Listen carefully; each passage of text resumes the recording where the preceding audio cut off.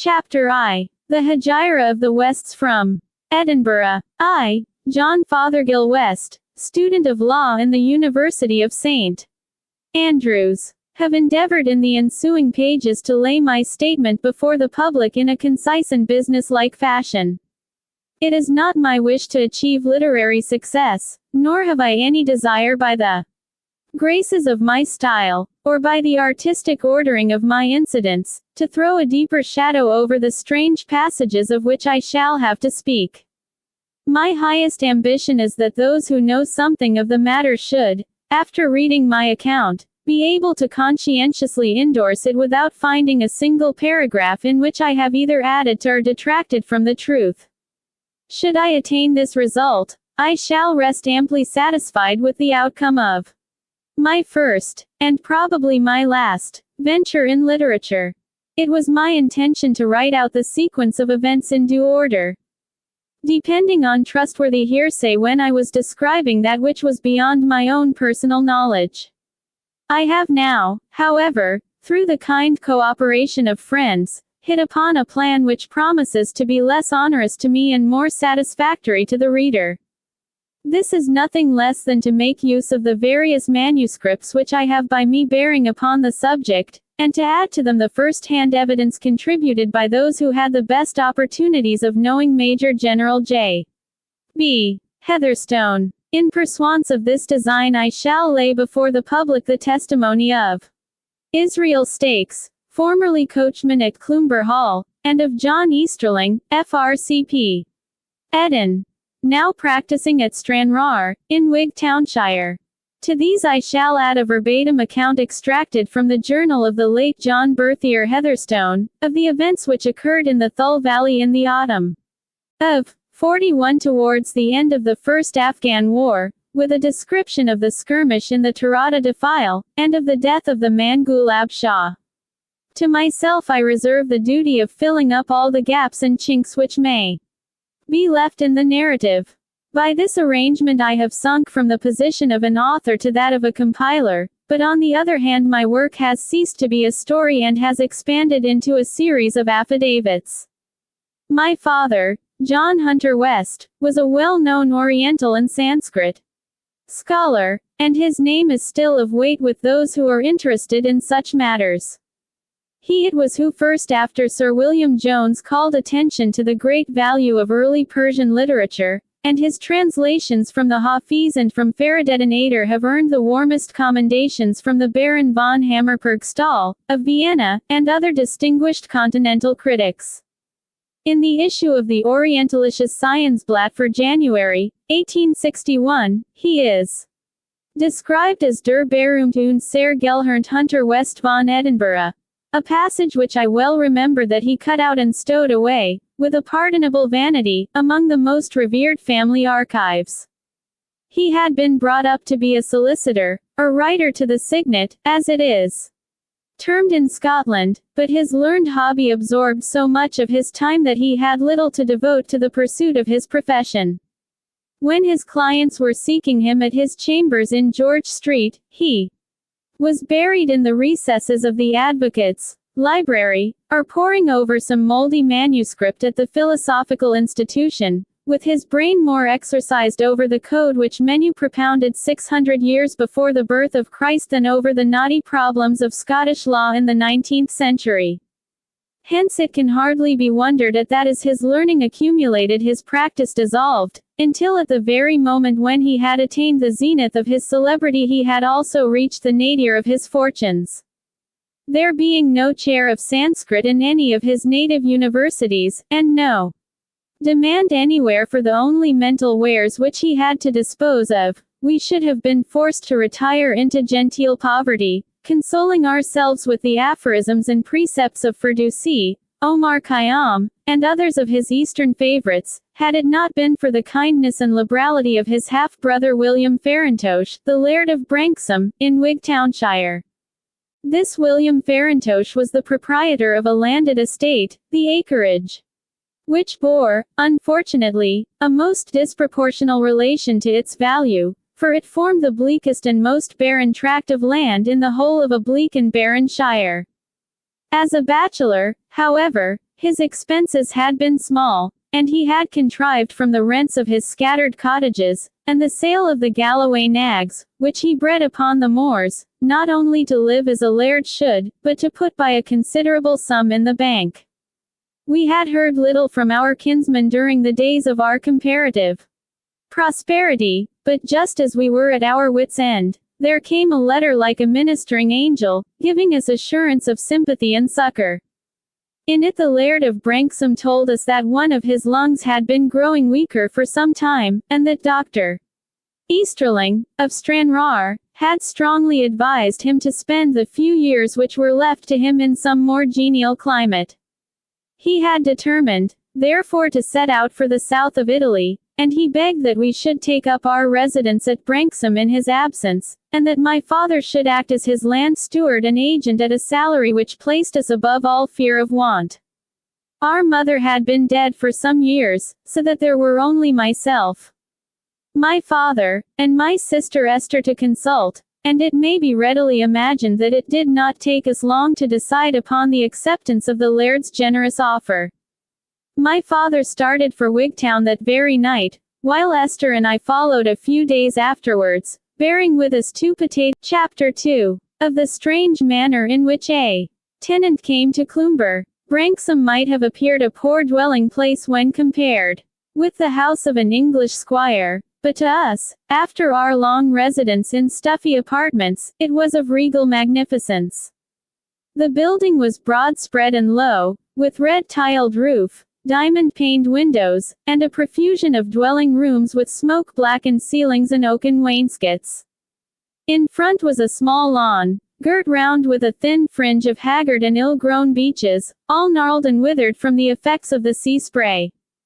Behind lay the scattered hamlet of Branksome Beer, a dozen cottages at most, inhabited by rude fisher folk who looked upon the laird as their natural protector.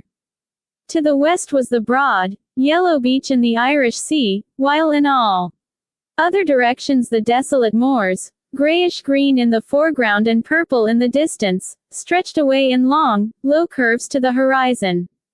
Very bleak and lonely it was upon this Wigtown coast. A man might walk many a weary mile and never see a living thing except the white, heavy flapping kittiwakes, which screamed and cried to each other with their shrill, sad voices. Very lonely and very bleak. Once out of sight of Branksome and there was no sign of the works of man save only where the high, white tower of Cloomber Hall shot up, like a headstone of some giant grave, from amid the firs and larches which girt it round. This great house, a mile or more from our dwelling, had been built by a wealthy Glasgow merchant of strange tastes and lonely habits, but at the time of our arrival it had been untenanted for many years, and stood with weather-blotched walls and vacant, staring windows looking blankly out over the hillside. Empty and mildewed, it served only as a landmark to the fishermen, for they had found by experience that by keeping the laird's chimney and the white tower of Cloomber in a line they could steer their way through the ugly reef which raises its jagged back, like that of some sleeping monster, above the troubled waters of the wind-swept bay. To this wild spot it was that fate had brought my father, my sister, and myself. For as its loneliness had no terrors. After the hubbub and bustle of a great city, and the weary task of upholding appearances upon a slender income, there was a grand, soul-soothing serenity in the long skyline and the eager air. Here at least there was no neighbor to pry and chatter.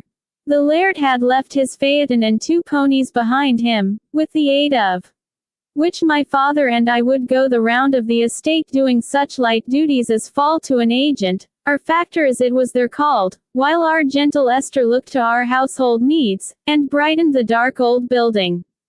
Such was our simple, uneventful existence, until the summer night when an unlooked-for incident occurred which proved to be the herald of those strange doings which I have taken up my pen to describe. It had been my habit to pull out of an evening in the laird's skiff and to catch a few whiting which might serve for our supper. On this well-remembered occasion my sister came with me, sitting with her book in the stern sheets of the boat, while I hung my lines over the bows. The sun had sunk down behind the rugged Irish coast, but a long bank of flushed clouds still marked the spot, and cast a glory upon the waters. The whole broad ocean was seamed and scarred with crimson streaks. I had risen in the boat, and was gazing round in delight at the broad panorama of shore and sea and sky, when my sister plucked at my sleeve with a little, sharp cry of surprise. "See, John," she cried, "there is a light in Cloomber Tower." I turned my head and stared back at the tall, white turret which peeped out above the belt of trees. As I gazed, I distinctly saw at one of the windows the glint of a light, which suddenly vanished, and then shone out once more from another higher up. There it flickered. It was clear that someone bearing a lamp or a candle had climbed up the tower stairs and had then returned into the body of the house. "Who in the world can it be?" I exclaimed, speaking rather to myself than to Esther, for I could see by the surprise upon her face that she had no solution to offer. "Maybe some of the folk from Branksome have wanted to look over the place."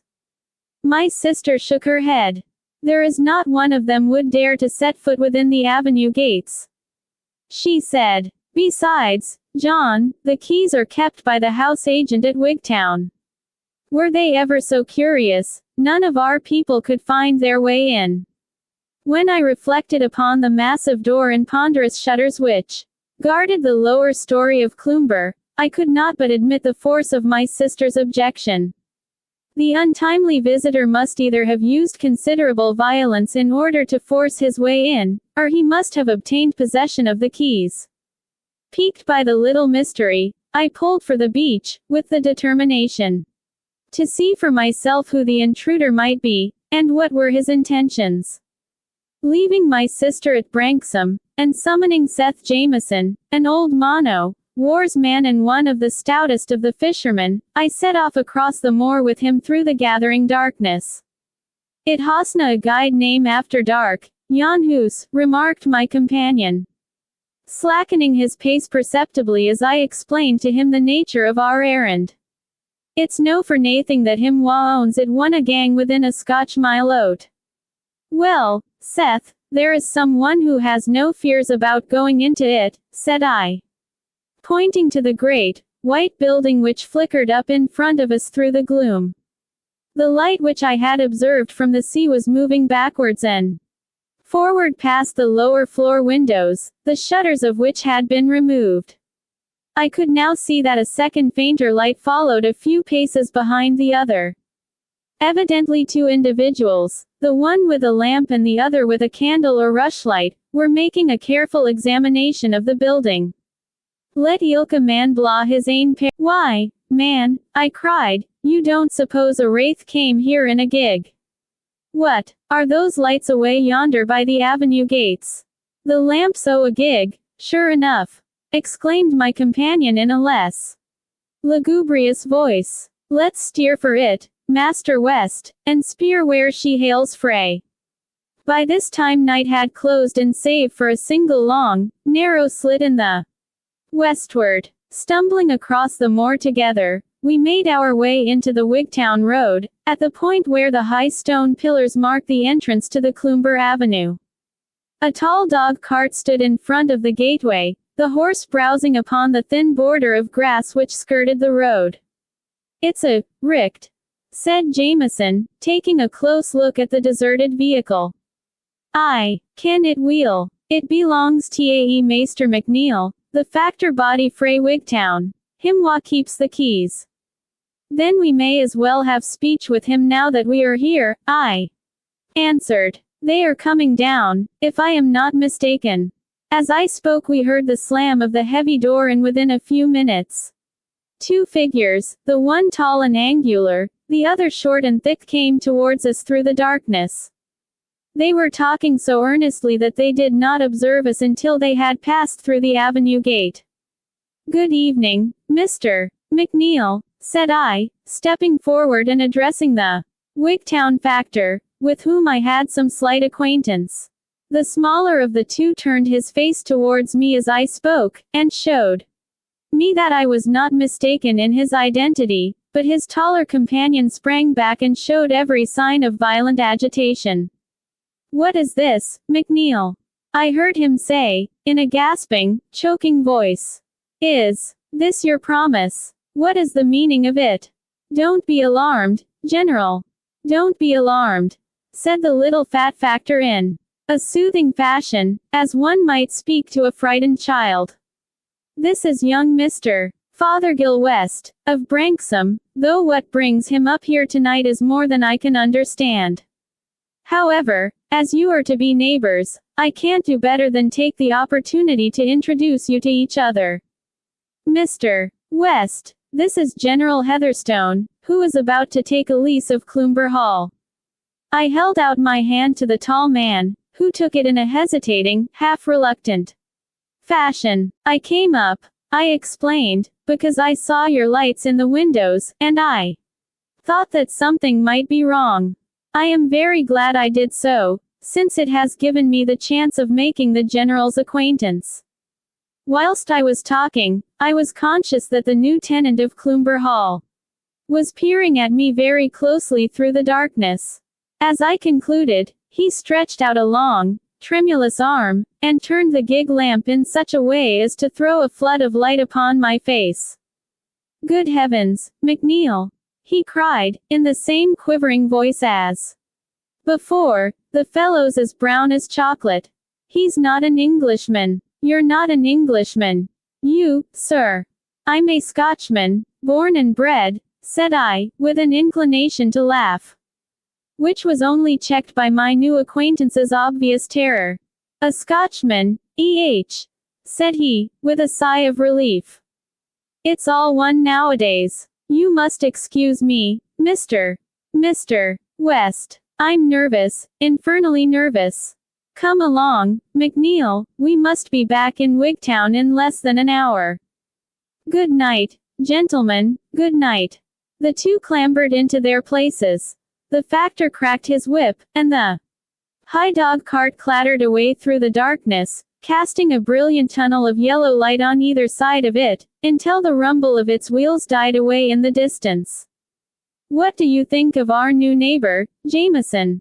I asked, after a long silence. "'Deed, Mr. West, he seems, as he says himself, to be vera nervous. Maybe his conscience is out o' order. His liver, more likely," said I. "He looks as if he had tried his constitution a bit. But it's blowing chill, Seth, my lad, and it's time both of us were indoors." I bade my companion good night, and struck off across the moors for the cheery, ruddy light which marked the parlor windows of Branksome. Chapter 3. Of our further acquaintance with Major General J. B. Heatherstone. There was, as may well be imagined, much stir amongst our small community at the news that the hall was to be inhabited once more, and considerable speculation as to the new tenants, and their object in choosing this particular part of the country for their residence. It speedily became apparent that, whatever their motives might be, they had definitely determined upon a lengthy stay, for relays of plumbers and of joiners came down from Wigtown, and there was hammering and repairing going on from morning till night. It was surprising how quickly the signs of the wind and weather were effaced, until the great, square-set house was all as spick and span as though it had been erected yesterday. There were abundant signs that money was no consideration to General Heatherstone, and that it was not on the score of retrenchment that he had taken up his abode among us. "It may be that he is devoted to study," suggested my father, as we discussed the question round the breakfast table. "Perhaps he has chosen this secluded spot to finish some magnum opus upon which he is engaged. If that is the case, I should be happy to let him have the run of my library." Esther and I laughed at the grandiloquent manner in which he spoke of the 2 potato sacks full of books. "It may be as you say," said I, "but the General did not strike me during our short interview as being a man who was likely to have any very pronounced literary tastes. If I might hazard a guess, I should say that he is here upon medical advice, in the hope that the complete quiet and fresh air may restore his shattered nervous system. If you had seen how he glared at me, and the twitching of his fingers, you would have thought it needed some restoring. I do wonder whether he has a wife and a family, said my sister. Poor souls, how lonely they will be. Why, excepting ourselves, there is not a family that they could speak to for 7 miles and more. General Heatherstone is a very distinguished soldier, remarked my father. Why, Papa, however came you to know anything about him? Ah, my dears, said my father, smiling at us over his coffee cup, you were laughing at my library just now, but you see it may be very useful at times.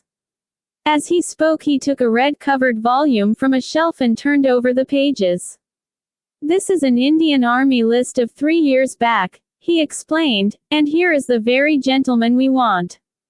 Heatherstone, J.B., Commander of the Bath, my dears, and, V.C., think of that, V.C. Formerly Colonel in the Indian Infantry, 41st Bengal Foot, but now retired with the rank of Major General. In this other column is a record of his services. Capture of Ghuzni and defense of Jalalabad, Sobran 1848, Indian Mutiny and reduction of Oudh. 5 times mentioned in dispatches. I think, my dears, that we have cause to be proud of our new neighbor. It doesn't mention there whether he is married or not, I suppose, asked Esther. No, said my father, wagging his white head with a keen appreciation of his own humor. It doesn't include that under the heading of daring actions, though it very well might, my dear, it very well might. All our doubts, however, upon this head were very soon set at rest, for on the very day that the repairing and the furnishing had been completed I had occasion to ride into Wigtown, and I met upon the way a carriage which was bearing General Heatherstone and his family to their new home. An elderly lady, worn and sickly looking, was by his side, and opposite him sat a young fellow about my own age and a girl who appeared to be a couple of years younger. I raised my hat, and was about to pass them, when the general shouted to his coachman to pull up, and held out his hand to me. I could see now in the daylight that his face, although harsh and stern, was capable of assuming a not unkindly expression. How are you, Mr. Fothergill West? Has spent the best part of his life in harness. All the same, you must confess that you are rather dark-skinned for a Scotchman.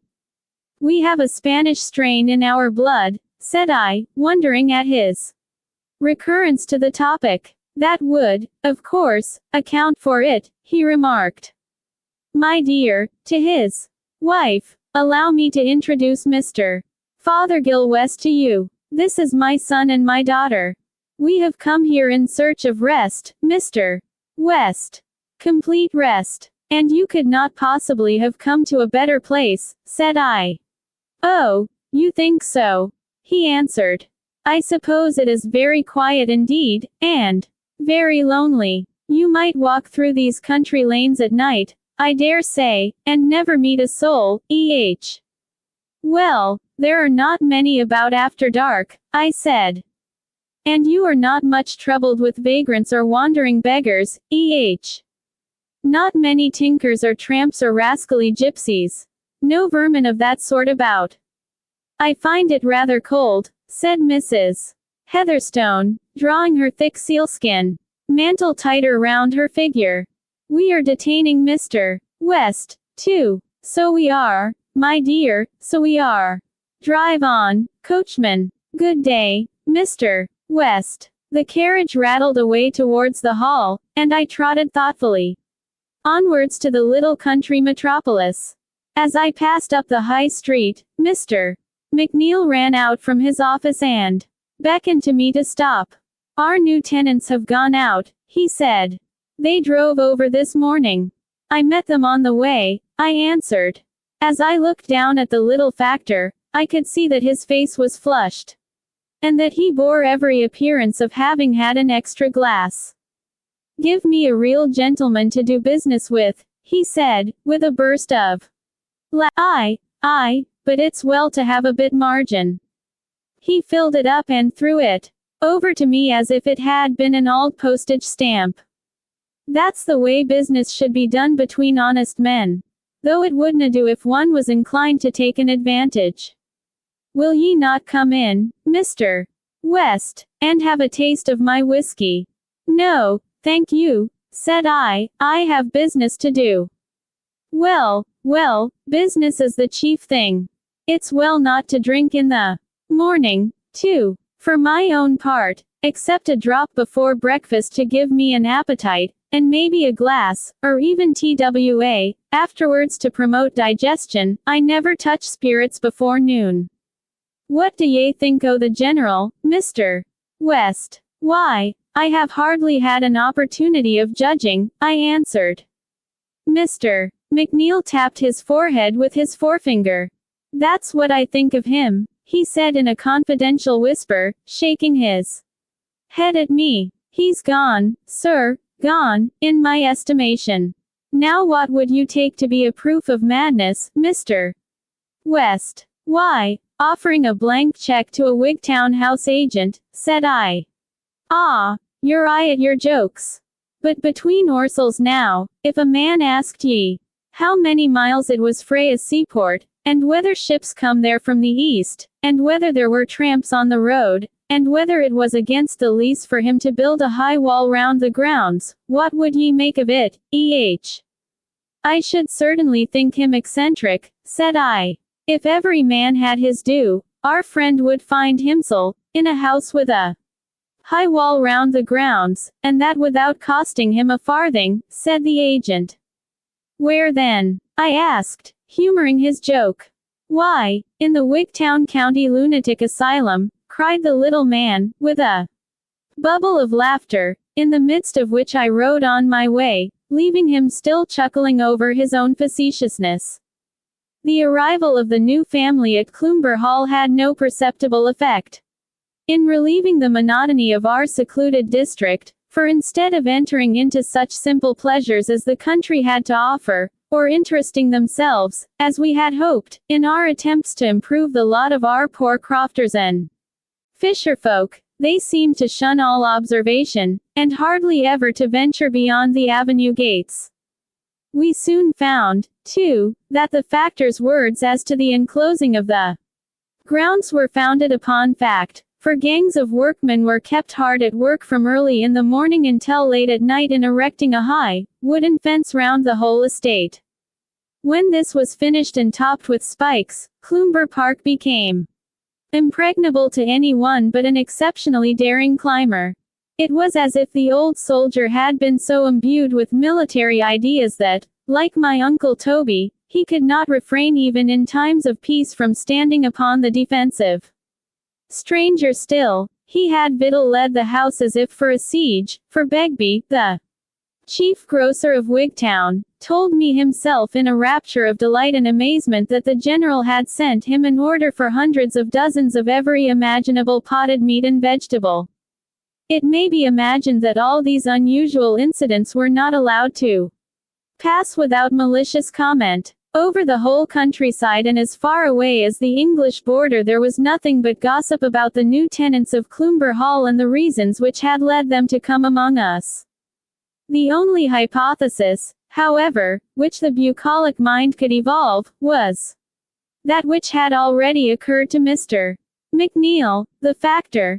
Namely, that the old General and his family were one and all afflicted with madness, or, as an alternative conclusion, that he had committed some heinous offense and was endeavoring to escape the consequences of his misdeeds.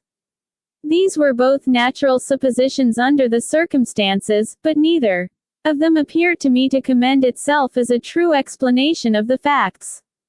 It is true that General Heatherstone's behavior on the occasion of our first interview was such as to suggest some suspicion of mental disease, but no man could have been more reasonable or more courteous than he had afterwards shown himself to be. Then, again, his wife and children led the same secluded life that he did. himself, so that the reason could not be one peculiar to his own health.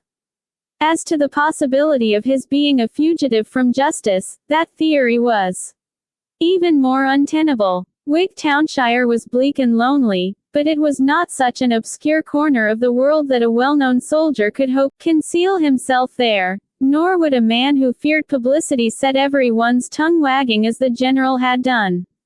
On the whole, I was inclined to believe that the true solution of the enigma lay in his own allusion to the love of quiet, and that they had taken shelter here with an almost morbid craving for solitude and repose. We very soon had an instance of the great lengths to which this desire for isolation would carry them. My father had come down one morning with the weight of a great determination upon his brow. "You must put on your pink frock today, Esther," said he, "and you, John. You must make yourself smart, for I have determined that the three of us shall drive round this afternoon and pay our respects to Mrs. Heatherstone and the General." "A visit to Cloomber," cried Esther, clapping her hands. "I am here," said my father, with dignity, "not only as the laird's factor, but also as his kinsman. In that capacity I am convinced that he would wish me to call upon these newcomers and offer them any politeness which is in our power. At present they must feel lonely and friendless. What says the great Ferdusi? The choicest ornaments to a man's house are his friends." Single quote. My sister and I knew by experience that when the old man began to justify his resolution by quotations from the Persian poets there was no chance of shaking it. Sure enough, that afternoon saw the phaeton at the door, with my father perched upon the seat, with his second best coat on and a pair of new driving gloves. "Jump in, my dears," he cried, cracking his whip briskly, "we shall show the general that he has no cause to be ashamed of his neighbors. Alas! Pride always goes before a fall. Our well-fed ponies and shining harness were not destined that day to impress the tenants of Cloomber with a sense of our importance. We had reached the avenue gate, and I was about to get out and open it, when our attention was arrested by a very large wooden placard, which was attached to one of the trees in such a manner, "General and Mrs. Heatherstone have no wish to increase the circle of their acquaintance." We all sat gazing at this announcement for some moments in silent astonishment. Then Esther and I, tickled by the absurdity of the thing, burst out laughing, but my father pulled the ponies' heads round, and drove home with compressed lips and the cloud of much wrath upon his brow. I have never seen the good man so thoroughly moved, and I am convinced that his anger did not arise from any petty feeling of injured vanity upon his own part, but from the thought that a slight had been offered to the Laird of Branksome, chapter IV, of a young man with a grey head. If I had any personal soreness on account of this family snub, it was a very passing emotion, and one which was soon effaced from my mind. It chanced that on the very next day after the episode one had occasion to pass that way, and stopped to have another look at the obnoxious placard. I was standing staring at it and wondering what could have induced our neighbors to take such an outrageous step, when I became suddenly aware of a sweet, girlish face which peeped out at me from between the bars of the gate, and of a white hand which eagerly beckoned me to approach. As I advanced to her I saw that it was the same young lady whom I had seen in the carriage. "Mr. West," she said, in a quick whisper, glancing from side to side as she spoke in a nervous, hasty manner, "I wish to apologize to you for the indignity to which you and your family were subjected yesterday. My brother was in the avenue and saw it all, but he is powerless to interfere. I assure you, Mr. West, that if that hateful thing," pointing up at the placard, "has given you any annoyance, it has given my brother and myself far more." "Why, Miss Heatherstone," said I, putting the matter off with a laugh, "Britain is a free country, and if a man chooses to warn off visitors from his premises there is no reason why he should not. It is nothing less than brutal," she broke out, with a petulant stamp of the foot. "To think that your sister, too, should have such an unprovoked insult offered to her. I am ready to sink with shame at the very thought. Pray do not give yourself one moment's uneasiness upon the subject, said I earnestly, for I was grieved at her evident distress. I am sure that your father has some reason unknown to us for taking this step. Heaven knows he has, she answered, with ineffable sadness in her voice, and yet I think it would be more manly to fade from it. However, he knows best, and it is impossible for us to judge. But who is this? She exclaimed, anxiously, peering up the dark avenue. Oh, it is my brother Mordaunt. Mordaunt, she said, as the young man approached us, I have been apologizing to Mr. West for what happened yesterday, in your name as well as my own. I am very, very glad to have the opportunity of doing it in person, said he courteously. I only wish that I could see your sister and your father as well as yourself, to tell them how sorry I am. I think you had better run up to the house, little one, for it's getting near tiffin time. No, don't you go, Mr. West. I want to have a word with you. Miss Heatherstone waved her hand to me with a bright smile, and tripped up the avenue, while her brother unbolted the gate, and, passing through, closed it again, locking it upon the outside. I'll have a stroll down the road with you, if you have no objection. Have a Manila. He drew a couple of cheroots from his pocket and handed one to me. You'll find they are not bad, he said. I became a connoisseur in tobacco when I was in India. I hope I am not interfering with your business in coming along with you. Not at all, I answered. I am very glad to have your company. I'll tell you a secret, said my companion.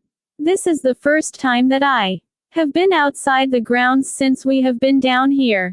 And your sister, she has never been out, either, he answered.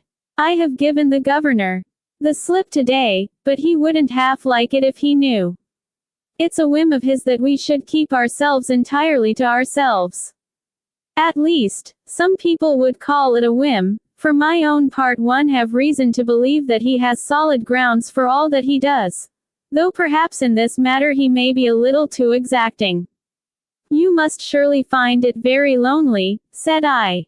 Couldn't you manage to slip down at times and have a smoke with me? That house over yonder is Branksome. Indeed, you are very kind, he answered, with sparkling eyes. I should dearly like to run over now and again. With the exception of it and your sister. She must feel it even more, said I, thinking in my heart that my new acquaintance made rather too much of his own troubles and too little of those of his companion. Yes.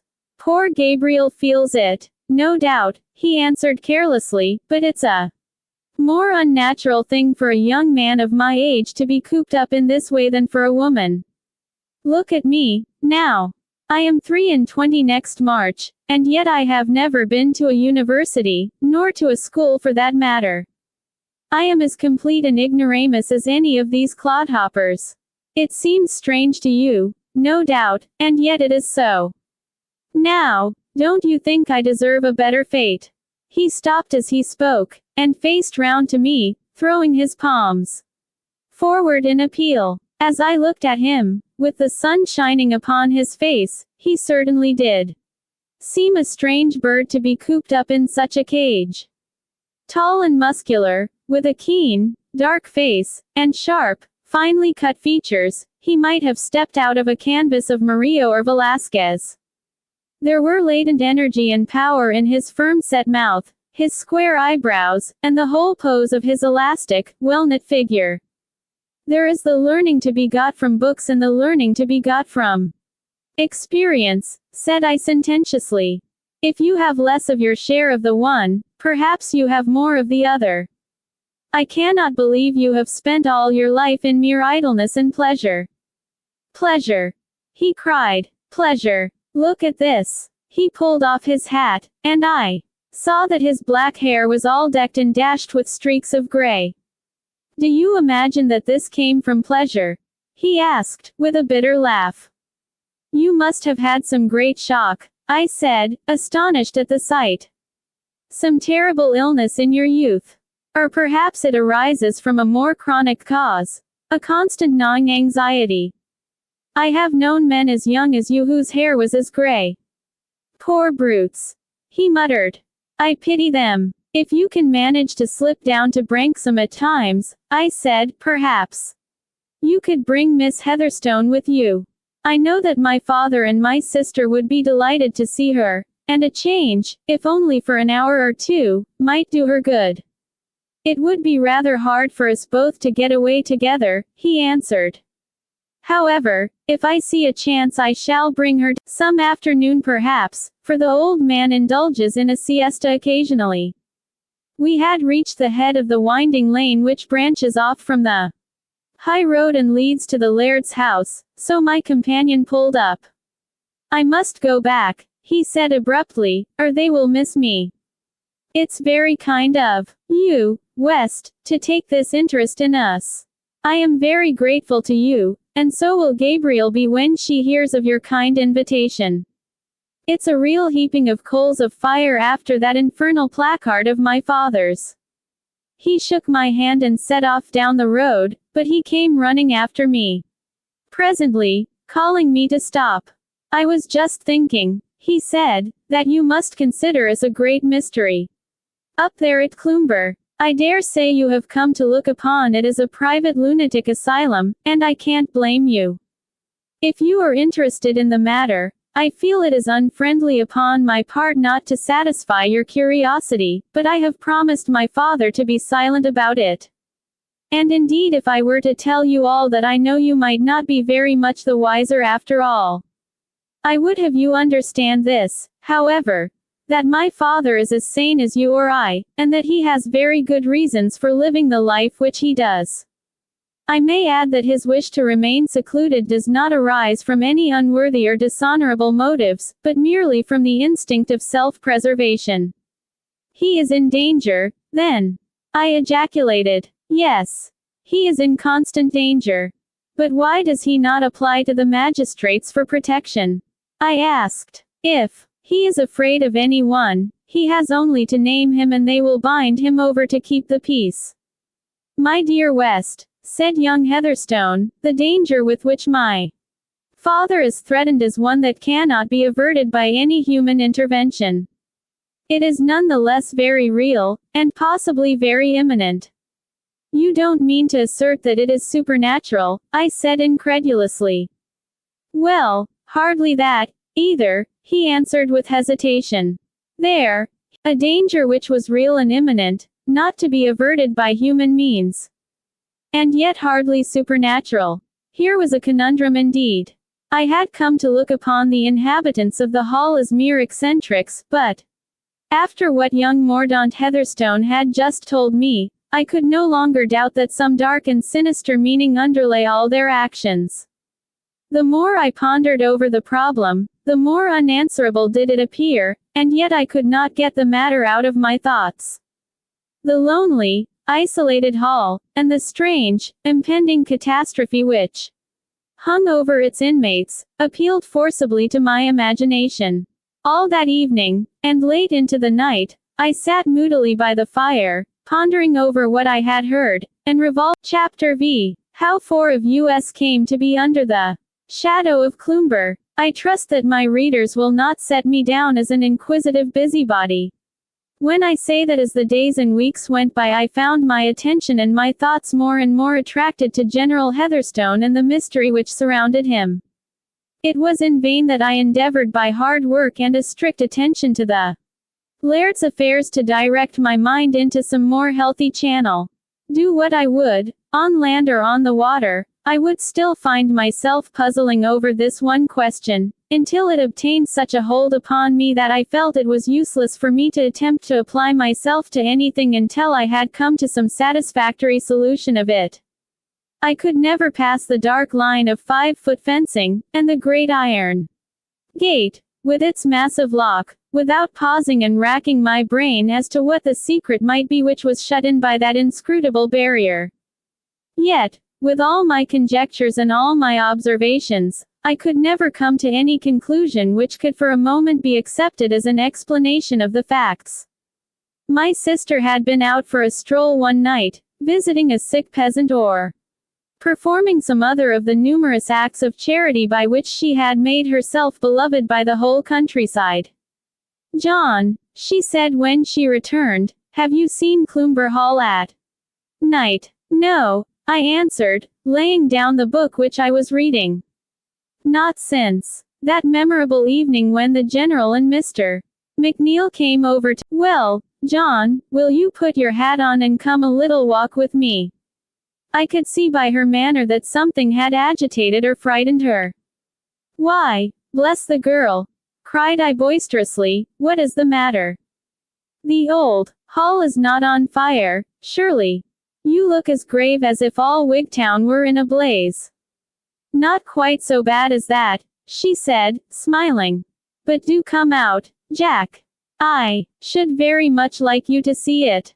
I had always refrained from saying anything which might alarm my sister, so that she knew nothing of the interest which our neighbors' doings had for me. At her request I took my hat and followed her out into the darkness. She led the way along a little footpath over the moor, which brought us to some rising ground, from which we could look down upon the hall without our view being obstructed by any of the fir trees which had been planted round it. "Look at that," said my sister, pausing at the summit of this little eminence. Cloomber lay beneath us in a blaze of light.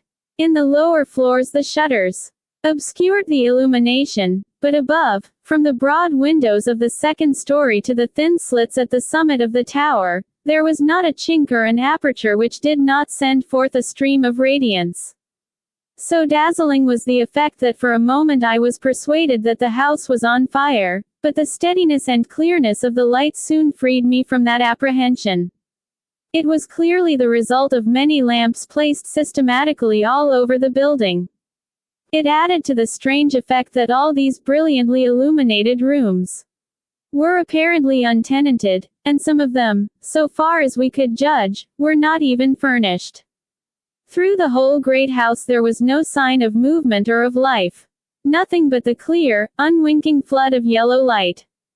I was still lost in wonder at the sight when I heard a short, quick sob at my side. "What is it, Esther, dear?" I asked, looking down at my companion. "I feel so frightened. Oh, John, John, take me home, I feel so frightened." She clung to my arm, and pulled at my coat in a perfect frenzy of fear.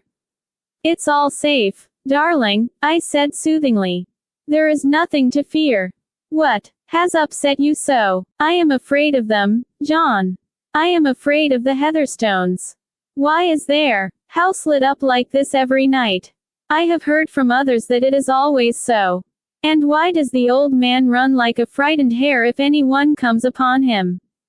There is something wrong about it, John, and it frightens me." I pacified her as well as I could, and led her home with me, where I took care that she should have some hot port negus before going to bed. I avoided the subject of the Heatherstones for fear of exciting her, and she did not recur to it of her own accord. I was convinced, however, from what I had heard from her, that she had for some time back been making her own observations upon our neighbors, and that in doing so she had put a considerable strain upon her nerves.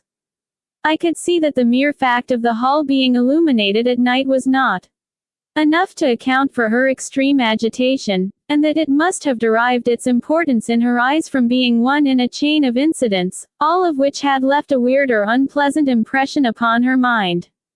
That was the conclusion which I came to at the time, and I have reason to know now that I was right, and that my sister had even more cause than I had myself for believing that there was something uncanny about the tenants of Cloomber. Our interest in the matter may have arisen at first from nothing higher than curiosity, but events soon took a turn which associated us more closely with the fortunes of the Heatherstone family. Mordaunt had taken advantage of my invitation to come down to the Laird's house, and on several occasions he brought with him his beautiful sister.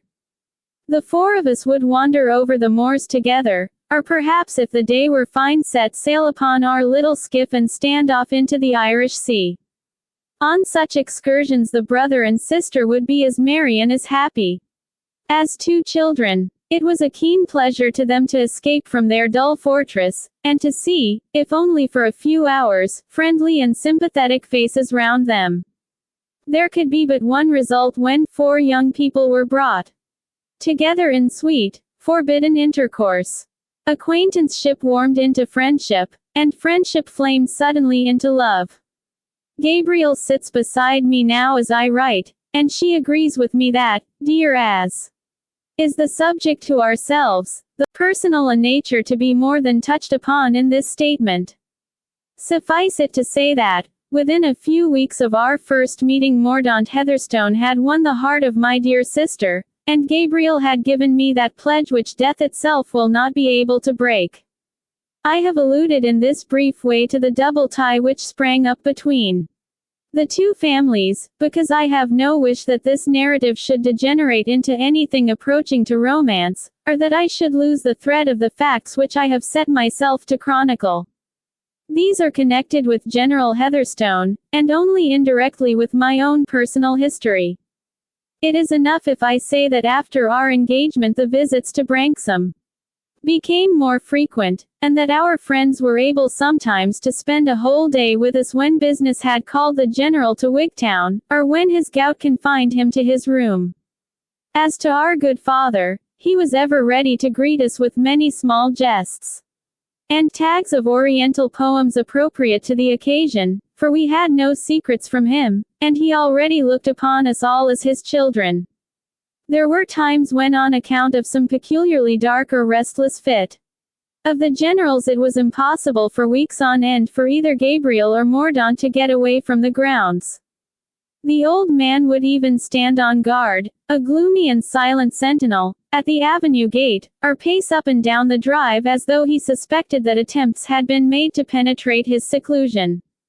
Passing of an evening I have seen his dark, grim figure flitting about in the shadow of the trees, or caught a glimpse of his hard, angular, swarthy face peering out suspiciously at me from behind the bars.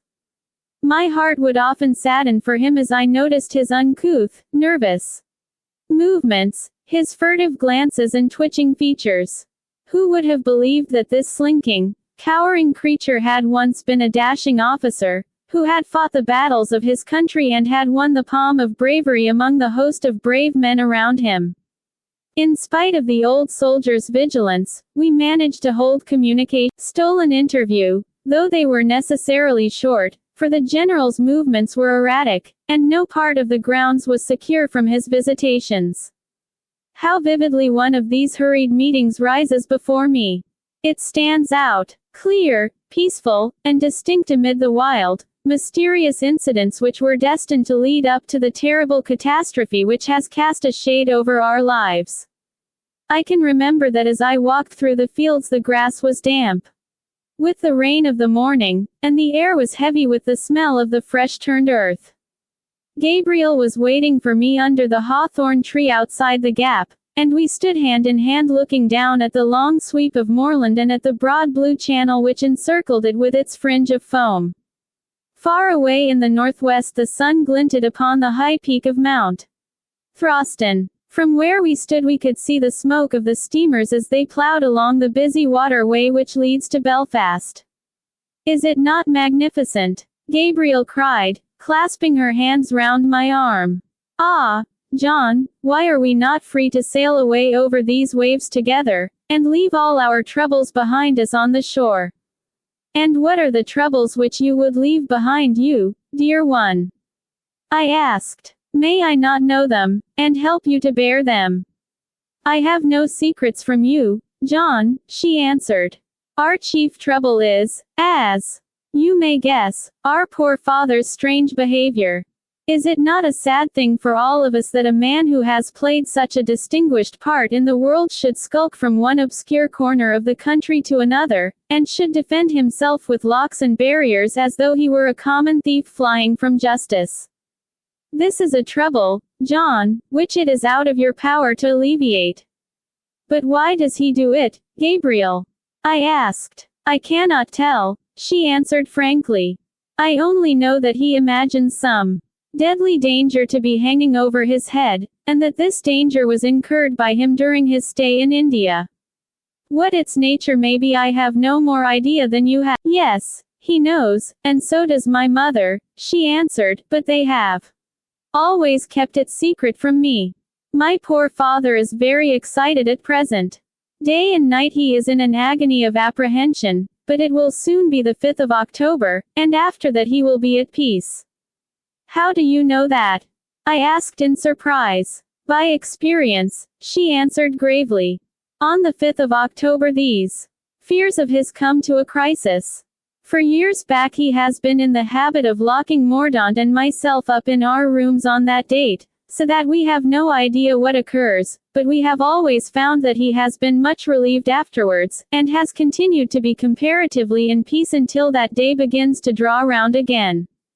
Then you have only 10 days or so to wait, I remarked, for September was drawing to a close.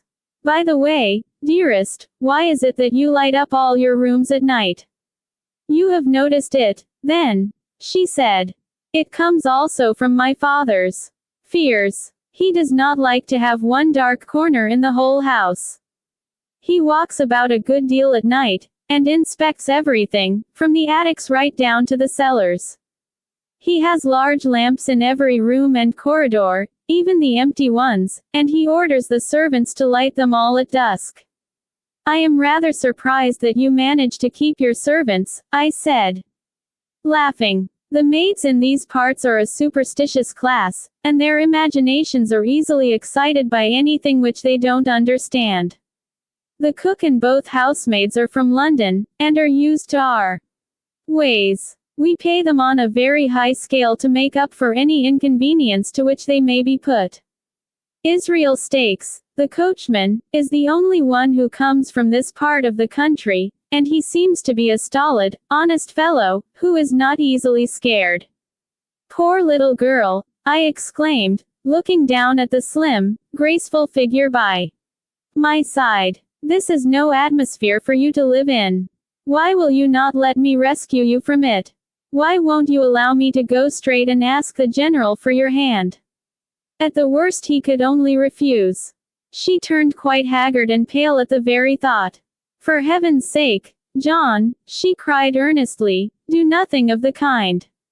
He would whip us all away in the dead of the night, have a chance of seeing or hearing from you again. Besides, he never would forgive us for venturing out of the grounds. I don't think that he is a hard-hearted man, I remarked. I have seen a kindly look in his eyes, for all his stern face. He can be the kindest of fathers, she answered. But he is terrible when opposed or thwarted. You have never seen him so, and I trust you never will. It was that strength of will and impatience of opposition which made him such a splendid officer. I assure you that in India every one thought a great deal of him. The soldiers were afraid of him, but they would have followed him anywhere. And had he these nervous attacks then? Occasionally, but not nearly so acutely. He seems to think that the danger, whatever it may be, becomes more imminent every year. Oh, John, it is terrible to be waiting like this with a sword over our heads. And all the more terrible to me since I have no idea where the blow is to come from. Dear Gabriel, I said, taking her hand and drawing her to my side, look over all this pleasant countryside and the broad blue sea. Is it not all peaceful and beautiful?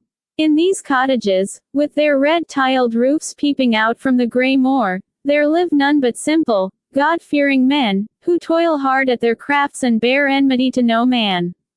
Within 7 miles of us is a large town, with every civilized appliance for the preservation of order. 10 miles farther there is a garrison quartered, and a telegram would at any time bring down a company of soldiers. Now, I ask you, dear, in the name of common sense, what conceivable danger could threaten you in this secluded neighborhood, with the means of help so near? You assure me that the peril is not connected with your father's health. No, I am sure of that. It is true that Dr. Easterling, of Stranraer, has been over to see him once or twice, but that was merely for some small indisposition. I can assure you that the danger is not to be looked for in that direction. Undoubtedly, I answered. The long-continued worry of the general's restlessness and irritability would produce those effects on sensitive natures. No, no, said she, shaking her head sadly. I have been exposed to his restlessness and irritability, but they have had no such effect upon me. The difference between us lies in the fact that they know this awful secret and I do not. My dear girl, said I, the days of family apparitions and that kind of thing are gone. Nobody is haunted nowadays, so we can put that supposition out of the question. Having done so, what remains? There is absolutely no other theory which could even be suggested. Believe me, the whole mystery is that the heat of India has been too much for your poor father's brain. What she would have answered I cannot tell, for at that moment she gave a start as if some sound had fallen upon her ear. As she looked round apprehensively, I suddenly saw her features become rigid and her eyes fixed and dilated. Following the direction of her gaze, I felt a sudden thrill of fear pass through me as I perceived a human face surveying us from behind one of the trees. A man's face, every feature of which was distorted by the most malignant hatred and anger. Finding himself observed, he stepped out and advanced towards us, when I saw that it was none other than the general himself. His beard was all a bristle with fury, and his deep-set eyes glowed from under their heavily veined lids with a most sinister and demoniacal brightness. Chapter V. How I came to be enlisted as one of the garrison of Cloomber. To your room, girl, he cried in a hoarse, harsh voice, stepping in between us and pointing authoritatively towards the house. He waited until Gabriel, with a last frightened glance at me, had passed through the gap, and then he turned upon me with an expression so murderous that I stepped back a pace or two, and tightened my grasp upon my oak stick. You, he spluttered, with his hand twitching at his throat, as though his fury were choking him. You have dared to intrude upon my privacy. Do you think I built this fence that all the vermin in the country might congregate round it? Oh, you have been very near your death, my fine fellow. You will never be nearer until your time comes. Look at this. He pulled a squat, thick pistol out of his bosom. If you had passed through that gap and set foot on my land, I'd have let daylight into you. I'll have no vagabonds here. I know how to treat gentry of that sort, whether their faces are black or white. Sir, said I meant no harm by coming here, and I do not know how I have deserved this extraordinary outburst. Allow me to observe, however, that you are still covering me with your pistol, and that, as your hand is rather tremulous, it is more than possible that it may go off. If you don't turn the muzzle down, I shall be compelled in self-defense to strike you over the wrist with my stick. What the deuce brought you here, then? He asked, in a more composed voice, putting his weapon back into his bosom. Can't a gentleman live quietly without your coming to peep and pry? Have you no business of your own to look after, E.H.? And my daughter? How came you to know anything of her? No, said I boldly, it was not chance which brought me here. I have had several opportunities of seeing your daughter and of appreciating her many noble qualities. We are engaged to be married to each other, and I came up with the express intention of seeing her. Instead of blazing into a fury, as I had expected, the general gave a long whistle of astonishment, and then leant up against the railings, laughing softly to himself. English terriers are fond of nosing worms, he remarked at last. When we brought them out to India, they used to trot off into the jungle and begin sniffing at what they imagined to be worms there. But the worm turned out to be a venomous snake, and so poor doggy played no more. I think you'll find yourself in a somewhat analogous position if you don't look out. You surely don't mean to cast an aspersion upon your own daughter. I said, flushing with indignation. Oh, Gabriel is all right, he answered carelessly. Our family is not exactly one, however, which I should recommend a young fellow to marry into.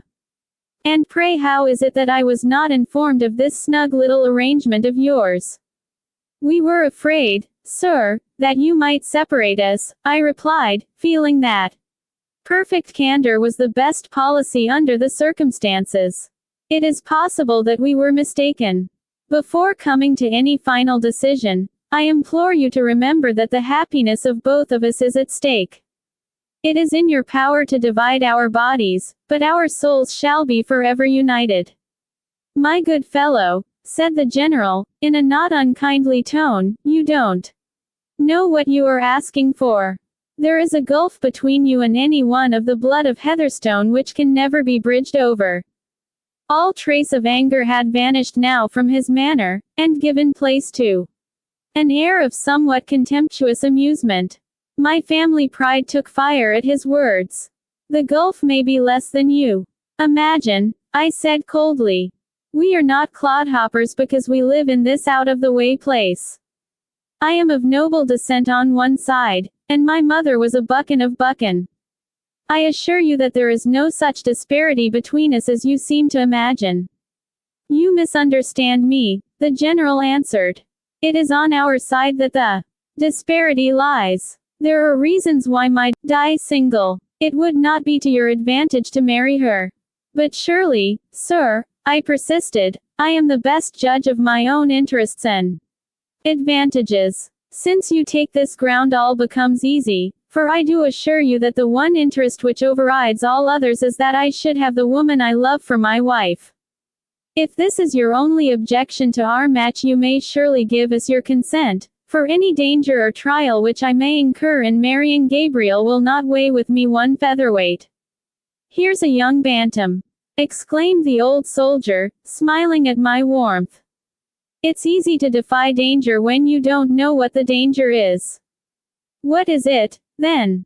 I asked, hotly. There is no earthly peril which will drive me from Gabriel's side. Let me know what it is and test me. No, no, that would never do, he answered with a sigh, and then, thoughtfully, as if speaking his mind aloud, he has plenty of pluck and is a well-grown lad, too. We might do worse than make use of him. He went on mumbling to himself with a vacant stare in his eyes as if he had forgotten my presence. Look here, West, he said presently.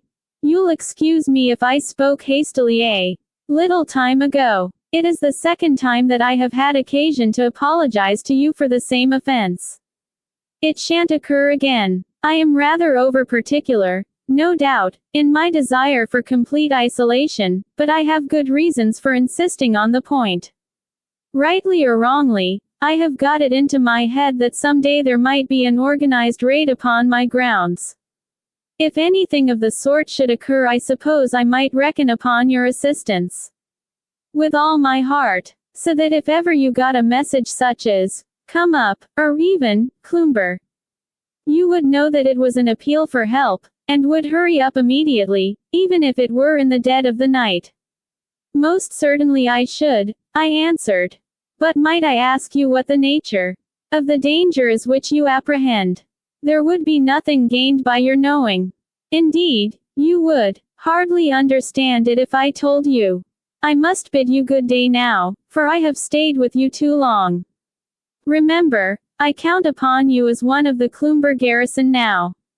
One other thing, sir, I said hurriedly, for he was turning away, I hope that you will not be angry with your daughter for anything which I have told you. It was for my sake that she kept it all secret from you. All right, he said, with his cold, inscrutable smile. I am not such an ogre in the bosom of my family as you seem to think. As to this marriage question, I should advise you as a friend to let it drop altogether, but if that is impossible I must insist that it stand over completely for the present. It is impossible to say what unexpected turn events may take. Goodbye. He plunged into the wood and was quickly out of sight among the dense plantation. Thus ended this extraordinary interview, in which this strange man had begun by pointing a loaded pistol at my breast and had ended by partially acknowledging the possibility of my becoming his future son-in-law. I hardly knew whether to be cast down or elated over it. On the one hand, he was likely, by keeping a closer watch over his daughter, to prevent us from communicating as freely as we had done hitherto. Against this there was the advantage of having obtained an implied consent to the renewal of my suit at some future date. On the whole, I came to the conclusion as I walked thoughtfully home that I had improved my position by the incident. But this danger, this shadowy, unspeakable danger, which appeared to rise up at every turn, and to hang day and night over the towers of Cloomber. Rack my brain as I would, I could not conjure up any solution to the problem which was not puerile and inadequate. One fact struck me as being significant. Both the father and the son had assured me, independently of each other, that if I were told what the peril was, I would hardly realize its significance. How strange and bizarre must the fear be which can scarcely be expressed in intelligible language. I held up my hand in the darkness before I turned to sleep that night, and I swore that no power of man or devil should ever weaken my love for the woman whose pure heart I had had the good fortune to win. Chapter 7. Of Corporal Rufus Smith and his coming to Cloomber. In making this statement I have purposely couched it in bald and simple language, for fear I should be accused of coloring my narrative for the sake of effect. If, however, I have told my story with any approach to realism, the reader will understand me when I say that by this time the succession of dramatic incidents which had occurred had arrested my attention and excited my imagination to the exclusion of all minor topics. How could I plod through the dull routine of an agent's work, or interest myself in the thatch of this tenant's bothy or the sails of that one's boat, when my mind was taken up by the chain of events which I have described, and was still busy seeking an explanation for them? Go where I would over the countryside, I could see the square, white tower shooting out from among the trees, and beneath that tower this ill-fated family were watching and waiting, waiting and watching. And for what? That was still the question which stood like an impassable barrier at the end of every train of thought. Regarded merely as an abstract problem, this mystery of the Heatherstone family had a lurid fascination about it, but when the woman whom I loved a thousandfold better than I did myself proved to be so deeply interested in the solution, I felt that it was impossible to turn my thoughts to anything else until it had been finally cleared up. My good father had received a letter from the laird, dated from Naples, which told us that he had derived much benefit from the change, and that he had no intention of returning to Scotland for some time. This was satisfactory to all of us, for my father had found Branksome such an excellent place for study that it would have been a sore trial to him to tumult of a city. As to my dear sister and myself, there were, as I have shown, stronger reasons still to make us love the Wigtownshire moors. In spite of my interview with the General, or perhaps I might say on account of it, I took occasion at least twice a day to walk towards Cloomber and satisfy myself that all was well there. He had begun by resenting my intrusion, but he had ended by taking me into a sort of half-confidence, and even by asking my assistance, so I felt that I stood upon a different footing with him than I had done formerly, and that he was less likely to be annoyed by my presence. Indeed, I met him pacing round the enclosure a few days afterwards, and his manner towards me was civil, though he made no allusion to our former conversation. He appeared to be still in an extreme state of nervousness, starting from time to time, and gazing furtively about him, with little frightened, darting glances to the right and the left. I hoped that his daughter was right in naming the 5th of October as the turning point of his complaint, for it was evident to me as I looked at his gleaming eyes and quivering hands, that a man could not live long in such a state of nervous tension. I found on examination that he had had the loose rails securely fastened so as to block up our former trysting place, and though I prowled round the whole long line of fencing, I was unable to find any other place where an entrance could be effected. Here and there between the few chinks left in the barrier I could catch glimpses of the hall, and once I saw a rough-looking, middle-aged man standing at a window on the lower floor, whom I supposed to be Israel Stakes, the coachman. There was no sign, however, of Gabriel or of Mordaunt, and their absence alarmed me. I was convinced that, unless they were under some restraint, they would have managed to communicate with my sister or myself. My fears became more and more acute as day followed day without our seeing or hearing anything of them. One morning, it was the 2nd day of October, I was walking towards the hall, hoping that I might be fortunate enough to learn some news of my darling, when I observed a man perched upon a stone at the side of the road.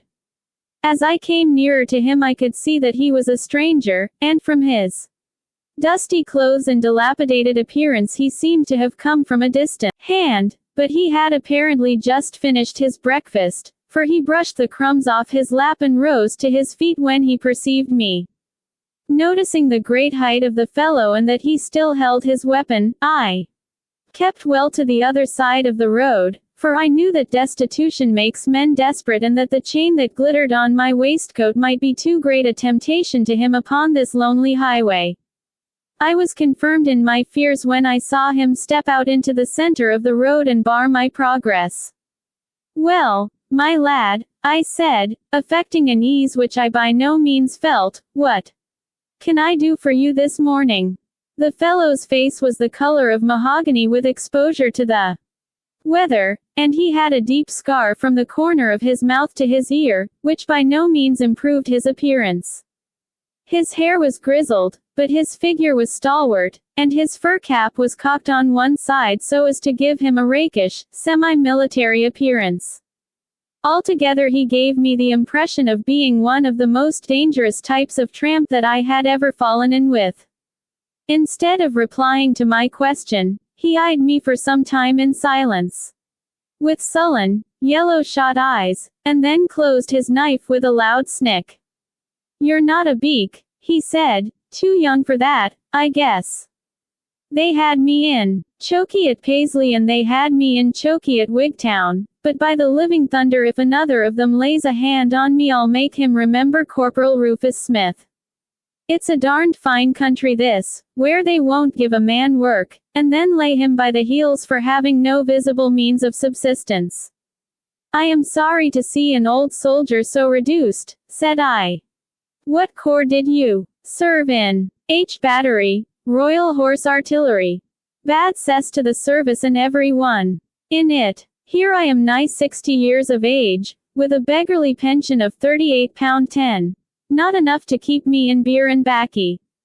I should have thought £38.10 a year would have been a nice help to you in your old age," I remarked. "Would you, though?" he answered with a sneer, pushing his weather-beaten face forward until it was within a foot of my own. "How much do ye think that slash with a tulwar is worth? And my foot with all the bones rattling about like a bag full of dice where the trail of the gun went across it? What's that worth, and a liver like a sponge, and ague, whenever the wind comes round to the east? What's the market value of that? Would you take the lot for a dirty £40 a year? Would you now?" "We are poor folk in this part of the country," I answered. "You would pass for a rich man down here. They are fool folk and they have fool tastes," said he, drawing a black pipe from his pocket and stuffing it with tobacco. "I know what good living is, and, by cripes, while I have a shilling in my pocket I like to spend it as a shilling should be spent. I've fought for my country and my country has done darned little for me. I'll go to the Russians, so help me. I could show them how to cross the Himalayas so that it would puzzle either Afghans or British to stop 'em. What's that secret worth in St. Petersburg, Mr. I am ashamed to hear an old soldier speak so, even in jest," said I sternly. "Jest, indeed," he cried, with a great, roaring oath. I'd have done it years ago if the Russians had been game to take it up. Skobeloff was the best of the bunch, but he's been snuffed out. However, that's neither here nor there. What I want to ask you is whether you've ever heard anything in this quarter of a man called Heatherstone, the same who used to be colonel of the 41st Bengalis. They told me at Wigtown that he lived somewhere down this way. He lives in that large house over yonder, said I, pointing to Cloomber Tower. You'll find the avenue gate a little way down the road, but the general isn't over fond of visitors. The last part of my speech was lost upon Corporal Rufus Smith, for the instant that I pointed out the gate he set off hopping down the road. His mode of progression was the most singular I have ever seen, for he would only put his right foot to the ground once in every half-dozen strides, while he worked so hard and attained such a momentum with the other limb that he got over the ground at an astonishing speed. I was so surprised that I stood in the roadway gazing after this hulking figure until the thought suddenly struck me. He's a sly old jackal, he said, looking round at me and nodding his head in the direction of the hall. He's a deep old dog. And that's his bungalow, is it, among the trees? That is his house, I answered. But I should advise you to keep a more civil tongue in your head if you intend to speak with the general. He is not a man to stand any nonsense. Right you are. He was always a hard nut to crack. But isn't this him, coming down the avenue? I looked through the gate and saw that it was indeed the general, who, having either seen us or been attracted by our voices, was hurrying down towards us. As he advanced he would stop from time to time and peer at us through the dark shadow thrown by the trees, as if he were irresolute whether to come on or no. He's reconnoitering, whispered my companion with a hoarse chuckle. He's afraid. And I know what he's afraid of. He won't be caught in a trap if he can help it, the old, He's about as fly as they make 'em, you bet. Then suddenly standing on his tiptoes and waving his hand through the bars of the gate, he shouted at the top of his voice. Come on, my gallant commandant. Come on. The coast's clear, and no enemy in sight. This familiar address had the effect of reassuring the general, for he came right for us, though I could tell by his heightened color that his temper was at boiling point. What, you here, Mr. West? He said, as his eye fell upon me. What is it you want, and why have you brought this fellow with you? I have not brought him with me, sir, I answered, feeling rather disgusted at being made responsible for the presence of the disreputable-looking vagabond beside me. I found him on the road here, and he desired to be directed to you, so I showed him the way. I know nothing of him myself.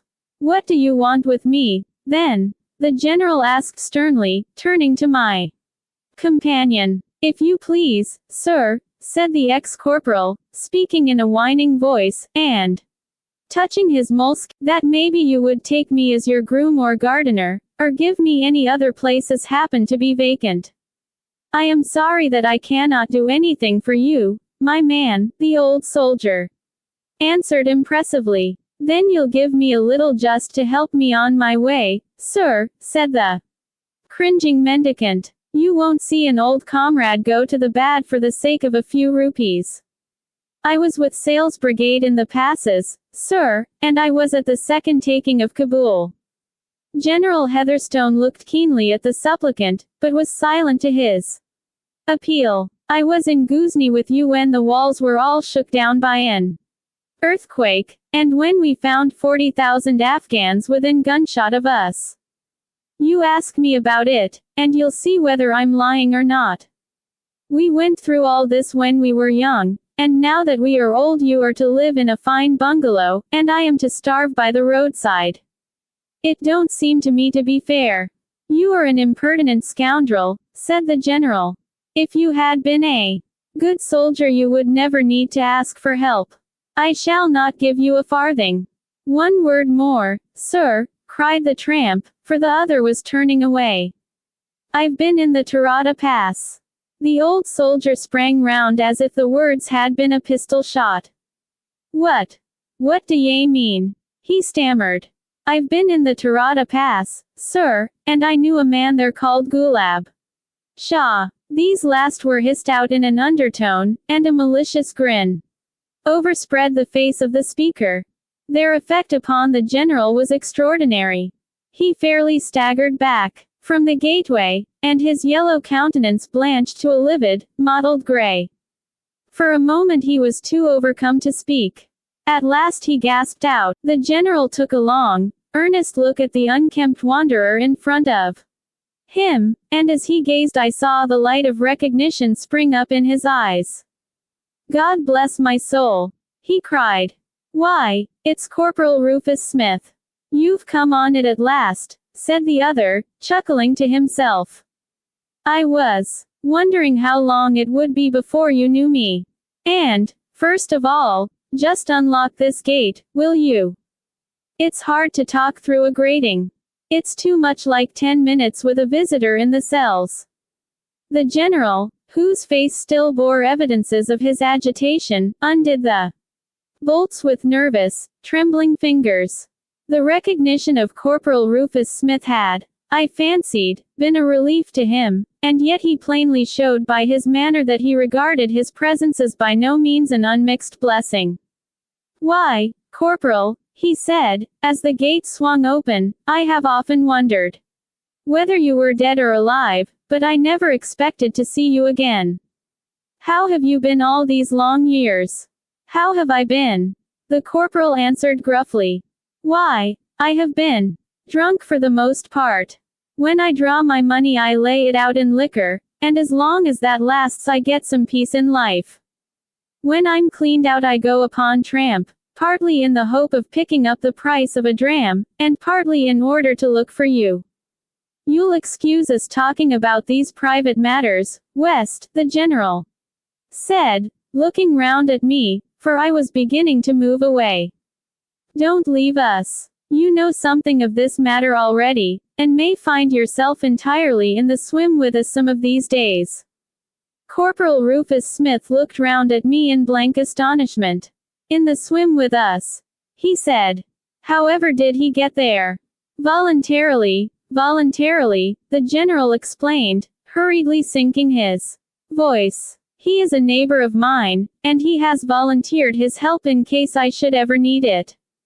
This explanation seemed, if anything, to increase the big stranger's surprise. Well, if that, why, everything. I want a roof to cover me, and clothes to wear, and food to eat, and, above all, brandy to drink. Well, I'll take you in and do what I can for you, said the general slowly. But look here, Smith, we must have discipline. I'm the general and you are the corporal. I am the master and you are the man. Now, don't let me have to remind you of that again. The tramp drew himself up to his full height and raised his right hand with the palm forward in a military salute. I can take you on as gardener and get rid of the fellow I have got.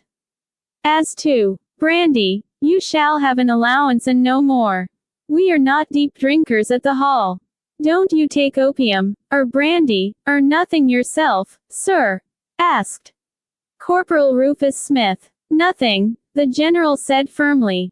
Well, all I can say is, that you've got more nerve and pluck than I shall ever have. I don't wonder now at your winning that cross in the mutiny.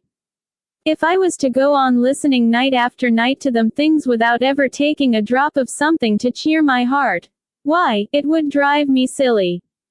General Heatherstone put his hand up, as though afraid that his companion might say too much. I must thank you, Mr. West, he said, for having shown this man my door.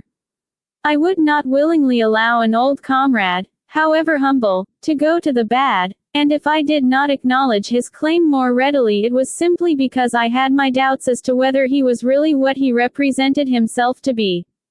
Just walk up to the hall, Corporal, and I shall follow you in a minute. Poor fellow, he continued, as he watched the newcomer hobbling up the avenue in the ungainly manner which I have described. He got a gun over his foot, and it crushed the bones, but the obstinate fool would not let the doctors take it off. I remember him now as a smart young soldier in Afghanistan. He and I were associated in some queer adventures, which I may tell you of some day, and I naturally feel sympathy towards him, and would befriend him. Did he tell you anything about me before I came? Not a word, I replied. Oh, said the general carelessly, but with an evident expression of relief. I thought perhaps he might have said something of old times.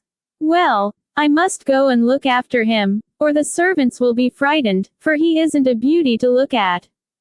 Goodbye. With a wave of the hand the old man turned away from me and hurried up the drive after this unexpected addition to his household, while I strolled on round the high, black paling, peering through every chink between the planks, but without seeing a trace either of Mordaunt or of his sister. I have now brought this statement down to the coming of Corporal Rufus Smith, which will prove to be the beginning of the end. I have set down soberly and in order the events which brought us to Wigtownshire, the arrival of the Heatherstones at Cloomber, the many strange incidents which excited first our curiosity and finally our intense interest in that family, and I have briefly touched upon the circumstances which brought my sister and myself into a closer and more personal relationship with them. I think that there cannot be a better moment than this to hand the narrative over to those who had means of knowing something of what was going on inside Cloomber during the months that I was observing it from without. Israel Stakes, the coachman, proved to be unable to read or write, but Mr. Matthew Clark, the Presbyterian minister of Stonykirk, has copied down his deposition, duly attested by the cross set opposite to his name. The good clergyman has, I fancy, put some slight polish upon the narrator's story, which I rather regret, as it might have been more interesting, if less intelligible, when reported verbatim. It still preserves, however, considerable traces of Israel's individuality, and may be regarded as an exact record of what he saw and did while in General Heatherstone's service. Chapter 8. Statement of Israel Stakes. Copied and authenticated by the Reverend Matthew Clark, Presbyterian minister of Stonykirk, in Wigtownshire. Maester Fothergill West and the minister say that I maun tell all I can aboot General Heatherstone and his hoose, but that I mauna say muckle aboot mysel, because the readers wouldna care to hear aboot me or my affairs. I am na sae sure o' that, for the Stakes is a family weel kenned and respect on baith sides o' the border, and there's mony in Nithsdale and Annandale as would be gay pleased to hear news o' the son o' Archie Stakes, o' Ecclefechan. I maun e'en do as I'm told, however, for Mr. West's sake, hoping he'll no forget me when I chance to hae a favour tae ask. One I'm no able tae write mysel, because my feyther sent me oot to scare craws instead o' sendin' me tae school, but on the other hand he brought me up in the principles and practice o' the real kirk o' the covenant, for which may the Lord be praised. It way last May 12th that the factor body, Maester McNeil, cam o'er tae me in the street and speered whether I was in want o' a place as a coachman and gardener. As it fell oot I chanced tae be on the lookoot for something o' the sort mysel, at the time, but I wasna o'er quick to let him see that I wanted it. Ye can talk it or leave it, says he sharp like. It's a guide place, and there's mony would be glad o't. If ye want it ye can come up tae my office at TWA the morn and put your ain questions tae the gentleman.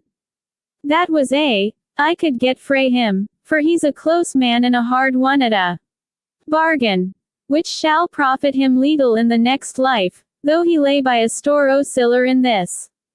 When the day comes there'll be a hantle o' factors on the left hand o' the throne, and I shouldna be surprised if Maester McNeil found himsel among them. Weel, on the morn I got up to the office and there I found the factor and a lang, thin, dour man grey hair and a face as brown and crinkled as a walnut. He looked hard at me a pair o' een that glowed like twa spunks, and then he says he, "You've been born in these parts, I understan'." "Aye," says I, "and never left them neither. Never been oot o' Scotland." He speers. "Twice to Carlisle fair," says I, for I am a man wha loves the truth, and besides I kenned that the factor would mind my guying there, for I bargained for twa steers and a stirk that he wanted for the stockin' o' the Drumloo Farm. "I learned frae Maister McNeil," says General Heatherstone, "for him it was, and nane ither, that ye canna write." "Na," says I, "nor read." "Na," says I, "it seems me," says he, turnin' the factor, "that this is the vera man I want. Servants is spoilt no a days," says he, "by ower muckle education. I hae nae duped, stakes, that ye will suit me well enough. Ye'll hae £3 a month and a found, but I shall reserve the right o' givin' ye 24 hours notice at any time. How will that suit ye?" "It's vera different frae my last place," says I, discontented like. And the words were true enough, for auld Farmer Scott only gave me a £1 a month and parritch twice a day. Weel, says he, "maybe we'll gie ye a rise if ye suit. Meanwhile, here's the hanasel shillin' that Maister McNeil tells me it's the custom give, and I shall expec see ye at Cloomber on Monday." When the Monday cam round I walked oot Cloomber, and a great muckle hoose it is, 100 windows or mair, and space enough hide awa, half the parish.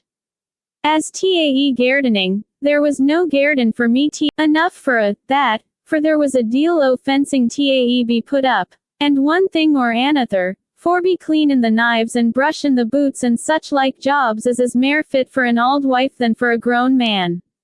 There was besides mysel, in the kitchen, the cook Eliza, and Mary the housemaid, queer, benighted beings baith o' them, wha had wasted their lives in London, and kenned leetle aboot the warld or the ways o' the flesh. I hadna muckle say to them, for they were simple folk who could scarce understand English, and had hardly mair regard for their ain souls than the tods on the moor. When the cook said she didna think muckle o' John Knox, and the ither that she wouldna give saxpence hear the discourse o' Maister Donald McSnaw o' the True Kirk, I kenned it was time for me leave them a higher judge.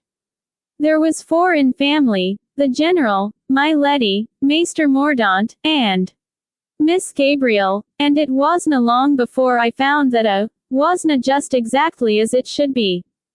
My Letty was as thin and as white as a geist, and many's the time as I've come on her and found her yammerin' and greetin' all by hersel.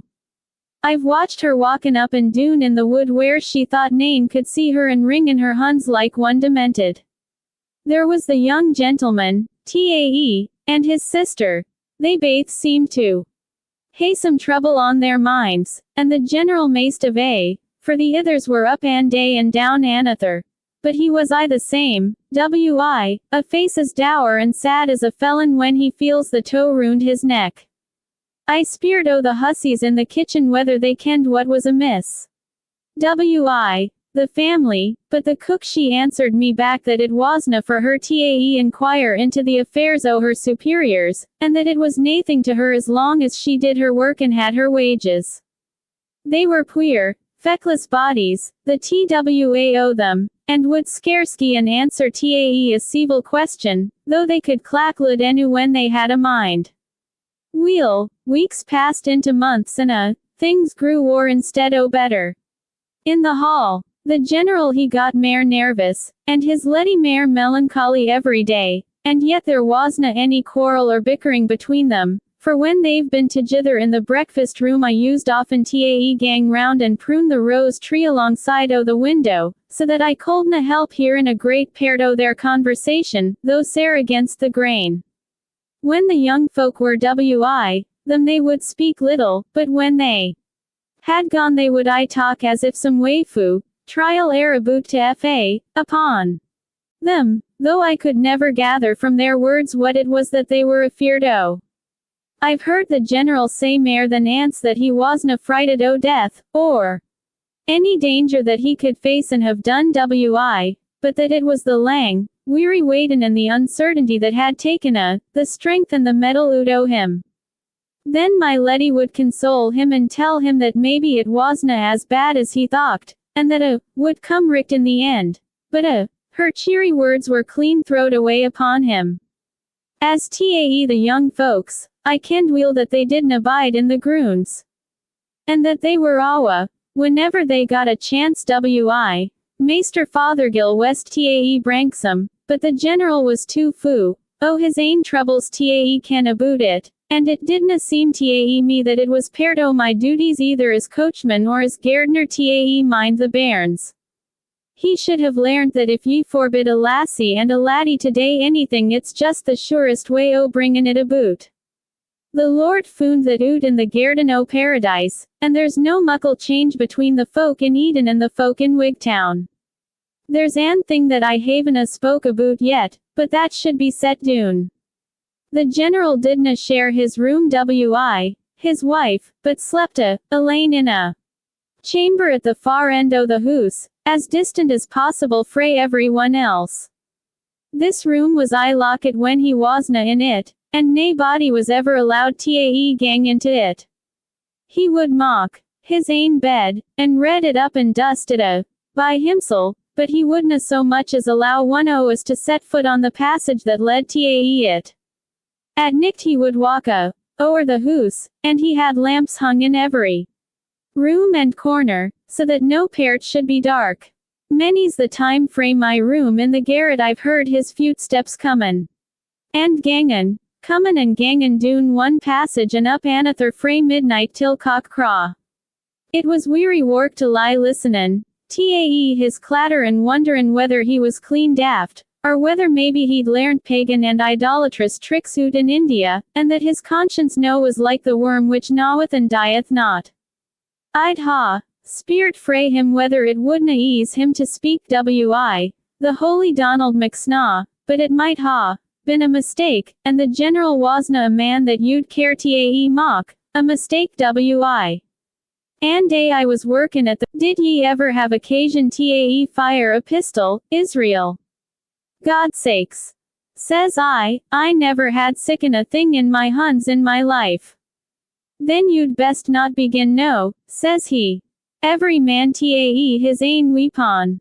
He says. Now I warrant ye could do something wi, a guide crab tree cudgel. Could I answered blithely, as well as ony lad on the border. This is a lonely hoose, says he, and we might be molested by some rascals. It's weel tae be ready for whatever may come. Me and you and my son Mordaunt and Mr. Fothergill West of Branksome, who would come if he was required, ought tae be able tae show a bald face. What think ye? Deed, sir, I says, feastin' is I better than fectin', but if ye'll raise me a poond a month, I'll no shirk my share o either. We won't quarrel o'er that, says he, and agreed tae the extra 12 poond a year as easy as though it were as many bobbies. Far be it frae me tae think evil, but I couldna help surmissin' at the time that money that was so lightly pairted wi, was maybe no, so very honestly cam by. I'm no a curious or a pryin' moon by nature, but I was sair puzzled in my ain mind tae tell why it was that the general walked aboot at nicht and what kept him frae his sleep. Weel, and day I was cleanin' doon the passages when my aa fell on a great muckle heap o' curtains and auld sea air pets and sick, like things that were piled away in a corner, no vera far frae the door o' the general's room. A sudden a thocht came into my hide and I says tae mysel. Israel, laddie, says I, what's tae stop ye frae hidin' behind that this vera? Nicht and seein' the auld moon when he doesna ken human aa is on him. The mair I thocht out the mair seemple it appeared, and I made up my mind. Tae put the idea into instant execution. When the nicked cam ruined, I told the women folk that I was bad wi, the Jawatch, and would gang early tae my room. I can't find when ance I got there that there was na chance o ony an disturbin' me, so I waited a wee while, and then when was quiet, I slipped aff my boots and ran doon the other stair until I cam tae the heap o old clothes, and there I lay doon wi, an aa peepin' through it. There I bided as quiet as a mouse until the general passed me on his road. Tae bed, and was still in the hoose. My certie, I wouldna gang through wi, it again for the siller at the Union Bank of Dumfries. I canna think o't no without feelin' called the way doon my back. It was just awfu, lyin' there in the dead silence, waitin' and waitin' wi. Never as soon tae break the monotony, except the heavy tickin' o an old clock somewhere doon the passage. First I would look doon the corridor in the one way, and syne I'd look doon and tither, but it aye seemed to me as though there was something coming up frae the side that I wasna lookin' at. I had a cold sweat on my brew, and my heart was beatin' twice tae ilka tick o the clock, and what feared me most of was that the dust frae the curtains and things was aye gettin' doon into my lungs, and it was I could dae tae keep mysel frae coughin'. God's sakes, I wonder my hair wasna grey wi, that I went through. I wouldna dae it again to be made Lord Provost o Glasgow. Weel, it may have been twa o'clock in the mornin' or maybe a little mair. And I was just thinkin' that I wasna tae see onything after and I wasna very sorry neither, when all o a sudden a soond cam tae my ears clear and distinct through the stillness o the nicht. I've been asked afore no tae describe that soond, but I've aye found that it's no vera easy tae gie a clear idea ot, though it was unlike any other soond that ever I hearkened tae. It was a sharp ring and clang, like what could be caused by flippin' the rim o a wineglass, but it was far higher and thinner than that, and had in it tae a kind o splash, like the tinkle o a rain drop into a water butt. In my fear I sat up among my sea air pets, like a puttock among gowan leaves, and I listened wi, my ears was still again no, except for the dull tickin' o the distant clock. Suddenly the soond cam again, as clear, as shrill, as sharp as ever, and this time the general heard it, for I heard him gie a kind o groan, as a my sakes. It didna talk lang for me tae drap doon among the sea air pets again. And cover mysel, ower. There I lay tremblin' in every limb, and sayin' as mony prayers as I could mind, wi, my aa still peepin' through the keek-hole, and fixed upon the door o the general's room. I heard the rattle o the handle presently, and the door swung slowly open. There was a licht burnin' in the room beyond, and I could just catch a glimpse o what seemed tae me like a row o swords stuck alang the side o the wa, when the general stepped out and shut the door behind him. He was dressed in a dressin' gown, wi, a red smokin' cap on his hide, and a pair o slippers wi, the heels cut off and the ties turned up. For a moment it cam into my head that maybe he was walkin' in his sleep. But as he cam towards me I could see the glint o the licht in his een, and his face was a twistin', like a man that's in sair distress o mind. On my conscience, it gies me the shakes no when I think o his tall figure and his yelly face comin' sae solemn and silent doon the lang, lone passage. I haud my breath and lay close watchin' him, but just as he cam tae where I was my vera heart stood still in my breast, for ting, loud and clear, within a yard o me cam the ringen, clangin' soon that I had already hearkened tae. Where it cam frae is mair than I can tell or what was the cause o't. It might ha been that the general made it, but I was sair puzzled tae tell who, for his huns were baith doon by his side as he passed me. It cam frae his direction, certainly, but it appeared tae come frae o'er his hide, but it was siccan a thin, eerie, high-pitched, uncanny kind o soon that it wasna easy to say just exactly where it did come frae. The general took nae heed o tea, but walked on and was soon oot o sicht, and I didna lose a minute in creepin' oot frae my hidin' place and scamperin' awa, back to my room, and if the bogies in the Red Sea were traipsin' up and doon the hail nicked through, I would never put my hide oot again to hae a glimpse o them.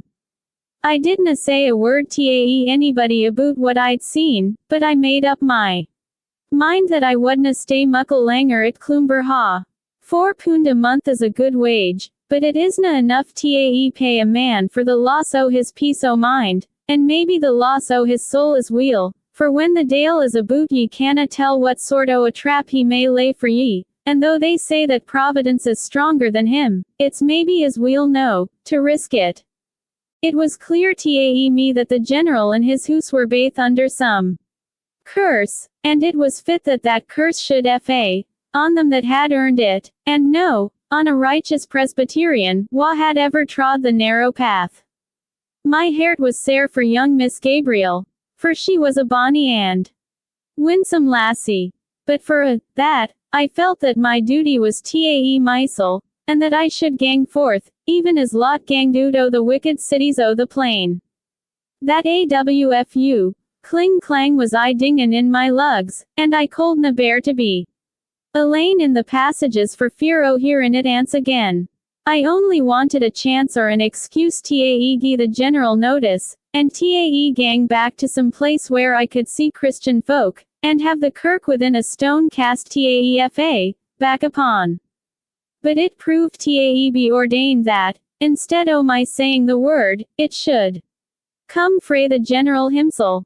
It was an day aboot the beginning of October. I was comin' oot o the stable, after giein' its oats to the horse, when I seed a great muckle loon come hoppin' on an leg up the drive, mair like a big, ill-foured craw than a man. When I clapped my een on him I thought that maybe this was an of the rascals that the maester had been speakin' aboot, so withoot mair ado I fetched oot my bit stick with the intention o tryin' it upon the limmer's hide. He seed me comin' towards him, and readin' my intention frae my look maybe, or frae the stick in my hand, he pulled oot a lang knife frae his pocket and swore the most awfu oaths that if I didna stand back he'd be the death o me. Ma conscience. The words the chiel used was nuta mock, the hair. Stand straight on your hide. I wonder he wasna struck dead where he stood. We were still standin' opposite each other. He his knife and me the stick. When the general he cam up the drive and found us. To my surprise he began to talk to the stranger as if he'd kenned him his days. Put your knife in your pocket, corporal, says he. Your fears have turned, your brain, blood and wounds, says the other. He'd turned my brain to some purpose the maester he frowned and looked black at him, as though he didna relish advice comin' frae such a source. Then turnin' to me. You won't be wanted after today, Israel, he says. You have been a guide servant, and I nathing to complain of ye, but circumstances have arisen which will cause me to change my arrangements. Veer a guide, sir, says I. You can go this evening, says he, and you shall have an extra month's pay to mock up to for this short notice. That he went into the hoose, followed by the man that he ca'ed the corporal, and frae that day to this I have never clapped een either on the an or the other. My money was sent oot to me in an envelope, and havin' said a few pardon words to the cook and the wench reference to the wrath to come and the treasure that is richer than rubies, I shook the dust o Cloomber frae my feet forever. Maester Fothergill West says I mauna express an opinion as to what cam aboot afterwards, but maun confine mysel to what I saw mysel. Nae doubt he has his reasons for this. And far be it frae me to hint that they are no guide ains, But I maun say this, that what happened didna surprise me. It was just as I expect it, and so I said tae Maester Donald McSnaw. I've told ye aboot it no, and I haven't a word tae add or tae withdraw. I'm muckle obelig tae Maester Matthew Clerk for puttin' it a dune in written for me, and if there's ony would wish tae spear onything mair o me I'm well kenned and respected in Ecclefechan, and Maester McNeil, the factor o Wigtown, can I, Chapter Ix, Narrative of John Easterling, FRCP Eden. Having given the statement of Israel stakes in extenso, I shall append a short memorandum from Dr. Easterling, now practicing at Stranraer. It is true that the doctor was only once within the walls of Cloomber during its tenancy by General Heatherstone, but there were some circumstances connected with this visit which made it valuable, especially when considered as a supplement to the experiences which I have just submitted to the reader. The doctor has found time amid the calls of a busy country practice to jot down his recollections, and I feel that I cannot do better than subjoin them exactly as they stand. I have very much pleasure in furnishing Mr. Fothergill West with an account of my solitary visit to Cloomber Hall, not only on account of the esteem which I have formed for that gentleman ever since his residence at Branksome, but also because it is my conviction that the facts in the case of General Heatherstone are of such a singular nature that it is of the highest importance that they should be placed before the public in a trustworthy manner. It was about the beginning of September of last year that I received a note from Mrs. Heatherstone, of Cloomber Hall, desiring me to make a professional call upon her husband, whose health, she said, had been for some time in a very unsatisfactory state. I had heard something of the Heatherstones and of the strange seclusion in which they lived, so that I was very much pleased at this opportunity of making their closer acquaintance, and lost no time in complying with her request. I had known the hall in the old days of Mr. McVitie, the original proprietor, and I was astonished on arriving at the avenue gate to observe the changes which had taken place. The gate itself, which used to yawn so hospitably upon the road, was now barred and locked, and a high wooden fence, with nails upon the top, encircled the whole grounds. The drive itself was leaf-strewn and uncared for, and the whole place had a depressing air of neglect and decay. I had to knock twice before a servant maid opened the door and showed me through a dingy hall into a small room, where sat an elderly, careworn lady, who introduced herself as Mrs. Heatherstone. With her pale face, her grey hair, her sad, colorless eyes, and her faded silk dress, she was in perfect keeping with her melancholy surroundings. "You find us in much trouble, doctor," she said, in a quiet, refined voice. "My poor husband has had a great deal to worry him, and his nervous system for a long time has been in a very weak state. We came to this part of the country in the hope that the bracing air and the quiet would have a good effect upon him. Instead of improving, however, he has seemed to grow weaker, and this morning he is in a high fever and a little inclined to be delirious. The children and I were so frightened that we sent for you at once. If you will follow me I will take you to the general's bedroom." She led the way down a series of corridors to the chamber of the sick man, which was situated in the extreme wing of the building. It was a carpetless, bleak-looking room, scantily furnished with a small truckle bed, a campaigning chair, and a plain deal table, on which were scattered numerous papers and books. In the center of this table there stood a large object of irregular outline, which was covered over with a sheet of linen. All round the walls and in the corners were arranged a very choice and varied collection of arms, principally swords, some of which were of the straight pattern in common use in the British Army, while among the others were scimitars, tulwars, coucheries, and a score of other specimens of Oriental workmanship. Many of these were richly mounted, with inlaid sheaths and hilts sparkling with precious stones, so that there was a piquant contrast between the simplicity of the apartment and the wealth which glittered on the walls. I had little time, however, to observe the general's collection, since the General himself lay upon the couch and was evidently in sore need of my services. He was lying with his head turned half away from us, breathing heavily, and apparently unconscious of our presence. His bright, staring eyes and the deep, hectic flush upon his cheek showed that his fever was at its height. I advanced to the bedside, and, stooping over him, I placed my fingers upon his pulse, when immediately he sprang up into the sitting position and struck at me frenziedly with his clenched hands. I have never seen such intensity of fear and horror stamped upon a human face as appeared upon that which was now glaring up at me. "Bloodhound!" he yelled. "Let me go! Let me go, I say! Keep your hands off me! Is it not enough that my life has been ruined? When is it all to end? How long am I to endure it?" "Hush, dear, hush," said his wife in a soothing voice, passing her cool hand over his heated forehead. "This is Dr. Easterling, from Stranraer. He has not come to harm you, but to do you good."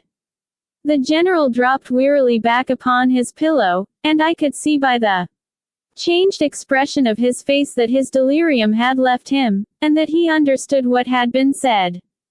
I slipped my clinical thermometer into his armpit and counted his pulse rate. It amounted to 120 per minute, and his temperature proved to be 104 degrees.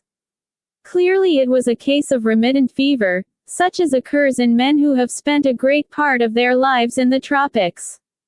"There is no danger," I remarked. "With a little quinine and arsenic we shall very soon overcome the attack and restore his health." "No danger, he said.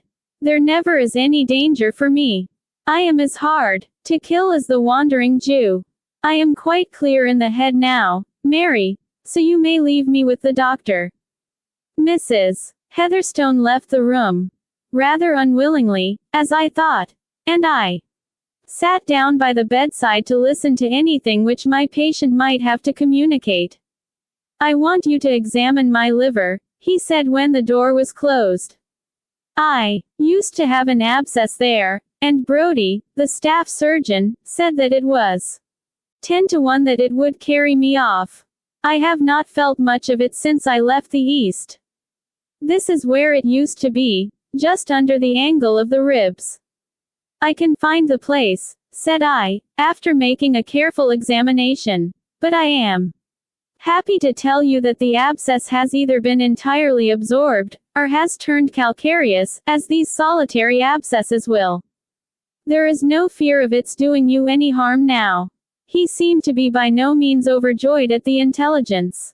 "Things always happen so with me," he said moodily. "Now, if another fellow was feverish and delirious he would surely be in some danger, and yet you will tell me that I am in none.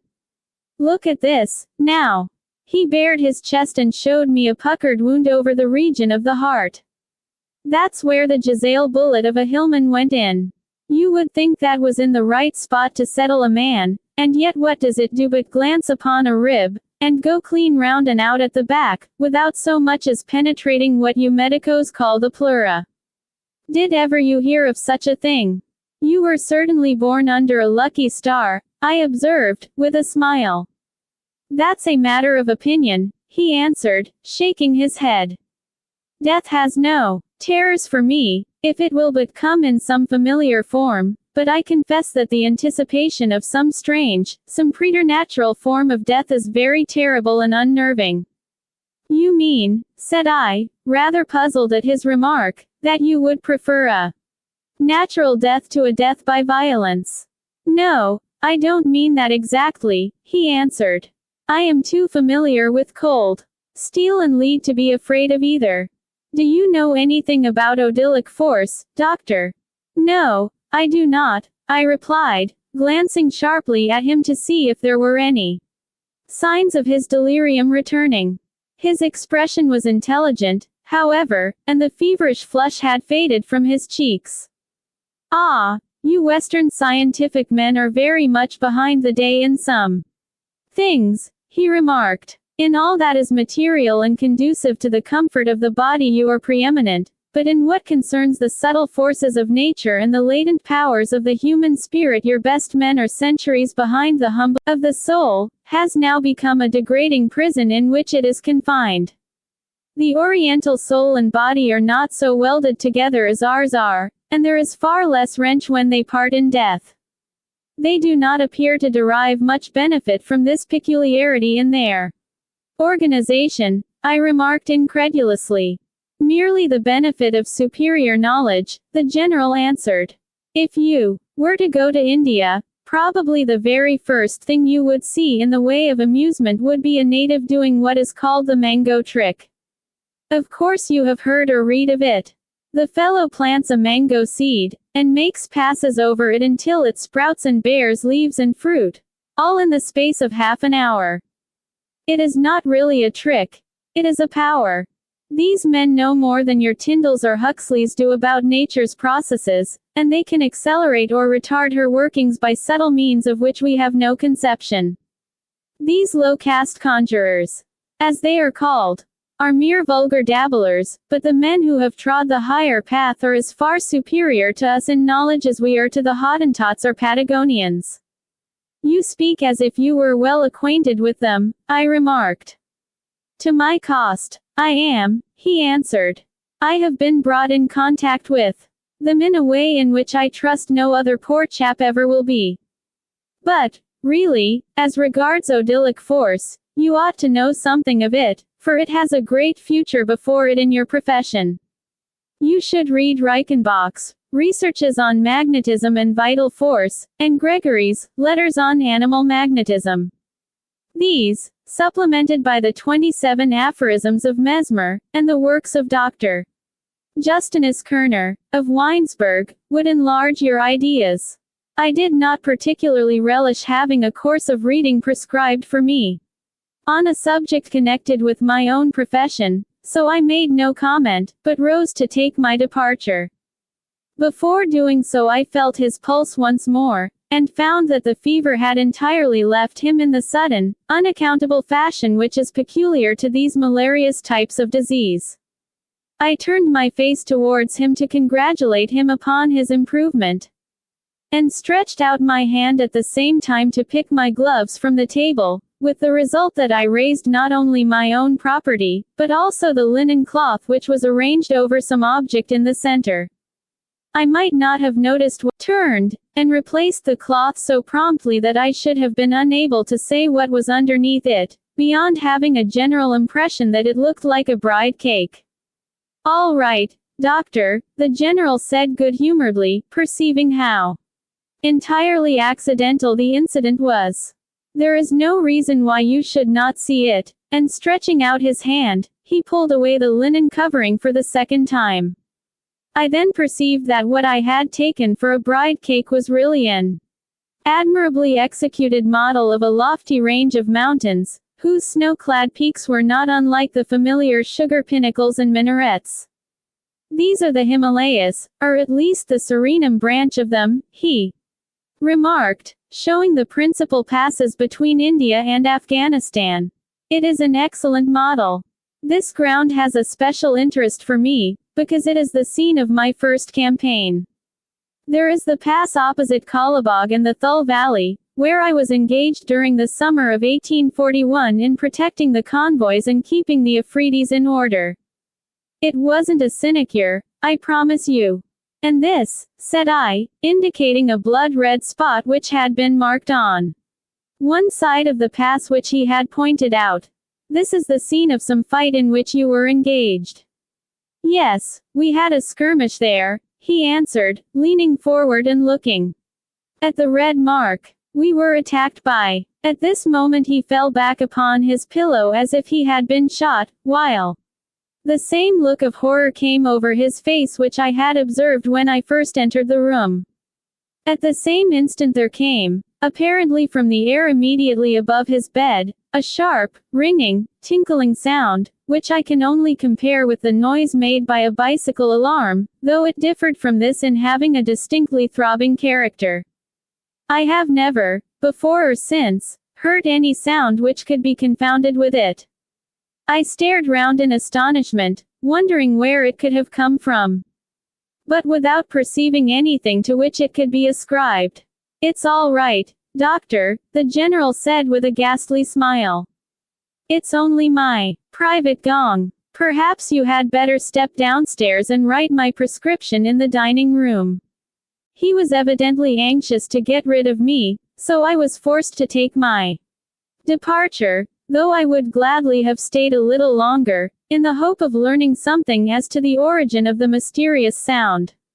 I drove away from the house with the full determination of calling again upon my interesting patient, and endeavoring to elicit some further particulars as to his past life and his present circumstances.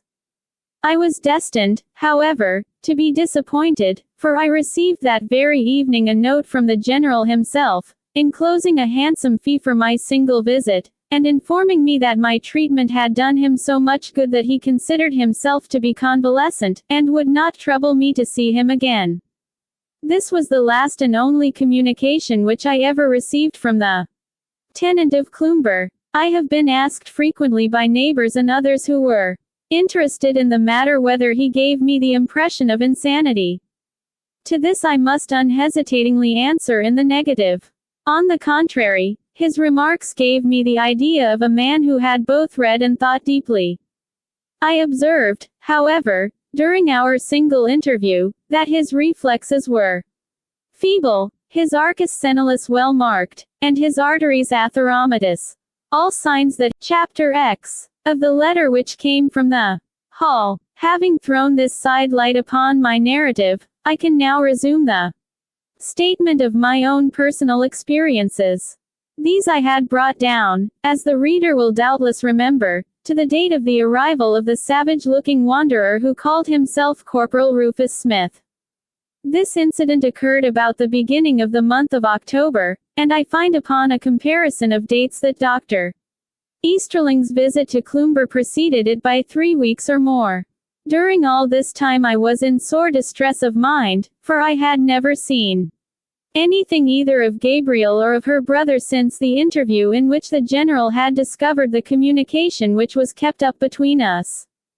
I had no doubt that some sort of restraint had been placed upon them, and the thought that we had brought trouble on their heads was a bitter one both to my sister and myself.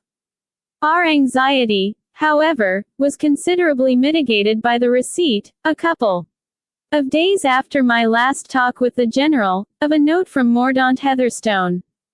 This was brought us by a little, ragged urchin, the son of one of the fishermen, who informed us that it had been handed to him at the avenue gate by an old woman, who, I expect, must have been the Cloomber cook.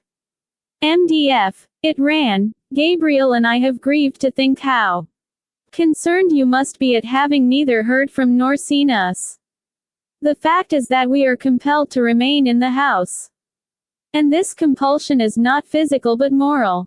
Our poor father, who gets more and more nervous every day, has entreated us to promise him that we will not go out until after the 5th of October, and to allay his fears we have given him the desired pledge.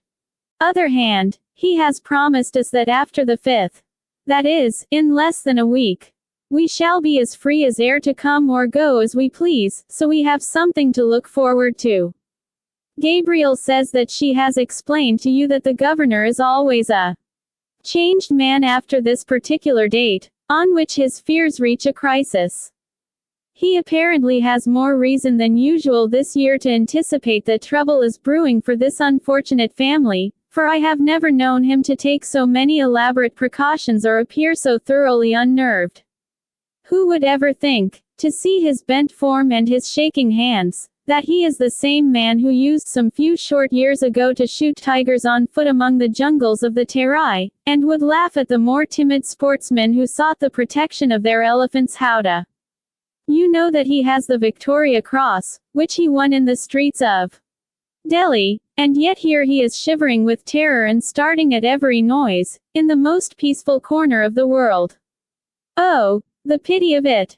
West, remember what I have already told you, that it is no fanciful or imaginary peril, but one which we have every reason to suppose to be most real. It is, however, of such a nature that it can neither be averted nor can it profitably be expressed in words. If all goes well, you will see us at Branksome on the 6th.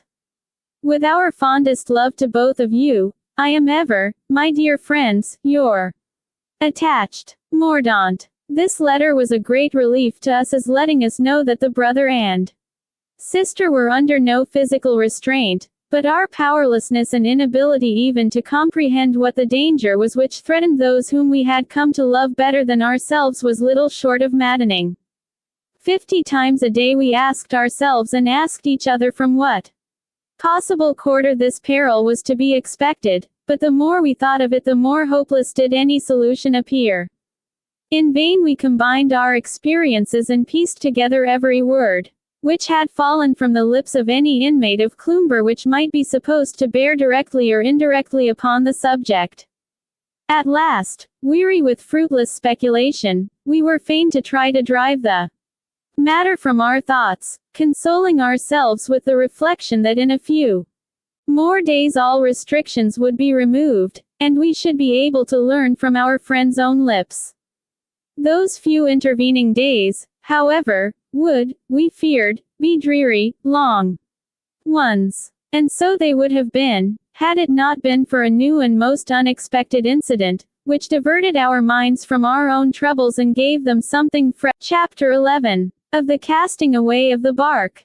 Belinda. The 3rd of October had broken auspiciously with a bright sun and a cloudless sky. There had in the morning been a slight breeze, and a few little white wreaths of vapor drifted here and there like the scattered feathers of some gigantic bird, but, as the day wore on, such wind as there was fell completely away, and the air became close and stagnant.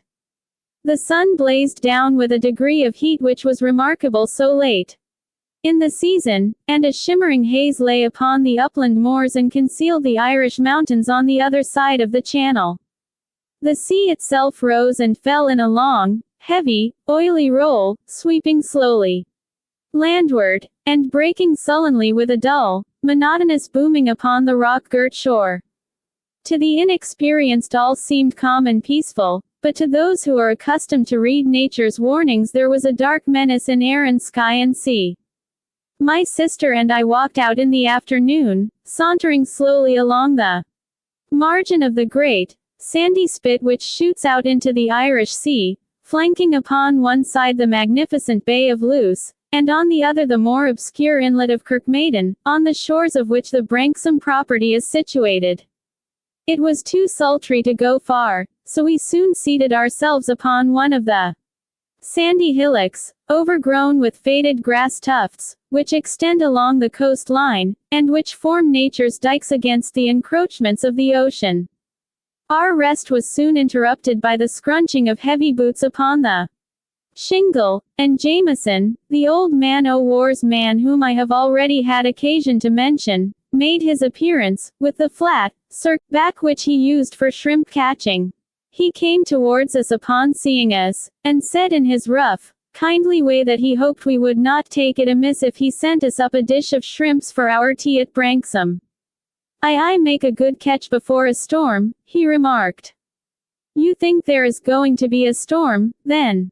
I asked. Why, even a marine could see that, he answered, sticking a great wedge of tobacco into his cheek. The moors over near Cloomber are just white gulls and kittiwakes. What do ye think they come ashore for except to escape having all the feathers blown out o' them? I mind a day like this when I was Charlie Napier off Kronstadt.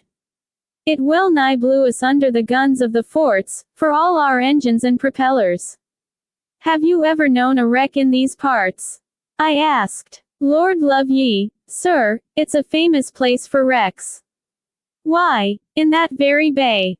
Down there too o' King Philip's first rates foundered all hands in the days o' the Spanish War. If that sheet o' water and the Bay o' Luce round the corner could tell their ain tale they'd have a gay lot to speak of. When the Judgment Day comes round that water will be just bubbling the number o' folks that will be coming up frae the bottom. I trust that there will be no wrecks while we are here, said Esther.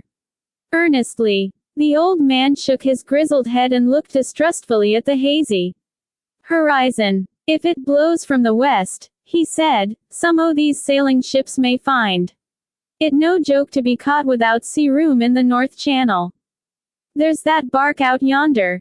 I dare say her maester would be glad enough to find himself safe in the Clyde. She seems to be absolutely motionless, I remarked, looking at the vessel in question, whose black hull and gleaming sails rose and fell slowly with the throbbing of the giant pulse beneath her. Perhaps, Jameson, we are wrong, and there will be no storm after all.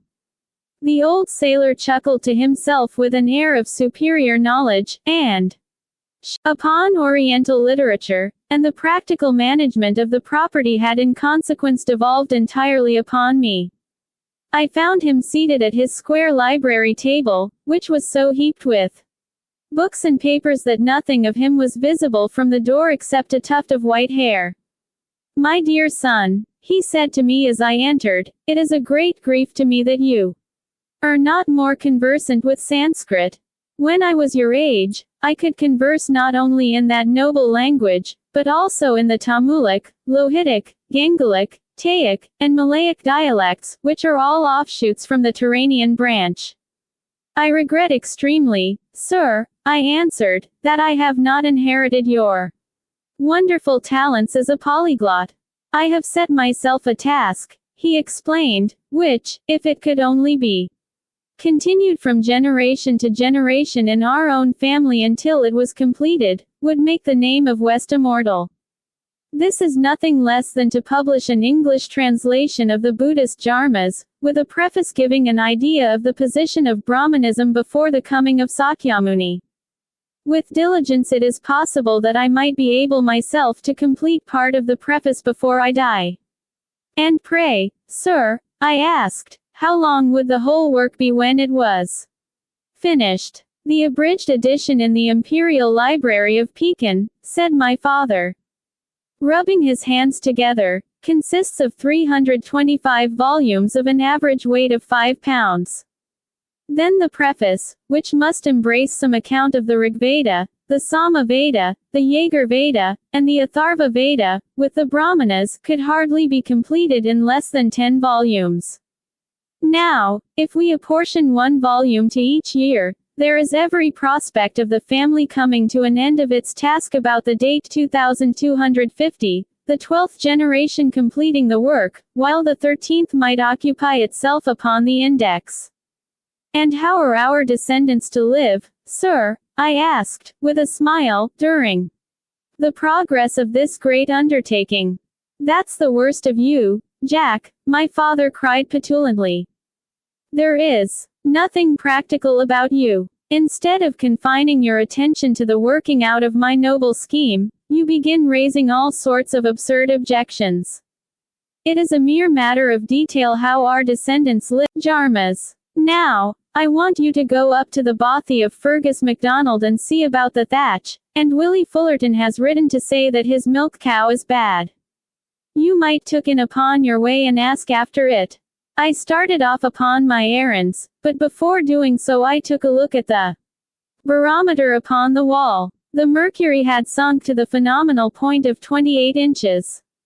Clearly the old sailor had not been wrong in his interpretation of nature's signs.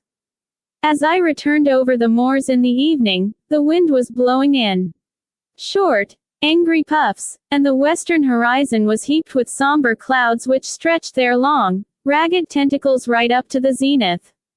Against their dark background 1 or 2 livid, sulfur-colored splotches showed up malignant and menacing, while the surface of the sea had changed from the appearance of burnished quicksilver to that of ground glass. A low, moaning sound rose up from the ocean as if it knew that trouble was in store for it. Far out in the channel I saw a single panting, eager steam vessel making its way to Belfast Lock, and the large bark which I had observed in the morning still beating about in the offing, endeavoring to pass to the northward. At 9 o'clock a sharp breeze was blowing, at 10 it had freshened into a gale, and before midnight the most furious storm was raging which I can remember upon that weather-beaten coast. I sat for some time in our small, oak-paneled sitting room listening to the screeching and howling of the blast and to the rattle of the gravel and pebbles as they pattered against the window. Nature's grim orchestra was playing its world-old piece with a compass which ranged from the deep diapason of the thundering surge to the thin shriek of the scattered shingle and the keen piping of frightened sea-birds. Once for an instant I opened the lattice window, but a gust of wind and rain came blustering through, bearing with it a great sheet of seaweed, which flapped down upon the table.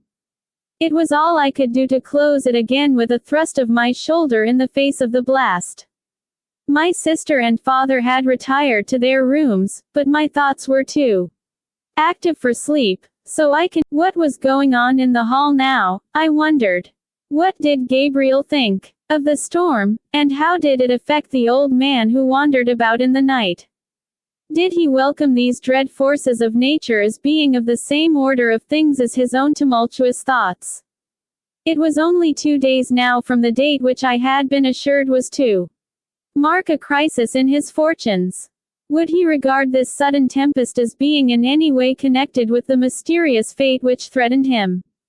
Over all these things and many more I pondered as I sat by the glowing embers until they died gradually out, and the chill night air warned me that it was time to retire. I may have slept a couple of hours when I was awakened by someone tugging furiously at my shoulder. Sitting up in bed, I saw by the dim light that my father was standing half-clad by my bedside, and that it was his grasp which I felt on my night-shirt. "Get up, Jack, get up!" he was crying excitedly. "There's a great ship ashore in the bay, and the poor folk will all be drowned. Come down, my boy, and let us see what we can do." The good old man seemed to be nearly beside himself with excitement and impatience. I sprang from my bed, and was huddling on a few clothes, when a dull, booming sound made itself heard above the howling of the wind and the thunder of the breakers. "There it is again!" cried my father. "It is their signal gun, poor creatures. Jameson and the fishermen are below. Put your oilskin coat on and the Glengarry hat. Come, come, every second may mean a human life." We hurried down together and made our way to the beach, accompanied by a dozen or so of the inhabitants of Branksome. The gale had increased rather than moderated, and the wind screamed all round us with an infernal clamor. So great was its force that we had to put our shoulders against it, and bore our way through it, while the sand and gravel tingled up against our faces. It seemed to me as I listened that I could hear human voices loud in entreaty and terror, but amid the wild turmoil of nature it was difficult to distinguish one sound from another. Suddenly, however, a light glimmered in the heart of the tempest, and next instant the beach and sea and wide, tossing bay were brilliantly illuminated by the wild glare of a signal light. The ship lay on her beam ends right in the center of the terrible Hansel reef, hurled over to such an angle that I could see all the planking of her deck. I recognized her at once as being the same three-masted bark which I had observed in the channel in the morning, and the Union Jack which was nailed upside down to the jagged slump of her mizzen proclaimed her nationality. Every spar and rope and writhing piece of cordage showed up hard and clear under the vivid light which spluttered and flickered from the highest portion of the forecastle. Beyond the doomed ship, out of the great darkness came the long, rolling lines of big waves, never ending, never tiring, with a petulant tuft of foam here and there upon their crests. Each as it reached the broad circle of unnatural light appeared to gather strength and volume and to hurry on more impetuously until with a roar and a jarring crash it sprang upon its victim. Clinging to the weather shrouds we could distinctly see 10 or a dozen frightened seamen who, when the light revealed our presence, turned their white faces towards us and waved their hands imploringly. The poor wretches had evidently taken fresh hope from our presence, though it was clear that their own boats had either been washed away or so damaged as to render them useless. The sailors who clung to the rigging were not, however, the only unfortunates on board. On the breaking poop there stood 3 men who appeared to be both of a different race and nature from the cowering wretches who implored our assistance. Leaning upon the shattered taffrail they seemed to be conversing together, as quietly and unconcernedly as though they were There was little time, however, for us to take note of such details. The ship was breaking rapidly, and some effort must be made to save the poor, sodden group of humanity who implored our assistance. The nearest lifeboat was in the Bay of Luce, 10 long miles away, but here was our own broad, roomy craft upon the shingle, and plenty of brave fisher lads to form a crew. 6 of us sprang to the oars, the others pushed us off, and we fought our way through the swirling, raging waters, staggering and recoiling before the great, sweeping billows, but still steadily decreasing the distance between the bark and ourselves. It seemed, however, that our efforts were fated to be in vain. As we mounted upon a surge I saw a giant wave, topping all the others, and coming after them like a driver following a flock, sweep down upon the vessel, curling its great, green arch over the breaking deck. With a rending, riving sound the ship split in two where the terrible, serrated back of the Hansel reef was sawing into her keel. The after part, with the broken mizzen and the 3 Orientals, sank backwards into deep water and vanished, while the fore half oscillated helplessly about, retaining its precarious balance upon the rocks. A wail of fear went up from the wreck and was echoed from the beach, but by the blessing of Providence she kept afloat until we made our way under her bowsprit and rescued every man of the crew. We had not got halfway upon our return, however, when another great wave swept the shattered forecastle off the reef, and, extinguishing the signal light, hid the wild denouement from our view. Our friends upon the shore were loud in congratulation and praise, nor were they backward in welcoming and comforting the castaways. They were 13 in all, as cold and cowed a set of mortals as ever slipped through death's fingers, save, indeed, their captain, who was a hardy, robust man, and who made light of the affair. Some were taken off to this cottage and some to that, but the greater part came back to Branksome with us, where we gave them such dry clothes as we could lay our hands on, and served them with beef and beer by the kitchen fire. The captain, whose name was Meadows, compressed his bulky form into a suit of my own, and came down to the parlor, where he mixed himself. "If it hadn't been for you, sir, and your brave fellows," he said, smiling across at me, "we should be 10 fathoms deep by this time." As to the Belinda, she was a leaky old tub and well insured, so neither the owners nor I are likely to break our hearts over her. "I am afraid," said my father sadly, "that we shall never see your 3 passengers again. I have left men upon the beach in case they should be washed up, but I fear it is hopeless. I saw them go down when the vessel split, and no man could have lived for a moment among that terrible surge."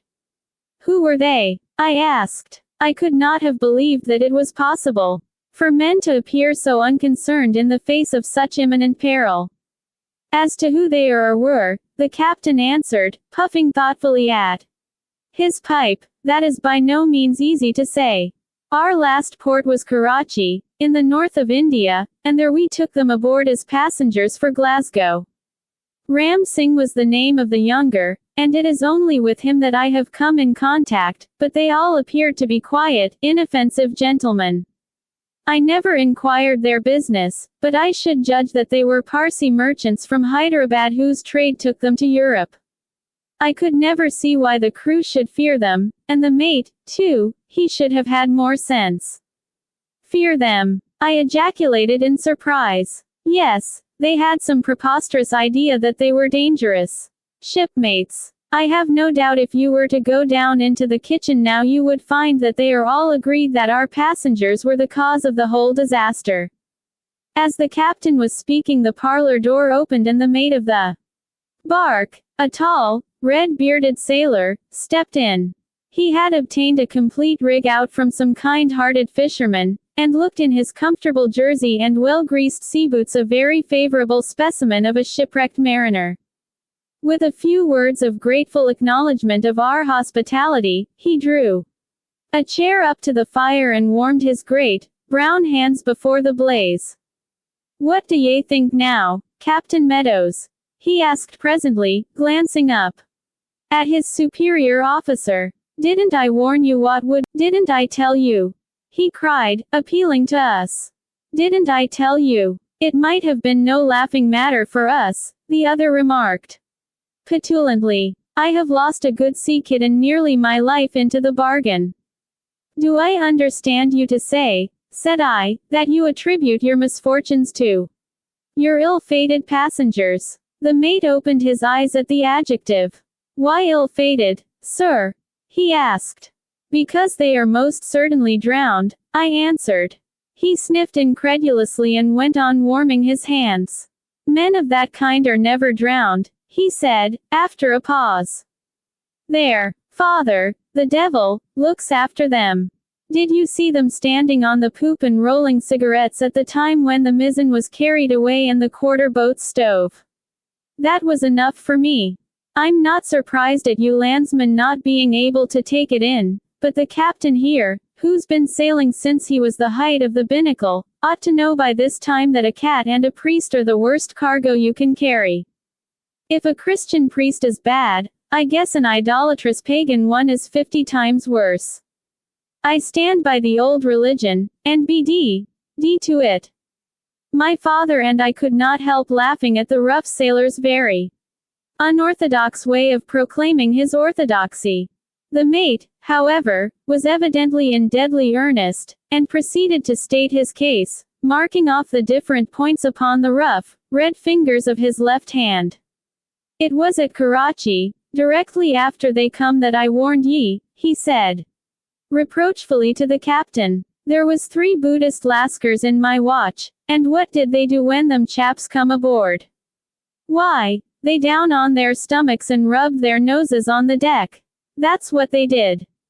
They wouldn't ha' done as much for an admiral of the Real Navy. They know who's who. These niggers do. And I smelt mischief the moment I saw them on their faces. I asked them afterwards in your presence, Captain, why they had done it, and they answered that the passengers were holy men. You heard him yourself. Well, there's no harm in that, Hawkins, said Captain Meadows. I don't know that, the mate said doubtfully. The holiest Christian is the one that's nearest God, but the holiest nigger is, in my opinion, the one that's nearest the devil. On during the voyage, reading books that was writ on wood instead o' paper, and sitting up right through the night to jabber together on the quarter deck. What did they want to have a chart of their own for and to mark the course of the vessel every day? They didn't, said the captain. Indeed they did, and if I did not tell you sooner it was because you were always ready to laugh at what I said about them. They had instruments o' their own. When they used them I can't say. But every day at noon they worked out the latitude and longitude, and marked out the vessel's position on a chart that was pinned on their cabin table. I saw them at it, and so did the steward from his pantry. Well, I don't see what you prove from that, the captain remarked. Though I confess it is a strange thing. I'll tell you another strange thing, said the mate impressively. Do you know the name of this bay in which we are cast away? I have learnt from our kind friends here that we are upon the Wigtownshire coast, the captain answered, but I have not heard the name of the bay. The mate leant forward with a grave face. It is the Bay of Kirkmaiden, he said. If he expected to astonish Captain Meadows he certainly succeeded, for that gentleman was fairly bereft of speech for a minute or more. This is really marvelous, he said, after a time, turning to us. These passengers of ours cross-questioned us early in the voyage as to the existence of a bay of that name. Hawkins here and I denied all knowledge of one, for on the chart it is included in the Bay of Luce.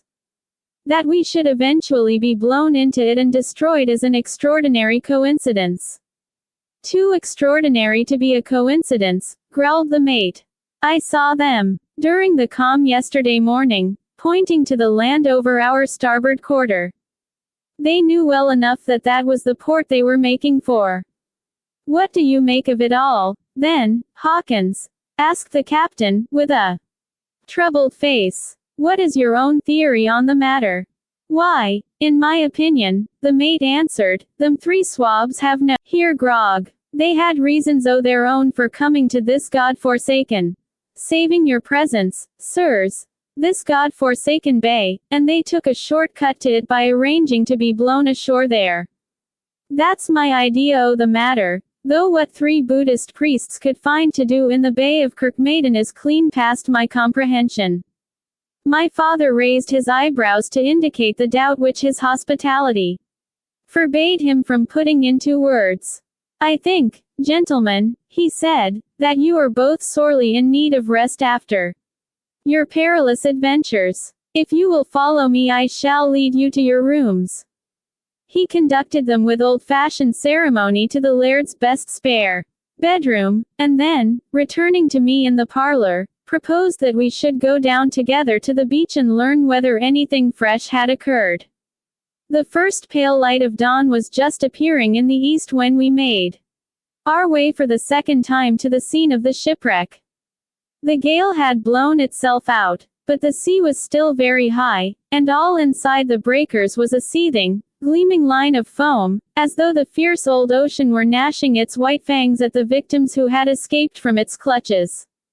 All along the beach fishermen and crofters were hard at work hauling up spars and barrels as fast as they were tossed ashore. None of them had seen any bodies, however, and they explained to us that only such things as could float had any chance of coming ashore, for the undercurrent was so strong that whatever was beneath the surface must infallibly be swept out to sea. As to the possibility of the unfortunate passengers having been able to reach the shore, these practical men would not hear of it for a moment, and showed us conclusively that if they had not been drowned they must have been dashed to pieces upon the rocks. We did all that could be done, my father said sadly, as we returned home. I am afraid that the poor mate has had his reason affected by the suddenness of the disaster. Did you hear what he said about Buddhist priests raising a gale? Yes, I heard him, said I. It was very painful to listen to him, said my father. I wonder if he would object to my putting a small mustard plaster. Perhaps it would be best to wake him up and give him 2 antibilious pills. What do you think, Jack? I think, said I, with a yawn, that you had best let him sleep, and go to sleep yourself. You can physic him in the morning if he needs it. So saying, I stumbled off to my bedroom, and throwing myself upon the couch was soon in. Chapter 12. Of the 3 foreign men upon the coast, it must have been 11 or 12 o'clock before I awoke, and it seemed to me in the flood of golden light which streamed into my chamber that the wild, tumultuous episodes of the night before must have formed part of some fantastic dream. It was hard to believe that the gentle breeze which whispered so softly among the ivy leaves around my window was caused by the same element which had shaken the very house a few short hours before. It was as if nature had repented of her momentary passion and was endeavoring to make amends to an injured world by its warmth and its sunshine. A chorus of birds in the garden below filled the whole air with their wonder and congratulations. Down in the hall I found a number of the shipwrecked sailors, looking all the better for their night's repose, who set up a buzz of pleasure and gratitude upon seeing me. Arrangements had been made to drive them to Wigtown, whence they were to proceed to Glasgow by the evening train, and my father had given orders that each should be served with a packet of sandwiches and hard-boiled eggs to sustain him on the way. Captain Meadows thanked us warmly in the name of his employers for the manner in which we had treated them, and he called for 3 cheers from his crew, which were very heartily given.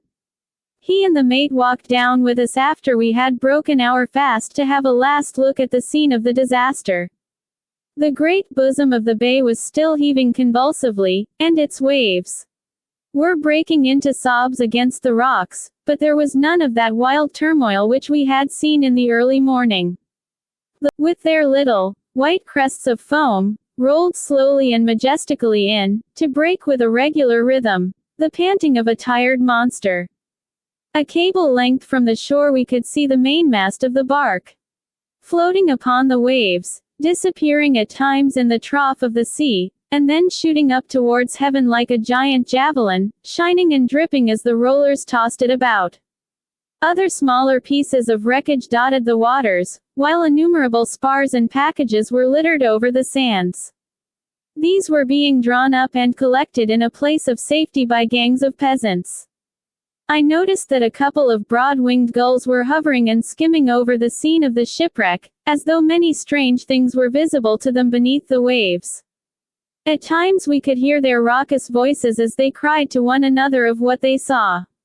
"She was a leaky old craft," said the captain, looking sadly out to sea, "but there's always a feeling of sorrow when we see the last of a ship we have sailed in.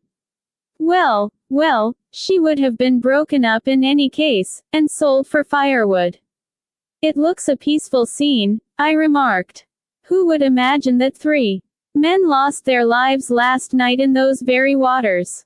"Poor fellows," said the captain, with feeling. "Should they be cast up after our departure, I am sure, Mr. West, that you will have them decently interred." I was about to make some reply when the mate burst into a loud guffaw, slapping his thigh and choking with merriment. "If you want to bury them," he said, "you had best look sharp, or they may clear out of the country. You remember what I said last night. Just look at the top of that air hillock, and tell me whether I was in the right or not." There was a high sand dune some little distance along the coast, and upon the summit of this the figure was standing which had attracted the mate's attention. The captain threw up his hands in astonishment as his eyes rested upon it. "By the eternal," he shouted, "it's Ram Singh himself. Let us overhaul him." Taking to his heels in his excitement he raced along the beach, followed by the mate and myself, as well as by 1 or 2 of the fishermen who had observed the presence of the stranger. The latter, perceiving our approach, came down from his post of observation and walked quietly in our direction, with his head sunk upon his breast, like one who is absorbed in thought. I could not help contrasting our hurried and tumultuous advance with the gravity and dignity of this lonely Oriental, nor was the matter mended when he raised a pair of steady, thoughtful dark eyes and inclined his head in a graceful, sweeping salutation. It seemed to me that we were like a pack of schoolboys in the presence of a master. The stranger's broad, unruffled brow, his clear, searching gaze, firm set yet sensitive mouth, and clean-cut, resolute expression, all combined to form the most imposing and noble presence which I had ever known. I could not have imagined that such imperturbable calm and at the same time such a consciousness of latent strength could have been expressed by any human face. He was dressed in a brown velveteen coat, loose, dark trousers, with a shirt that was cut low in the collar, so as to show the muscular, brown neck, and he still wore the red fez which I had noticed the night before. I observed with a feeling of surprise, as we approached him, that none of these garments showed the slightest indication of the rough treatment and wetting which they must have received during their wearer's submersion and struggle to the shore. "So you are none the worse for your ducking," he said in a pleasant, musical voice, looking from the captain to the mate. "I hope that your poor sailors have found pleasant quarters." "We are all safe," the captain answered. "But we had given you up for lost, you and your 2 friends. Indeed, I was just making arrangements for your burial with Mr. West here." The stranger looked at me and smiled. "We won't give Mr. West that trouble for a little time yet," he remarked. "My friends and I came ashore all safe, and we have found shelter in a hut a mile or so along the coast. It is lonely down there, but we have everything which we can desire." We start for Glasgow this afternoon, said the captain. I shall be very glad if you will come with us. If you have not been in England, we are very much indebted to you for your thoughtfulness, Ram Singh answered. But we will not take advantage of your kind offer. Since nature has driven us here, we intend to have a look about us before we leave. As you like, the captain said, shrugging his shoulders. I don't think you are likely to find very much to interest you in this hole of a place. Very possibly not, Ram Singh answered with an amused smile. You remember Milton's lines. The mind is its own place, and in itself can make a hell of heaven, a heaven of hell. Single quote. I dare say we can spend a few days here comfortably enough. Indeed, I think you must be wrong in considering this to be a barbarous locality. I am much mistaken if this young gentleman's father is not Mr. James Hunter West, whose name is known and honored by the pundits of India. My father is, indeed, a well-known Sanskrit scholar, I answered in astonishment. The presence of such a man, observed the stranger slowly, changes a wilderness into a city. One great mind is surely a higher indication of civilization than are incalculable leagues of bricks and mortar. Your father is hardly so profound as Sir William Jones, or so universal as the Baron von Hammerpurgstall, but he combines many of the virtues of each. You may tell him, however, from me that he is mistaken in the analogy which he has traced between the Samoyed and Tamulic word roots. If you have determined to honor our neighborhood by a short stay, said I, you will offend my father very much if you do not put up with him. He represents the laird here, and it is the laird's privilege, according to our Scottish custom, to entertain all strangers of repute who visit this parish. My sense of hospitality prompted me to deliver this invitation, though I could feel the mate twitching at my sleeves as if to warn me that the offer was, for some reason, an objectionable one. His fears were, however, unnecessary, for the stranger signified by a shake of the head that it was impossible for him to accept it. My friends and I are very much obliged to you, he said, but we have our own reasons for remaining where we are. The hut which we occupy is deserted and partly, believing firmly in that wise axiom that a man is rich, not in proportion to what he has, but in proportion to what he can dispense with. A good fisherman supplies us with bread and with herbs. We have clean, dry straw for our couches. What could man wish for more? But you must feel the cold at night, coming straight from the tropics, remarked the captain. Perhaps our bodies are cold sometimes. We have not noticed it. We have all three spent many years in the upper Himalayas on the border of the region of eternal snow, so we are not very sensitive to inconveniences of the sort. At least, said I, you must allow me to send you over some fish and some meat from our larder. We are not Christians, he answered, but Buddhists of the higher school. We do not recognize that man has a moral right to slay an ox or a fish for the gross use of his body. He has not put life into them, and has assuredly no mandate from the Almighty to take life from them save under most pressing need. We could not, therefore, use your gift if you were to send it. But, sir, I remonstrated, if in this changeable and inhospitable climate you refuse all nourishing food, your vitality will fail you. You will die. We shall die then, he answered, with an amused smile. And now, Captain Meadows, I must bid you adieu, thanking you for your kindness during the voyage, and you, too, goodbye. You will command a ship of your own before the year is out. I trust, Mr. West, that I may see you again before I leave this part of the country. Farewell. He raised his red fez, inclined his noble head with the stately grace which characterized all his actions, and strode away in the direction from which he had come. Let me congratulate you, Mr. Hawkins, said the captain to the mate as we walked homewards. You are to command your own ship within the year. No such luck. the mate answered, with a pleased smile upon his mahogany face. Still, there's no saying how things may come out. What do ye think of him, Mr. West? Why, said I am very much interested in him. What a magnificent head and bearing he has for a young man. I suppose he can 60, if he is a day, remarked Captain Meadows. Why, I have heard him talk quite familiarly of the first Afghan war. He was a man then, and that is close on 40 years ago. Wonderful, I ejaculated. His skin is as smooth and his eyes are as clear as mine are. He is the superior priest of the three, no doubt. The inferior, said the captain confidently. That is why he does all the talking for them. Their minds are too elevated to descend to mere worldly chatter. They are the strangest pieces of flotsam and jetsam that were ever thrown upon this coast, I remarked. My father will be mightily interested in them.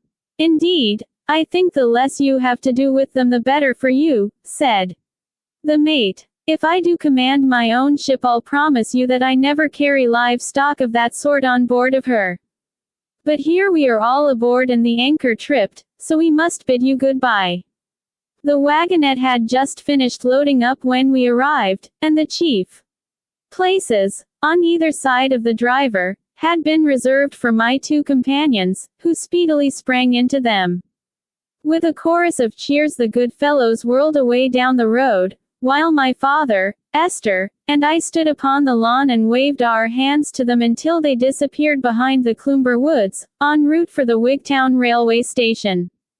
Bark and crew had both vanished now from our little world, the only relic of either being the heaps of debris upon the beach, which were to lie there until the arrival of an agent from Lloyd's. Chapter 13. In which I see that which has been seen by few. At dinner that evening I mentioned to my father the episode of the 3 Buddhist priests, and found, as I had expected, that he was very much interested by my account of them. When, however, he heard of the high manner in which Ram Singh had spoken of him, and the distinguished position which he had assigned him among philologists, he became so excited that it was all we could do to prevent him from setting off then and there to make his acquaintance. Esther and I were relieved and glad when we at last succeeded in abstracting his boots and maneuvering him to his bedroom, for the exciting events of the last 24 hours had been too much for his weak frame and delicate nerves. I was sitting at the open porch in the gloaming, turning over in my mind the unexpected events which had occurred so rapidly. The gale, the wreck, the rescue, and the strange character of the castaways, when my sister came quietly over to me and put her hand in mine. Don't you think, Jack, she said, in her low, sweet voice, that we are forgetting our friends over at Cloomber? Hasn't all this excitement driven their fears and their danger out of our heads?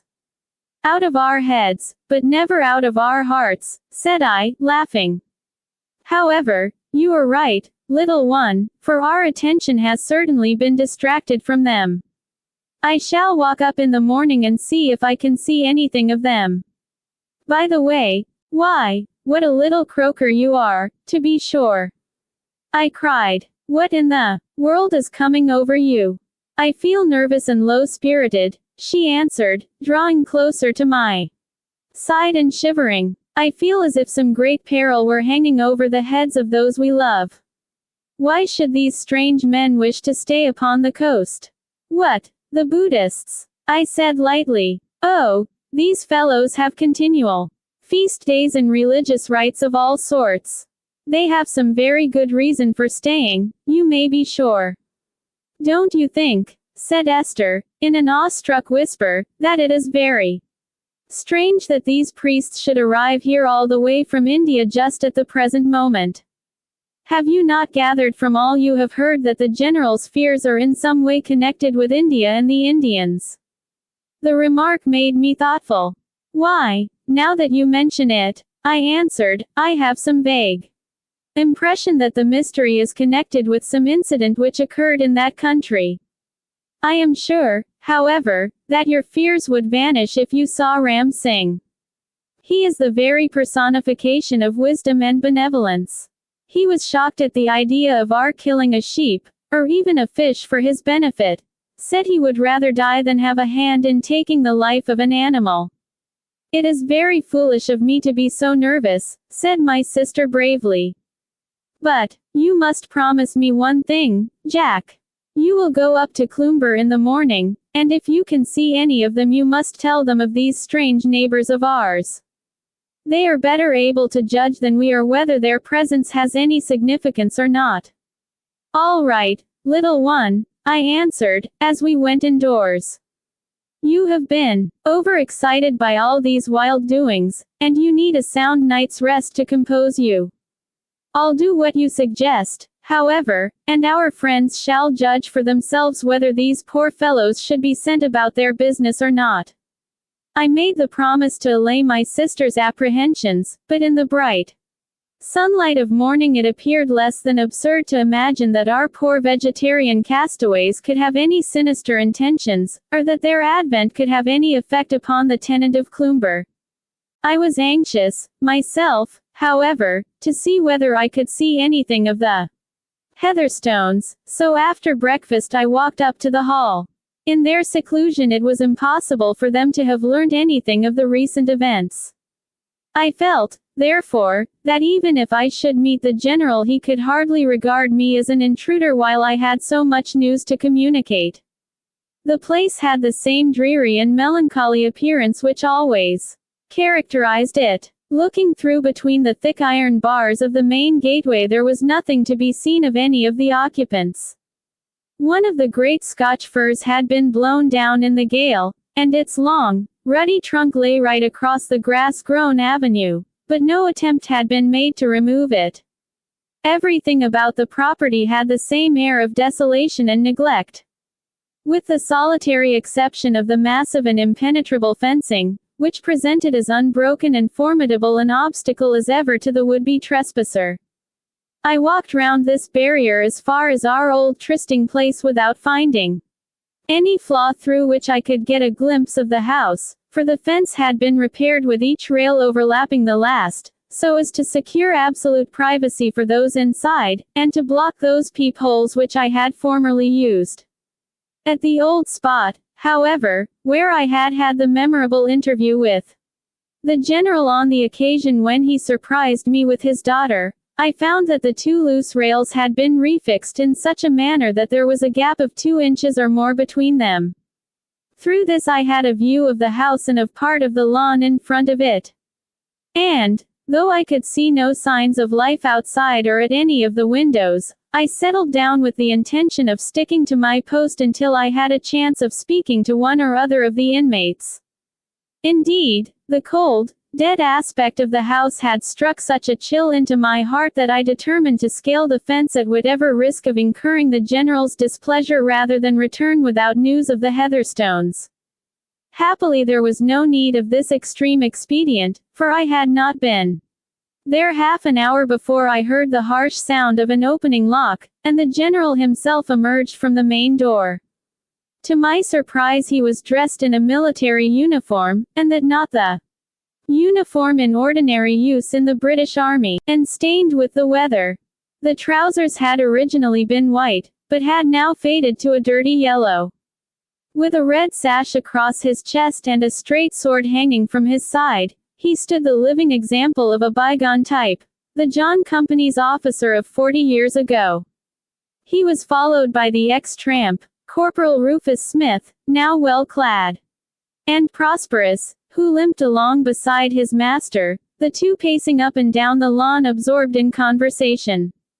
I observed that from time to time one or other of them would pause and glance furtively all about them, as though guarding keenly against a surprise.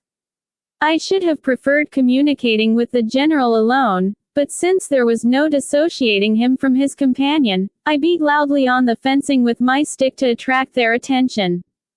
They both faced round in a moment, and I could see from their gestures that they were disturbed and alarmed.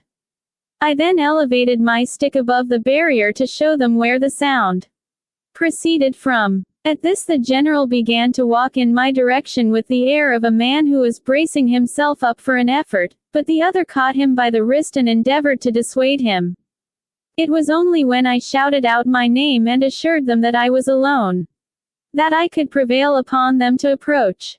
Once assured of my identity, the general ran eagerly towards me and greeted me with the utmost cordiality.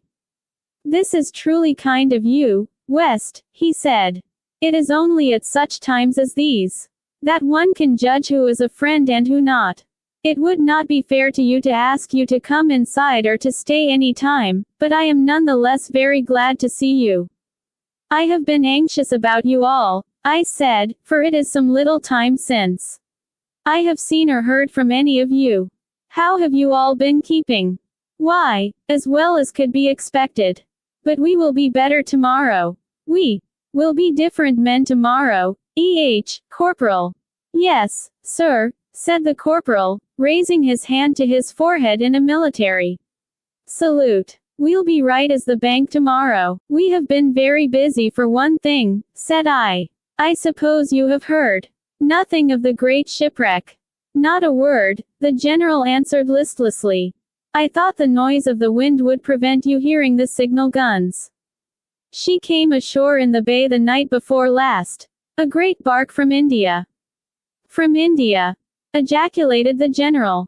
"Yes. Her crew were saved, fortunately, and have all been sent on to Glasgow." "All sent on?"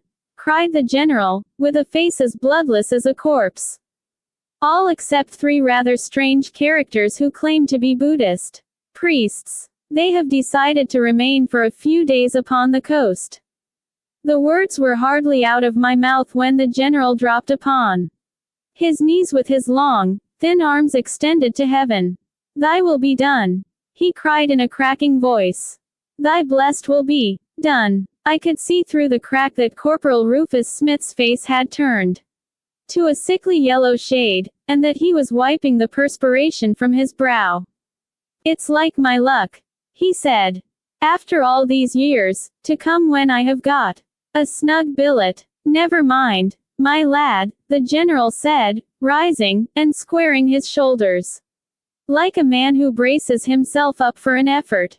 "Be it what it may, we'll face it as British soldiers should. D'ye remember at Chillianwalla, when you had to run from your guns to our square, and the Sikh horse came thundering down on our bayonets? We didn't flinch then, and we won't flinch now. It seems to me that I feel better than I have done for years. It was the uncertainty that was killing me." "And the infernal jingle-jangle," said the corporal. "Well, we all go together. That's some consolation." "Goodbye, West," said the general. "Be a good husband to Gabriel, and give my poor wife a home. I don't think she will trouble you long. Goodbye. God bless you." "Look here, General," I said, "long. What are these hints and allusions and innuendos? It is time we had a little plain speaking. What is it you fear? Out with it. Are you in dread of these Hindus? If you are, I am able, on my father's authority, to have them arrested as rogues and vagabonds." "No, no, that would never do," he answered, shaking his head. "You will learn about the wretched business soon enough. Mordaunt knows where to lay his hand upon the papers bearing on the matter. You can consult him about it tomorrow." "But surely," I cried, "if the peril is so imminent, something may be done to avert it. If you would but tell me what you fear, I should know how to act." "My dear friend," he said, "there is nothing to be done, so calm yourself and let things take their course. It has been folly on my part to shelter myself behind mere barriers of wood and stone. The fact is, that inaction was terrible to me, and I felt that to do anything, however futile, in the nature of a precaution, was better than passive resignation. My humble friend here and I have placed ourselves in a position in which, I trust, no poor fellow will ever find himself again. We can only recommend ourselves to the unfailing goodness of the Almighty, and trust that what we have endured in this world may lessen our atonement in the world to come. I must leave you now, for I have many papers to destroy and much to arrange. Goodbye. He pushed his hand through the hole which I had made, and grasped mine in a solemn farewell, after which he walked back to the hall with a firm and decided step, still followed by the crippled and sinister corporal. I walked back to Branksome much disturbed by this interview, and extremely puzzled as to what course I should pursue. It was evident now that my sister's suspicions were correct, and that there was some very intimate connection between the presence of the three Orientals and the mysterious peril which hung over the towers of Cloomber. It was difficult for me to associate the noble-faced Ram Singh's gentle, refined manner and words of wisdom with any deed of violence, yet now that I thought of it I could see that a terrible capacity for wrath lay behind his shaggy brows and dark, piercing eyes.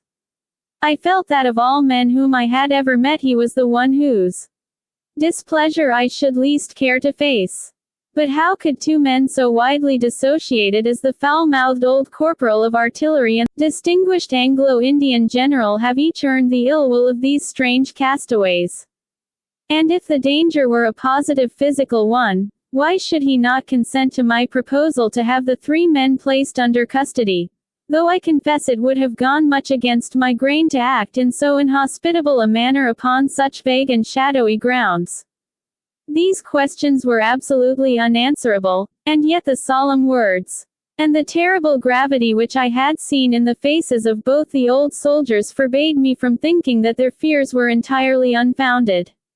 It was all a puzzle. An absolutely insoluble puzzle. One thing at least was clear to me, and that was that in the present state of my knowledge, and after the general's distinct prohibition, it was impossible for me to interfere in any way. I could only wait and pray that, whatever the danger might be, it might pass over, or at least that my dear Gabriel and her brother might be protected against it. I was walking down the lane lost in thought, and had got as far as the wicket gate which opens upon the Branksome lawn, when I was surprised to hear my father's voice raised in most animated and excited converse. The old man had been of late so abstracted from the daily affairs of the world, and so absorbed in his own special studies, that it was difficult to engage his attention upon any ordinary, mundane topic. Curious to know what it was that had drawn him so far out of himself, I opened the gate softly, and walking quietly round the laurel bushes, found him sitting, to my astonishment, with none other than the very man who was occupying my thoughts, Ram Singh, the Buddhist. The two were sitting upon a garden bench, and the Oriental appeared to be laying down some weighty proposition, checking every point upon his long, quivering, brown fingers, while my father, with his hands thrown abroad and his face awry, was loud in protestation and in argument. So absorbed were they in their controversy, that I stood within a hand-touch of them for a minute or more before they became conscious of my presence. On observing me the priest sprang to his feet and greeted me with the same lofty courtesy and dignified grace which had so impressed me the day before. I promised myself yesterday, he said, the pleasure of calling upon your question his views upon some points in connection with the Sanskrit and Hindu tongues, with the result that we have been arguing for an hour or more without either of us convincing the other. Without pretending to as deep a theoretical knowledge as that which has made the name of James Hunter West a household word among Oriental scholars, I happen to have given considerable attention to this one point, and indeed I am in a position to say that I know his views to be unsound. I assure you, sir, that up to the year 700, or even later, Sanskrit was the ordinary language of the great bulk of the inhabitants of India. And I assure you, sir, said my father warmly, that it was dead and forgotten at that date, save by the learned, who used it as a vehicle for scientific and religious works, just as Latin was used in the Middle Ages long after it had ceased to be spoken by any European nation. If you consult the Puranas you will find, said Ram Singh, that this theory, though commonly received, is entirely untenable. And if you will consult the Ramayana, and more particularly the Canonical books on Buddhist discipline, cried my father, you will find that the theory is unassailable. But look at the Kulavaga, said our visitor earnestly. And look at King Asoka, shouted my father triumphantly. When, in the year 300 before the Christian era, before, mind you, he ordered the laws of Buddha to be engraved upon the rocks, what language did he employ, Was it Sanskrit? No. And why was it not Sanskrit? Because the lower orders of his subjects would not have been able to understand a word of it. Ha, ha, that was the reason. How are you going to get round King Asoka's edicts, He carved them in the various dialects, Ram Singh answered. But, energy is too precious a thing to be wasted in mere wind in this style. The sun has passed its meridian, and I must return to my companions. I am sorry that you have not brought them to see us, said my father. Courteously. He was, I could see, uneasy lest in the eagerness of debate he had overstepped the bounds of hospitality. They do not mix with the world, Ram Singh, of the third incarnation, which has lasted with few intermissions from the time that we left the Himalayas. I shall not see you again, Mr. Hunter West, and I therefore bid you farewell. Your old age will be a happy one, as it deserves to be, and your Eastern studies will have a lasting effect upon the knowledge and literature of your own country. Farewell. And am I also to see no more of you? I asked. Unless you will walk with me along the seashore, he answered. But, you have already been out this morning, and may be tired. I ask too much of you. Nay, I should be delighted to come, I responded from my heart, and we set off together, accompanied for some little distance by my father, who would gladly, I could see, have reopened the Sanskrit controversy, had not his stock of breath been too limited to allow of his talking and walking at the same time. He is a learned man, Ram Singh remarked, after we had left him behind. But, like many another, he is intolerant towards opinions which differ from his own. He will know better some day. I made no answer to this observation, and we trudged along for a time in silence, keeping well down to the water's edge, where the sands afforded a good foothold. The sand dunes which lined the coast formed a continuous ridge upon our left, cutting us off entirely from all human observation, while on the right the broad channel stretched away with hardly a sail to break its silvery uniformity. The Buddhist priest and I were absolutely alone with nature. I could not help reflecting that if he were really the dangerous man that the mate affected to consider him, or that might be inferred from the words of General Heatherstone, I had placed myself completely in his power. Yet such was the majestic benignity of the man's aspect, and the unruffled serenity of his deep, dark eyes, that I could afford in his presence to let fear and suspicion blow past me as lightly as the breeze which whistled round us. His face might be stern, with the grand, sweeping oriental costume which is the fitting and proper frame for such a picture, the only garb which does not detract from the dignity and grace of the wearer. The place to which he led me was a small fisher cottage which had been deserted some years before by its tenant, but still stood gaunt and bare, with the thatch partly blown away and the windows and doors in sad disrepair. This dwelling, which the poorest Scotch beggar would have shrunk from, was the one which these singular men had preferred to the proffered hospitality of the laird's house. A small garden, now a mass of tangled brambles, stood round it, and through this my acquaintance picked his way to the ruined door. He glanced into the house and then waved his hand for me to follow him.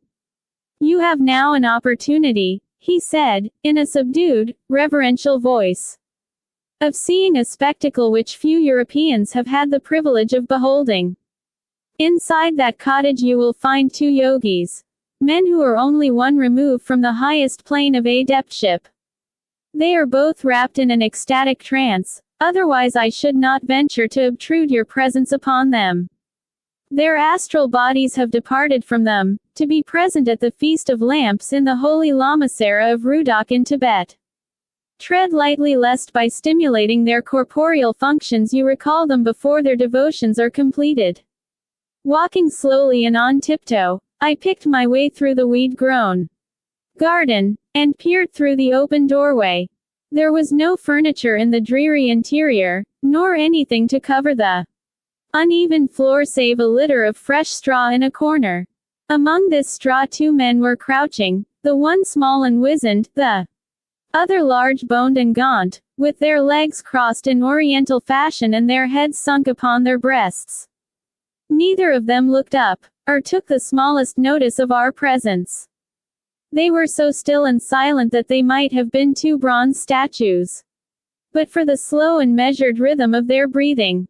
Their faces, however, had a peculiar, ashen-gray color, very different from the healthy brown of my companions, and I observed, on stooping my head, that only the whites of their eyes were visible. In front of them upon a small mat lay an earthenware pitcher of water and half a loaf of bread, together with a sheet of paper inscribed with certain Kabbalistic characters. Ram Singh glanced at these, and then, motioning to me to withdraw, followed me out into the garden. "I am not to disturb them until 10 o'clock, he said. "You have now seen in operation one of the grandest results of our occult philosophy, the dissociation of spirit from body. Not only are the spirits of these holy men standing at the present moment by the banks of the Ganges, but those spirits are clothed in a material covering so identical with their real bodies that none of the faithful will ever doubt that Lal Humi and Modar Khan are actually among them. This is accomplished by our power of resolving an object into its chemical atoms, of conveying these atoms with a speed which exceeds that of lightning to any given spot, and of their reprecipitating them and compelling them to retake their original form.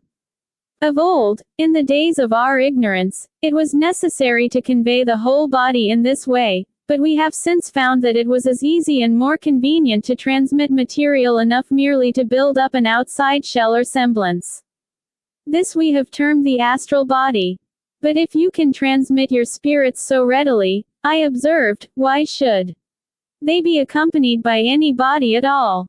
In communicating with brother initiates we are able to employ our spirits only, but when we wish to come in contact with ordinary mankind it is essential that we should appear in some form which they can see and comprehend.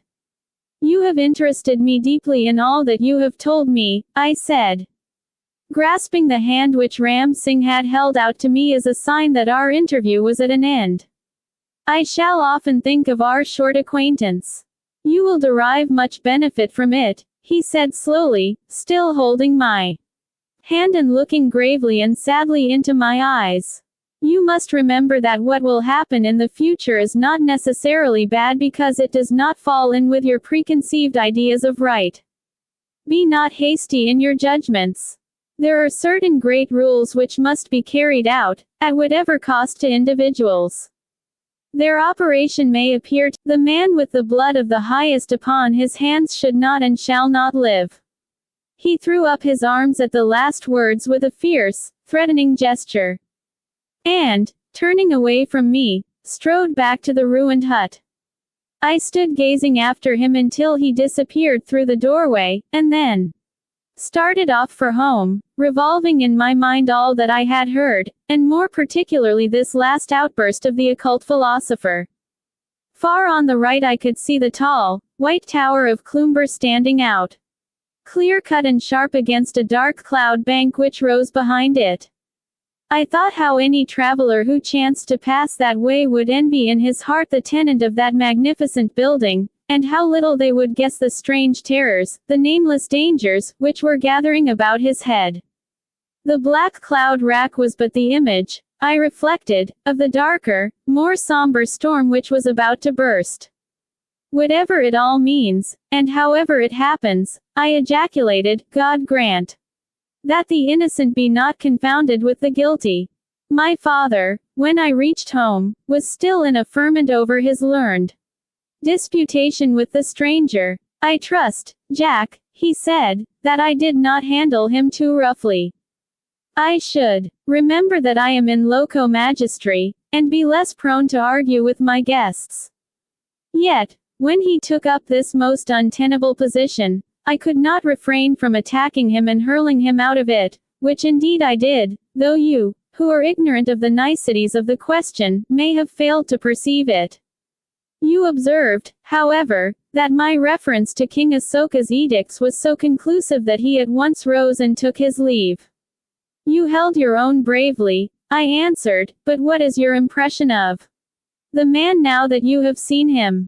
Why, said my father, he is one of those holy men who, under the various names of Sannyasins, yogis, sevras, qalandars, hakims, and kufis have devoted their lives to the study of the mysteries of the Buddhist faith. He is, I take it, a theosophist, or worshipper of the God of knowledge, the highest grade. But, father, interrupted my sister, this does not explain why men of such sanctity and attainments should choose to take up their quarters on the shores of a desolate Scotch bay. Ah, there you get beyond me, my father answered. I may suggest, however, that it is nobody's business but their own, so long as they keep the peace and are amenable to the law of the land. Have you ever heard, I asked, that these higher priests of whom you speak have powers which are unknown to us? Why, Eastern literature is full of it. The Bible is an Eastern book, and is it not full of the record of such powers from cover to cover? It is unquestionable that they have in the past known many of nature's secrets which are lost to us. I cannot say, however, from my own knowledge that the modern theosophists really possess the powers that they claim. Are they a vindictive class of people? I asked. Is there any offense among them which can only be expiated by death? Not that I know of, my father answered, raising his white eyebrows in surprise. You appear to be in an inquisitive humor this afternoon. What is the object of all these questions? Have our Eastern neighbors aroused your curiosity or suspicion in any way? I parried the question as best I might, for I was unwilling to let the old man know what was in my mind. No good purpose could come from his enlightenment. His age and his health demanded rest rather than anxiety. And indeed, with the best will in the world I should have found it difficult to explain to another what was so very obscure to myself. For every reason I felt that it was best that he should be kept in the dark. Never in all my experience had I known a day pass so slowly as did that eventful 5th of October. In every possible manner I endeavored to while away the tedious hours, and yet it seemed as if darkness would never arrive. I tried to read, I tried to write, I paced about the lawn, I walked to the end of the lane, I put new flies upon my fishing hooks, I began to index my father's library. In a dozen ways I endeavored to relieve the suspense which was becoming intolerable. My sister, I could see, was suffering from the same feverish restlessness. Again and again our good father remonstrated with us in his mild way for our erratic behavior and the continual interruption from it. At last, however, the tea was brought, and the tea was taken, the curtains were drawn, the lamps lit, and after another interminable interval the prayers were read and the servants dismissed to their rooms. My father compounded and swallowed his nightly jorum of toddy, and then shuffled off to his room, leaving the two of us in the parlor with our nerves in a tingle and our minds full of the most vague and yet terrible apprehensions. Chapter 14. Of the visitor WHO ran down the road. In the night time, it was 10:15 by the parlor timepiece when my father went off to his room, and left Esther and myself together. We heard his slow steps dying away up the creaking staircase, until the distant slamming of a door announced that he had reached his sanctum. The simple oil lamp upon the table threw a weird, uncertain light over the old room, flickering upon the carved oak paneling, and casting strange, fantastic shadows from the high-elbowed, straight-backed furniture. My sister's white, anxious face stood out in the obscurity with a startling exactness of profile like one of Rembrandt's portraits. We sat opposite to each other on either side of the table with no sound. breaking the silence save the measured ticking of the clock and the intermittent chirping of a cricket beneath the grate. There was something awe-inspiring in the absolute stillness.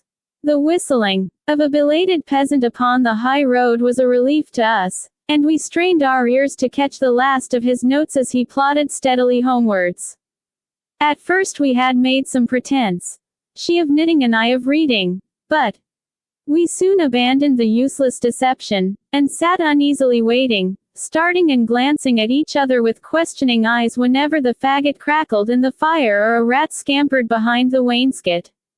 There was a heavy electrical feeling in the air, which weighed us down with a foreboding of disaster. I rose and flung the hall door open to admit the fresh breeze of the night. Ragged clouds swept across the sky, and the moon peeped out at times between their hurrying fringes, bathing the whole countryside in its cold, white radiance. From where I stood in the doorway the Cloomber wood, though the house itself was only visible from the rising ground some little distance off. At my sister's suggestion we walked together, she with her shawl over her head, as far as the summit of this elevation, and looked out in the direction of the hall. There was no illumination of the windows tonight. From roof to basement, not a light twinkled in any part of the great building. Its huge mass loomed up dark and sullen amid the trees which surrounded it, looking more like some giant sarcophagus than a human habitation. To our overawed nerves there was something of terror in its mere bulk. And its silence. We stood for some little time peering at it through the darkness, and then we made our way back to the parlor again, where we sat waiting. Waiting, we knew not for what, and yet with absolute conviction that some terrible experience was in store for us. It was 12 o'clock or thereabout when my sister suddenly sprang to her feet and held up her fingers to bespeak attention. "Do you hear nothing?" she asked. I strained my ears, but without success. "Come to the door," she cried, with a trembling voice. "Now can you hear anything?" In the deep silence of the night I distinctly heard a dull, murmuring, clattering sound, continuous apparently, but very faint and low. "What is it?" I asked, in a subdued voice. "It's the sound of a man running towards us," she answered, and then, suddenly dropping the last semblance of self-command, she fell upon her knees beside the table and began praying aloud with that frenzied earnestness which intense, overpowering fear can produce, breaking off now and again into half-hysterical whimperings. I could distinguish the sound clearly enough now to know that her quick, feminine perception had not deceived her, and that it was indeed caused by a running man. On he came, and on down the high road, his footfalls ringing out clearer and sharper every moment. An urgent messenger he must be, for he neither paused nor slackened his pace. The quick, crisp rattle was changed suddenly to a dull, muffled murmur. He had reached the point where sand had been recently laid down for 100 yards or so. In a few moments, however, he was back on hard ground again and his flying feet came nearer and ever nearer. He must, I reflected, be abreast of the head of the lane now. Would he hold on, or would he turn down to Branksome? The thought had hardly crossed my mind when I heard by the difference of the sound that the runner had turned the corner, and that his goal was beyond all question the laird's house. Rushing down to the gate of the lawn, I reached it just as our visitor dashed it open and fell into my arms. I could see in the moonlight that it was none other than Mordaunt Heatherstone. "What has happened?" I cried. "What is amiss, Mordaunt?" "My father," he gasped. "My father." His hat was gone, his eyes dilated with terror, and his face as bloodless as that of a corpse. I could feel that the hands which clasped my arms were quivering and shaking with emotion. "You are exhausted," I said, leading him into the parlor. "Give yourself a moment's rest before you speak to us. Be calm, man, you are with your best friends." I laid him on the old horsehair sofa, while Esther, whose fears had all flown to the winds now that something practical was to be done, dashed some brandy into a tumbler and brought it to him. The stimulant had a marvelous effect upon him, for the color began to come back into his pale cheeks and the light of recognition in his eyes. He sat up and took Esther's hand in both of his, like a man who is waking out of some bad dream and wishes to assure himself that he is real. But where have they gone? I cried. This is unworthy of you, Mordaunt. What right have we to sit here, allowing our private feelings to overcome us, while there is a possibility of succoring your father? Up, man! Let us follow him. Tell me only what direction he took.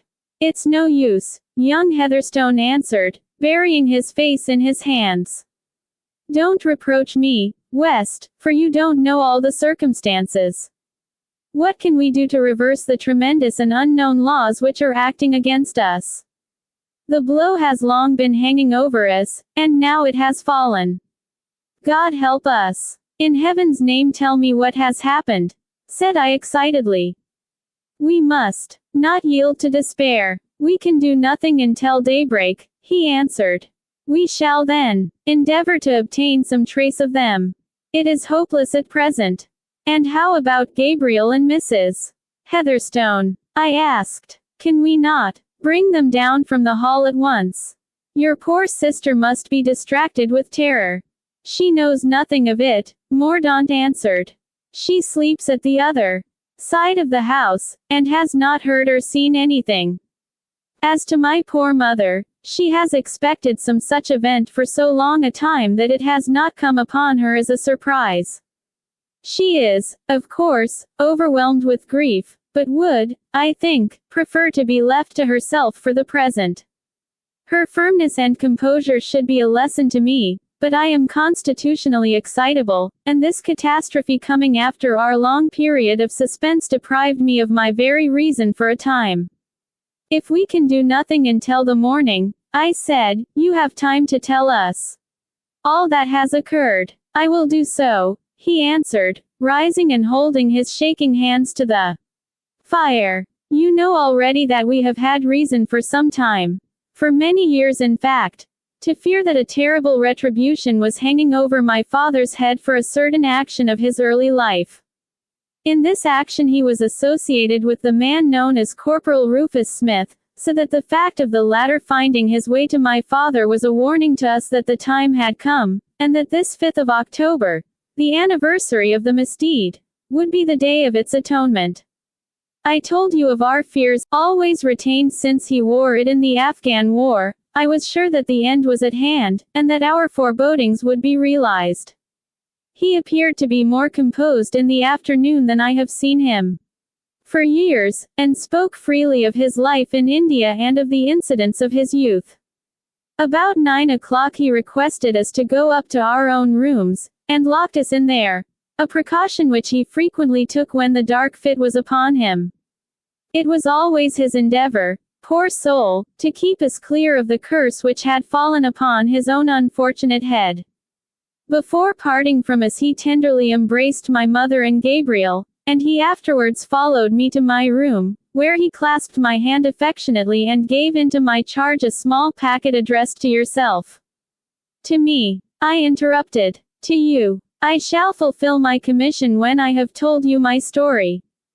I conjured him to allow me to sit up with him and share any danger which might arise, but he implored me with irresistible earnestness not to add to his troubles by thwarting his arrangements. Seeing that I was really distressing him by my pertinacity, I at last allowed him to close the door and to turn the key upon the outside. I shall always reproach myself for my want of firmness. But what can you do when your own father refuses your assistance or cooperation? You cannot force yourself upon him.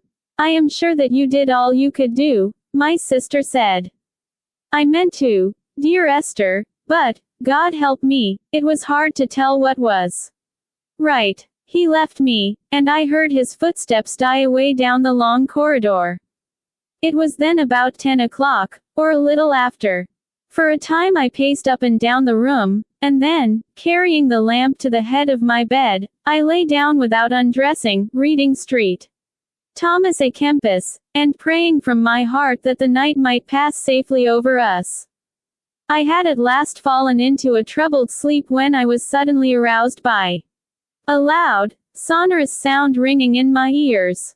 I sat up bewildered, but all was silent again. The lamp was burning low, and my watch showed me that it was going on to midnight. I blundered to my feet, and was striking a match with the intention of lighting the candles, when the sharp, vehement cry broke out again so loud and so clear that it might have. Rushing to the window, I drew the blind aside and looked out. You know that the gravel drive opens up so as to form a broad stretch immediately in front of the house. Just in the center of this clear space there stood 3 men looking up at the house. The moon shone full upon them, glistening on their upturned eyeballs, and by its light I could see that they were swarthy-faced and black-haired, of a type that I was familiar with among the Sikhs and Afridis. 2 of them were thin, with eager, aesthetic countenances, while the third was king-like and majestic, with a noble figure and flowing beard. Ram Singh, I ejaculated. What? You know of them? Exclaimed Mordaunt in great surprise. You have met them. I know of them. They are Buddhist priests, I answered, but go on. They stood in a line, he continued, sweeping their arms upwards and downwards, while their lips moved as if repeating some prayer or incantation. Suddenly they ceased to gesticulate, and broke out for the 3rd time into the wild, weird, piercing cry which had roused me from my slumber. Never shall I forget that shrill, dreadful summons swelling and reverberating through the silent night with an intensity of sound which is still ringing in my ears. As it died slowly away, there was a rasping and creaking as of keys and bolts, followed by the clang of an opening door and the clatter of hurrying feet. From my window I saw my father and Corporal Rufus Smith rush frantically out of the house, hatless and unkempt, like men who are obeying a sudden and overpowering impulse. The 3 strangers laid no hands on them, but all 5 swept swiftly away down the avenue and vanished among the trees.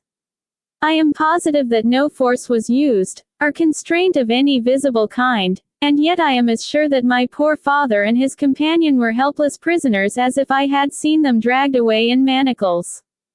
All this took little time in the acting. From the first summons which disturbed my sleep to the last shadowy glimpse which I had of them between the tree trunks could hardly have occupied more than 5 minutes of actual time. So sudden was it, and so strange, I threw my whole weight against my bedroom door in the hope of forcing the lock. It stood firm for a while, but I flung myself upon it again and again, until something snapped and I found myself in the passage. My first thought was for my mother. I rushed to her room and turned the key in her door. The moment that I did so she stepped out into the corridor in her dressing gown, and held up a warning finger. No noise, she said, Gabriel is asleep. They have been called away. They have, I answered. God's will be done, she cried. Your poor father will be happier in the next world than he has ever been in this. Thank heaven that Gabriel is asleep. I gave her chloral in her cocoa. Single quote. What am I to do? I said distractedly. Where have they gone? How can I help him? We cannot let him go from us like this, or leave these men to do what they will with him. Shall I ride into Wigtown and arouse the police? Single quote. Anything rather than that, my mother said earnestly. He has begged me, again and again, to avoid it. My son, we shall never set eyes upon your father again. You may marvel at my dry eyes, but if you knew as I know the peace which death would bring him, you could not find it in your heart to mourn for him. All pursuit is, I feel, vain, and yet some pursuit there must be. Let it be as private as possible. We cannot serve him better than by consulting his wishes. Single quote. But every minute is precious, I cried. Even now he may be calling upon us to rescue him from the clutches of those dark-skinned fiends. Single quote. The thought so maddened me that I rushed out of the house and down to the high road, but once there I had no indication in which direction to turn. The whole wide moor lay before me, without a sign of movement upon its broad expanse. I listened, but not a sound broke the perfect stillness of the night. It was then, my dear friends, as I stood, not knowing in which direction to turn, that the horror and responsibility broke full upon me. I felt that I was combating against forces of which I knew nothing. All was strange and dark and terrible. The thought of you, and of the help which I might look for from your advice and assistance, was a beacon of hope to me, should receive sympathy, and, above all, directions as to what I should do, for my mind is in such a whirl that I cannot trust my own judgment. My mother was content to be alone, my sister asleep, and no prospect of being able to do anything until daybreak. Under those circumstances, what more natural than that I should fly to you as fast as my feet would carry me? You have a clear head, Jack. Speak out, man, and tell me what I should do. Esther, what should I do? He turned from one to the other of us with outstretched hands and eager, questioning eyes. You can do nothing while the darkness lasts, I answered. We must report the matter to the Wigtown police, but we need not send our message to them until we are actually starting upon the search, so as to comply with the law and yet have a private investigation, as your mother wishes. John Fullerton, over the hill, has a lurcher dog which is as good as a bloodhound. If we set him on the general's trail, he will run him down if he had to follow him to John O'Groat's. It is terrible to wait calmly here while he may need our assistance. I fear our assistance could under any circumstances do him little good. There are forces at work here which are beyond human intervention. Besides, there is no alternative. We have, apparently, no possible clue as to the direction which they have taken, and for us to wander aimlessly over the moor in the darkness would be to waste the strength which may be more profitably used in the morning. It will be daylight by 5 o'clock. In an hour or so we can walk over the hill together and get Fullerton's dog. Another hour. Mordaunt groaned. Every minute seems an age. Lie down on the sofa and rest yourself, said I. You cannot serve your father better than by laying up all the strength you can, for we may have a weary trudge before us. But you mentioned a packet which the general had intended for me. It is here, he answered, drawing a small, flat parcel from his pocket and handing it over to me. You will find, no doubt, that it will explain all which has been so mysterious. The outside was written in bold handwriting. J. Fothergill West, Esq. And underneath, to be handed to that gentleman in the event of the disappearance or decease of Major General J. B. Heatherstone, V.C., C.B. late of the Indian Army. So at last I was to know the dark secret which had cast a shadow over our lives. Here in my hands I held the solution of it. With eager fingers I broke the seals and undid the wrapper. A note and a small bundle of discolored paper lay within. I drew the lamp over to me and opened the former. It was dated the preceding afternoon, and ran in this way. MDW. I should have satisfied your very natural curiosity on the subject which we have had occasion to talk of more than once, but I refrained for your own sake. I knew by sad experience how unsettling and unnerving it is to be forever waiting for a catastrophe which you are convinced must befall, and which you can neither avert nor accelerate. Though it affects me specially, as being the person most concerned, I am still conscious that the natural sympathy which I have observed in you, and your regard for Gabriel's father, would both combine to render you unhappy if you knew the hopelessness and yet the vagueness of the fate which threatens me. I feared to disturb your mind, and I was therefore silent, though at some cost to myself, for my isolation has not been the least of the troubles which have weighed me down. Many signs, however, and chief among them the presence of the Buddhists upon the coast as described by you this morning, have convinced me that the weary waiting is at last over and that the hour of retribution is at hand. Why I should have been allowed to live nearly 40 years after my offense is more than I can understand, but it is possible that those who had command over my fate know that such a life is the greatest of all penalties to me. Never for an hour, night or day, have they suffered me to forget that they have marked me down as their victim. Their accursed astral bell has been ringing my knell of dissolution. Come what may on the other side of the tomb, I shall at least be quit of that thrice terrible sound. There is no need for me to enter into the wretched business again, or to detail at any length the events of October 5, 1841, and the various circumstances which led up to the death of Gulab Shah, the arch-adept. I have torn a sheaf of leaves from my old journal, in which you will find a bald account of the matter, and an independent narrative was furnished by Sir Edward Elliot, of the Artillery, to the Star of India some years ago, in which, however, the names were suppressed. I have reason to believe that many people, even among those who knew India well, thought that Sir Edward was romancing, and that he had evolved his incidents from his imagination.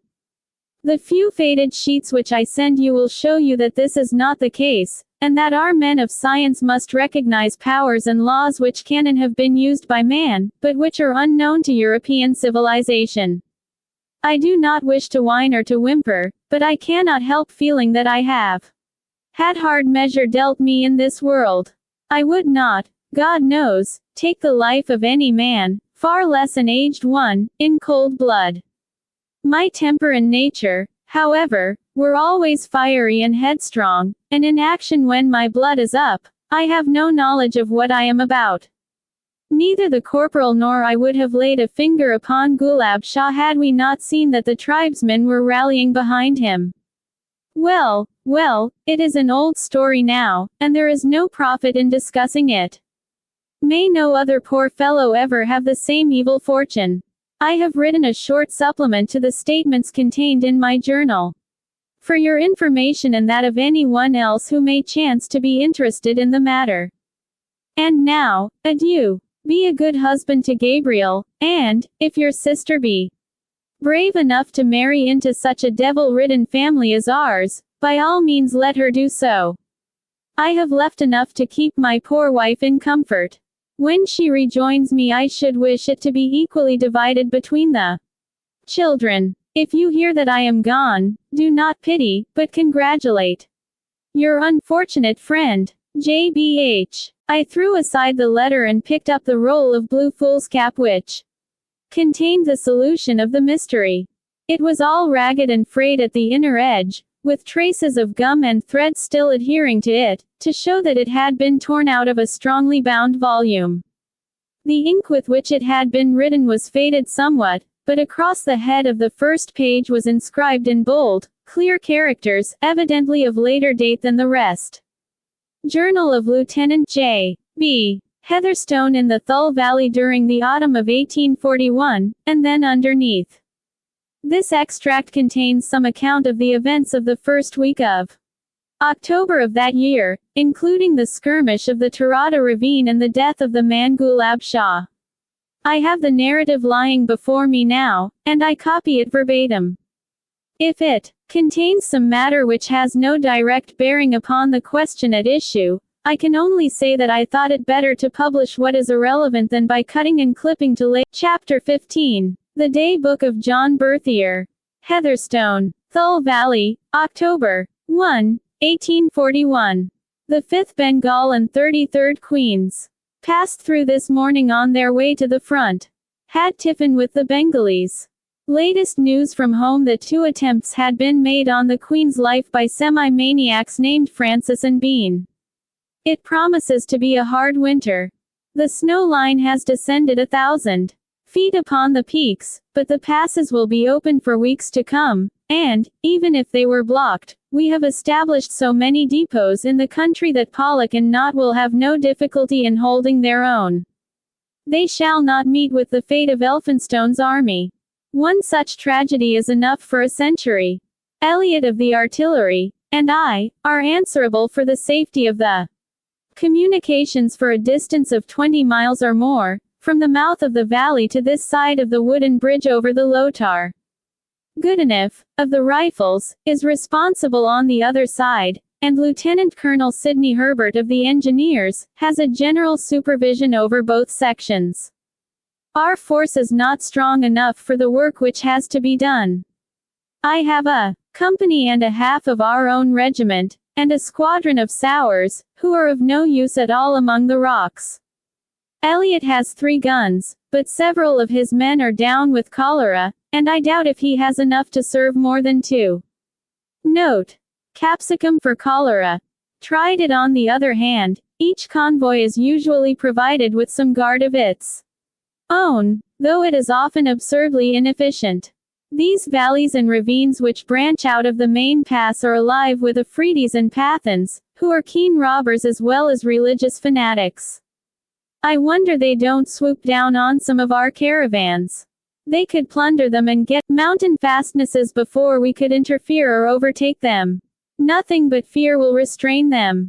If I had my way, I would hang one at the mouth of every ravine as a warning to the gang. They are personifications of the devil to look at, haw-nosed, full-lipped, with a mane of tangled hair, and most satanic sneer. No news today from the front. October 2nd. I must really ask Herbert for another company at the very least. I am convinced that the communications would be cut off if any serious attack were made upon us.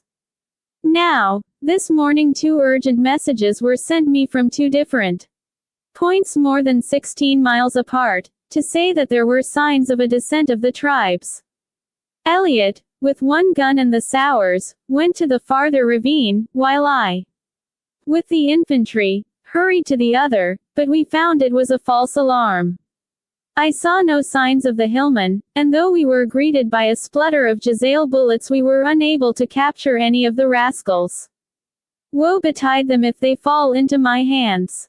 I would give them as short a shrift as ever a Highland cateran got from a Glasgow judge. These continued alarms may mean nothing, or they may be an indication that the hillmen are assembling and have some plan in view. We have had no news from the front for some time, but today a convoy of wounded came through with the intelligence that Nott had taken Ghuzni. I hope he warmed up any of the black rascals that fell into his hands. No word of Pollock. An elephant battery came up from the Punjab, looking in very good condition. There were several convalescents with it going up to rejoin their regiments. Knew none of them except Mostyn of the Hussars and young Blakesley, who was my fag at Charterhouse, and whom I have never seen since. Punch and cigars al fresco up to 11 o'clock. Letters today from Wills and Company about their little bill forwarded on from a line from Calcutta Daisy and another from Hobhouse to say that Matilda comes in for all the money under the will. I am glad of it. October 3rd. Glorious news from the front today. Barclay, of the Madras Cavalry, galloped through with dispatches. Pollock entered Kabul triumphantly on the 16th of last month, and, better still, Lady Sale has been rescued by Shakespeare, and brought safe into the British camp, together with the other hostages. Te Deum Laudamus. This should end the whole wretched business. This and the sack of the city. I hope Pollock won't be squeamish, or truckle to the hysterical party at home. The towns should be laid in ashes and the fields sown with salt. Above all, the Residency and the palace must come down. So shall Burns, Macnaghten, and many another gallant fellow know that his countrymen could avenge if they could not save him. It is hard when others are gaining glory and experience to be stuck in this miserable valley. I have been out of it completely, bar a few petty skirmishes. However, we may see some service yet.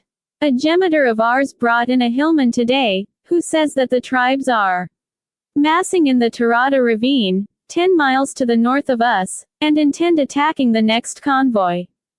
We can't rely on information of this sort, but there may prove to be some truth in it.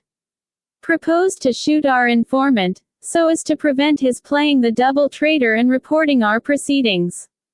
Elliot demurred. If you are making war, you should throw no chance away. I hate half and half measures.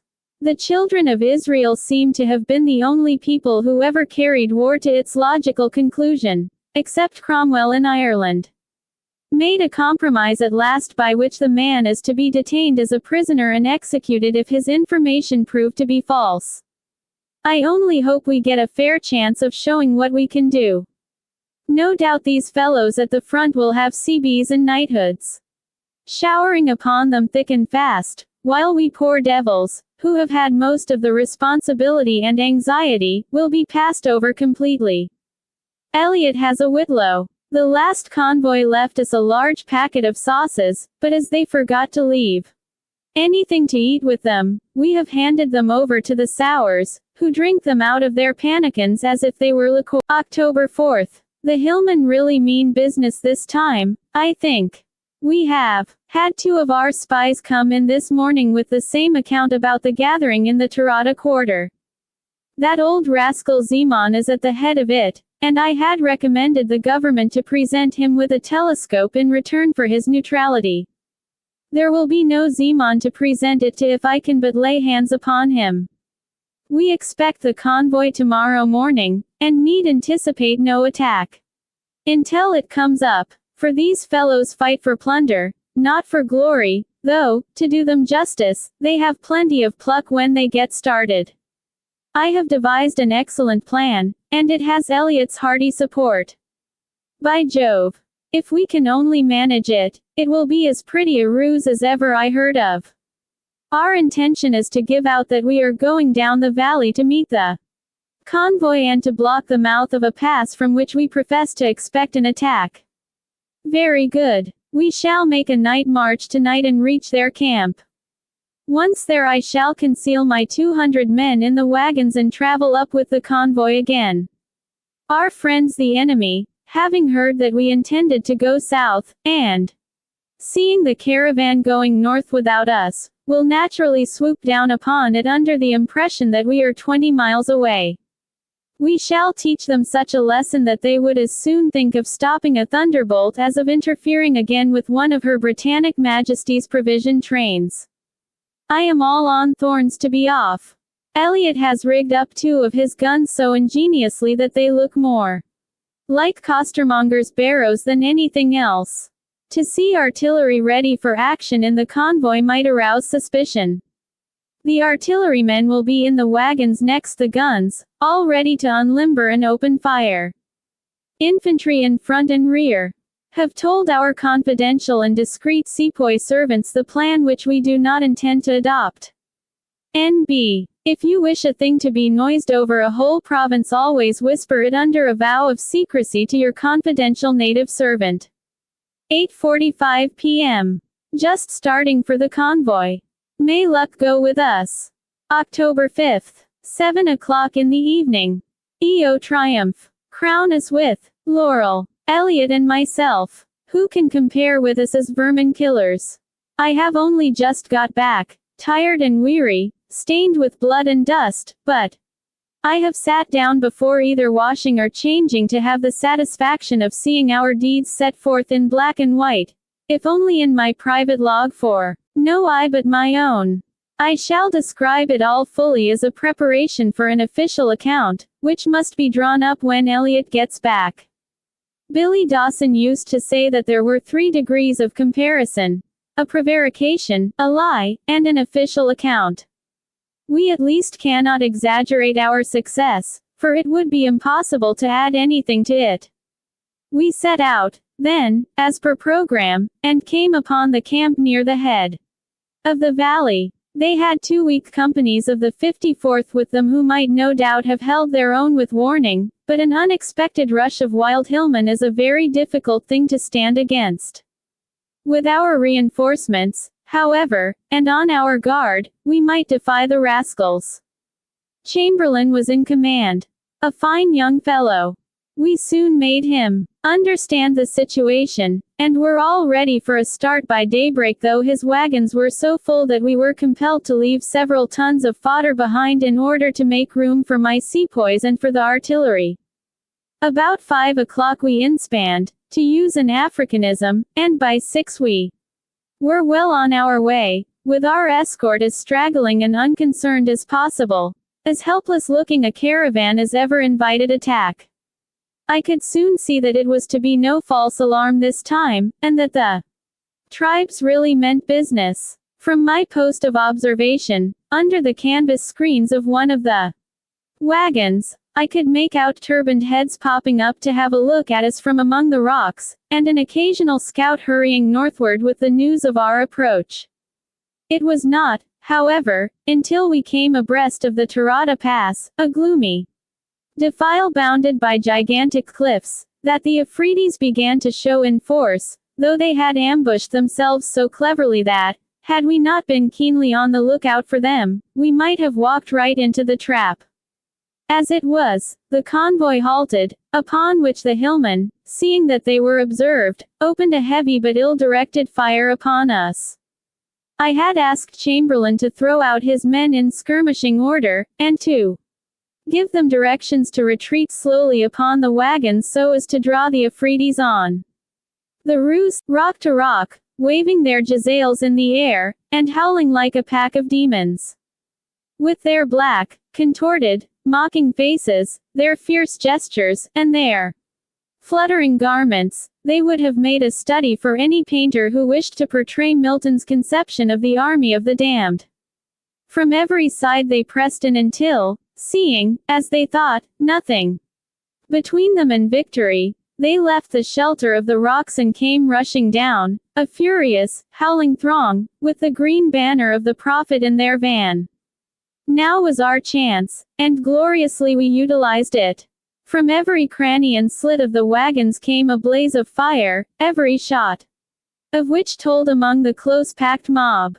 2 or 3 score rolled over like rabbits and the rest reeled for a moment, and then, with their chiefs at their head, came on again in a magnificent rush. It was useless, however, for undisciplined men to attempt to face such a well-directed fire. The leaders were bowled over, and the others, after hesitating for a few moments, turned and made for the rocks. It was our turn now to assume the offensive. The guns were unlimbered, and grape poured into them, while our little infantry force advanced at the double, shooting and stabbing all whom they overtook. Never had I known the tide of battle turn so rapidly and so decisively. The sullen retreat became a flight, and the flight a panic-stricken rout, until there was nothing left of the tribesmen except a scattered, demoralized rabble flying wildly to their native fastnesses for shelter and protection. I was by no means inclined to let them off cheaply now that I had them in my power. On the contrary, I determined to teach them such a lesson that the sight of a single scarlet uniform would in future be a passport in itself. We followed hard upon the track of the fugitives and entered the Tarada defile at their very heels. Having detached Chamberlain and Elliot with a company on either side to protect my wings, I pushed on with my sepoys and a handful of artillerymen, giving the enemy no time to rally or to recover themselves. We were so handicapped, however, by our stiff European uniforms and by our want of practice in climbing, that we should have been unable to overtake any of the mountaineers had it not been for a fort. There is a smaller ravine which opens into the main pass, and in their hurry and confusion some of the fugitives rushed down this. I saw 60 or 70 of them turn down, but I should have passed them by and continued in pursuit of the main body had not one of my scouts come rustling up to inform me that the smaller ravine was a cul-de-sac, and that the Afridi's who had gone up it had no possible means of getting out again except by cutting their way through our ranks. Here was an opportunity of striking terror into the tribes. Leaving Chamberlain and Elliot to continue the pursuit of the main body, I wheeled my sepoys into the narrow path and proceeded slowly down it in extended order, covering the whole ground from cliff to cliff. Not a jackal could have passed us unseen. The rebels were caught like rats in a trap. The defile in which we found ourselves was the most gloomy and majestic that I have ever seen. On either side naked precipices rose sheer up for 1,000 feet or more, converging upon each other so as to leave a very narrow slit of daylight above us, which was further reduced by the feathery fringe of palm trees and aloes which hung over each lip of the chasm. The cliffs were not more than a couple of 100 yards apart at the entrance, but as we advanced they grew nearer and nearer, until a half company in close order could hardly march abreast. A sort of twilight reigned in this strange valley, and the dim, uncertain light made the great basalt rocks loom up vague and fantastic. There was no path, and the ground was most uneven, but I pushed on briskly, cautioning my fellows to have their fingers on their triggers, for I could see that we were nearing the point where the two cliffs would form an acute angle with each other. At last we came in sight of the place. A great pile of boulders was heaped up at the very end of the pass, and among these our fugitives were skulking, entirely demoralized apparently, and incapable of resistance. They were useless as prisoners, and it was out of the question to let them go, so there was no choice but to polish them off. Waving my sword, I was leading my men on, when we had a most dramatic interruption of a sort which I have seen once or twice on the boards of Drury Lane, some wild beast than a human habitation. Out of this dark archway there suddenly emerged an old man, such a very old man that all the other veterans whom I have seen were as chickens compared with him. His hair and beard were both as white as snow, and each reached more than halfway to his waist. His face was wrinkled and brown and ebony, a cross between a monkey and a mummy, and so thin and emaciated were his shriveled limbs that you would hardly have given him credit for having any vitality left, were it not for his eyes, which glittered and sparkled with excitement, like two diamonds in a setting of mahogany. This apparition came rushing out of the cave, and, throwing himself between the fugitives and our fellows, motioned us back with as imperious a sweep of the hand as ever an emperor used to his slaves. "Men of blood," he cried, in a voice of thunder, speaking excellent English, too. "This is a place for prayer and meditation, not for murder.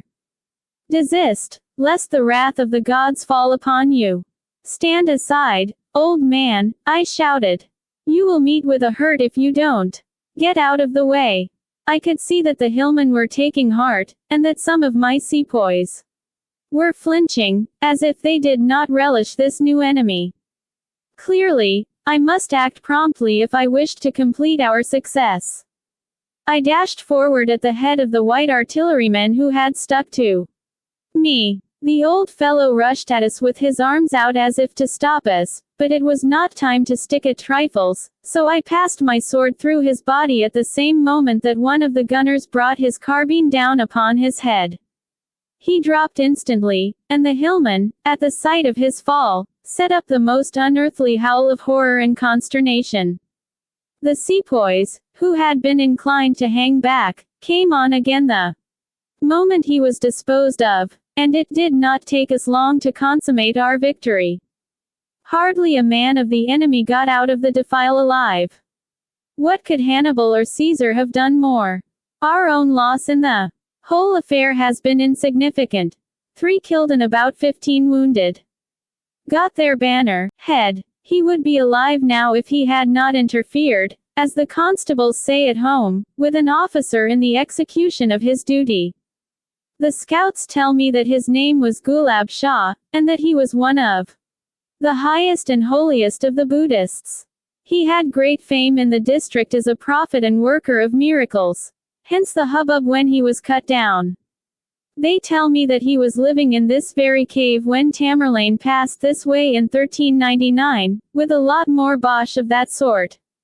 I went into the cave, and how any man could live in it a week is a mystery to me, for it was little more than 4 feet high, and as damp and dismal a grotto as ever was seen. A wooden settle and a rough table were the sole furniture, with a lot of parchment scrolls with hieroglyphics. Well, he has gone where he will learn that the gospel of peace and good will is superior to all his pagan lore. Peace go with him. Eliot and Chamberlain never caught the main body. I knew they wouldn't. So the honors of the day rest with me. I ought to get a step for it, anyhow, and perhaps, who knows, some mention in the Gazette. What a lucky chance. I think Zeman deserves his telescope after all for giving it to me. Shall have something to eat now, for I am half starved. Glory is an excellent thing, but you cannot live upon it. October 6, 11 a.m. Let me try to set down as calmly and as accurately as I can all that occurred last night. I have never been a dreamer or a visionary, so I can rely upon my own senses, though I am bound to say that if any other fellow had told me the same thing I should have doubted him. I might even have suspected that I was deceived at the time had I not heard the bell since. However, I must narrate what happened. Elliot was in my tent with me having a quiet cheroot until about 10 o'clock. I then walked the rounds with my gemeter, and having seen that all was right I turned in a little before 11. I was just dropping off to sleep, for I was dog-tired after the day's work, when I was aroused by some slight noise, and, looking round, I saw a man dressed in Asiatic costume standing at the entrance of my tent. He was motionless when I saw him, and he had his eyes fixed upon me with a solemn and stern expression. My first thought was that the fellow was some Ghazi or Afghan fanatic, who had stolen in with the intention of stabbing me, and with this idea in my mind I had all the will to spring from my couch and defend myself, but the power was unaccountably lacking. An overpowering languor and want of energy possessed me. Had I seen the dagger descending upon my breast I could not have made an effort to avert it. I suppose a bird when it is under the influence of a snake feels very much as I did in the presence of this gloomy-faced stranger. My mind was clear enough, but my body was as torpid as though I were still asleep. I shut my eyes once or twice and tried to persuade myself that the whole thing was a delusion, but every time that I opened them there was the man still regarding me with the same stony, menacing stare. The silence became unendurable. I felt that I must overcome my languor so far as to address him. I am not a nervous man, and I never knew before what Virgil meant when he wrote adhos et facibus ora. At last I managed to stammer out a few words, asking the intruder who he was and what he wanted. Lieutenant Heatherstone, he answered, speaking slowly and gravely. You have committed this day the foulest sacrilege and the greatest crime which it is possible for man to do. You have slain one of the thrice blessed and reverend ones, an arch-adept of the first degree, an elder brother who has trod the higher path for more years than you have numbered months. You have cut him off at a time when his labors promised to reach a climax and when he was about to attain a height of occult knowledge which would have brought man one step nearer to his Creator. All this you have done without excuse, without provocation, at a time when he was pleading the cause of the helpless and distressed. Listen now to me, John Heatherstone. When first the occult sciences were pursued many thousands of years ago, it was found by the learned that the short tenure of human existence was too limited to allow a man to attain the loftiest heights of inner life. The inquirers of those days directed their energies in the first place, therefore, to the lengthening of their own days in order that they might have more scope for improvement.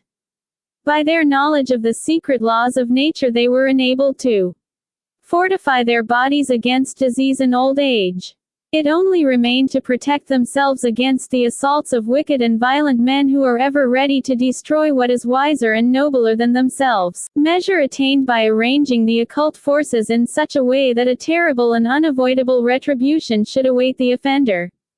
It was irrevocably ordained by laws which cannot be reversed that any one who should shed the blood of a brother who had attained a certain degree of sanctity should be a doomed man.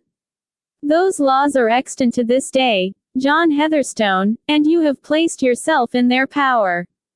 King or emperor would be helpless before the forces which you have called into play. What hope, then, is there for you? In former days these laws acted so instantaneously that the slayer perished with his victim. It was judged afterwards that this prompt retribution prevented the offender from having time to realize the enormity of his offense. It was therefore ordained that in all such cases the retribution should be left in the hands of the chelas, or immediate disciples of the holy man, with power to extend or shorten it at their will, exacting it either at the time or at any future anniversary of the day when the crime was committed. Why punishment should come on those days only it does not concern you to know. Suffice it that you are the murderer of Gulab Shah, the thrice blessed, and that I am the senior of his 3 chelas commissioned to avenge his death. It is no personal matter between us. Amid our studies we have no leisure or inclination for personal matters. It is an immutable law, and it is as impossible for us to relax it as it is for you to escape from it. Sooner or later we shall come to you and claim your life in atonement for the one which you have taken. The same fate shall be meted out to the wretched soldier, Smith, who, though less guilty than yourself, has incurred the same penalty by raising his sacrilegious hand against the chosen of Buddha. If your life is prolonged, it is merely that you may have time to repent of your misdeed and to feel the full force of your punishment. And lest you should be tempted to cast it out of your mind and to forget it. Our bell, our astral bell, the use of which is one of our occult secrets, shall ever remind you of what have been and what is to be. You shall hear it by day and you shall hear it. You will never see me more, accursed one, until the day when we come for you, live in fear, and in that anticipation which is worse than death. With a menacing wave of the hand the figure turned and swept out of my tent into the darkness. The instant that the fellow disappeared from my sight I recovered from my lethargy which had fallen upon me. Springing to my feet, I rushed to the opening and looked out. A sepoy sentry was standing leaning upon his musket, a few paces off. "You dog," I said in Hindustani. "What do you mean by letting people disturb me in this way?" The man stared at me in amazement. "Has anyone disturbed the Sahib?" he asked. "This instant. This moment.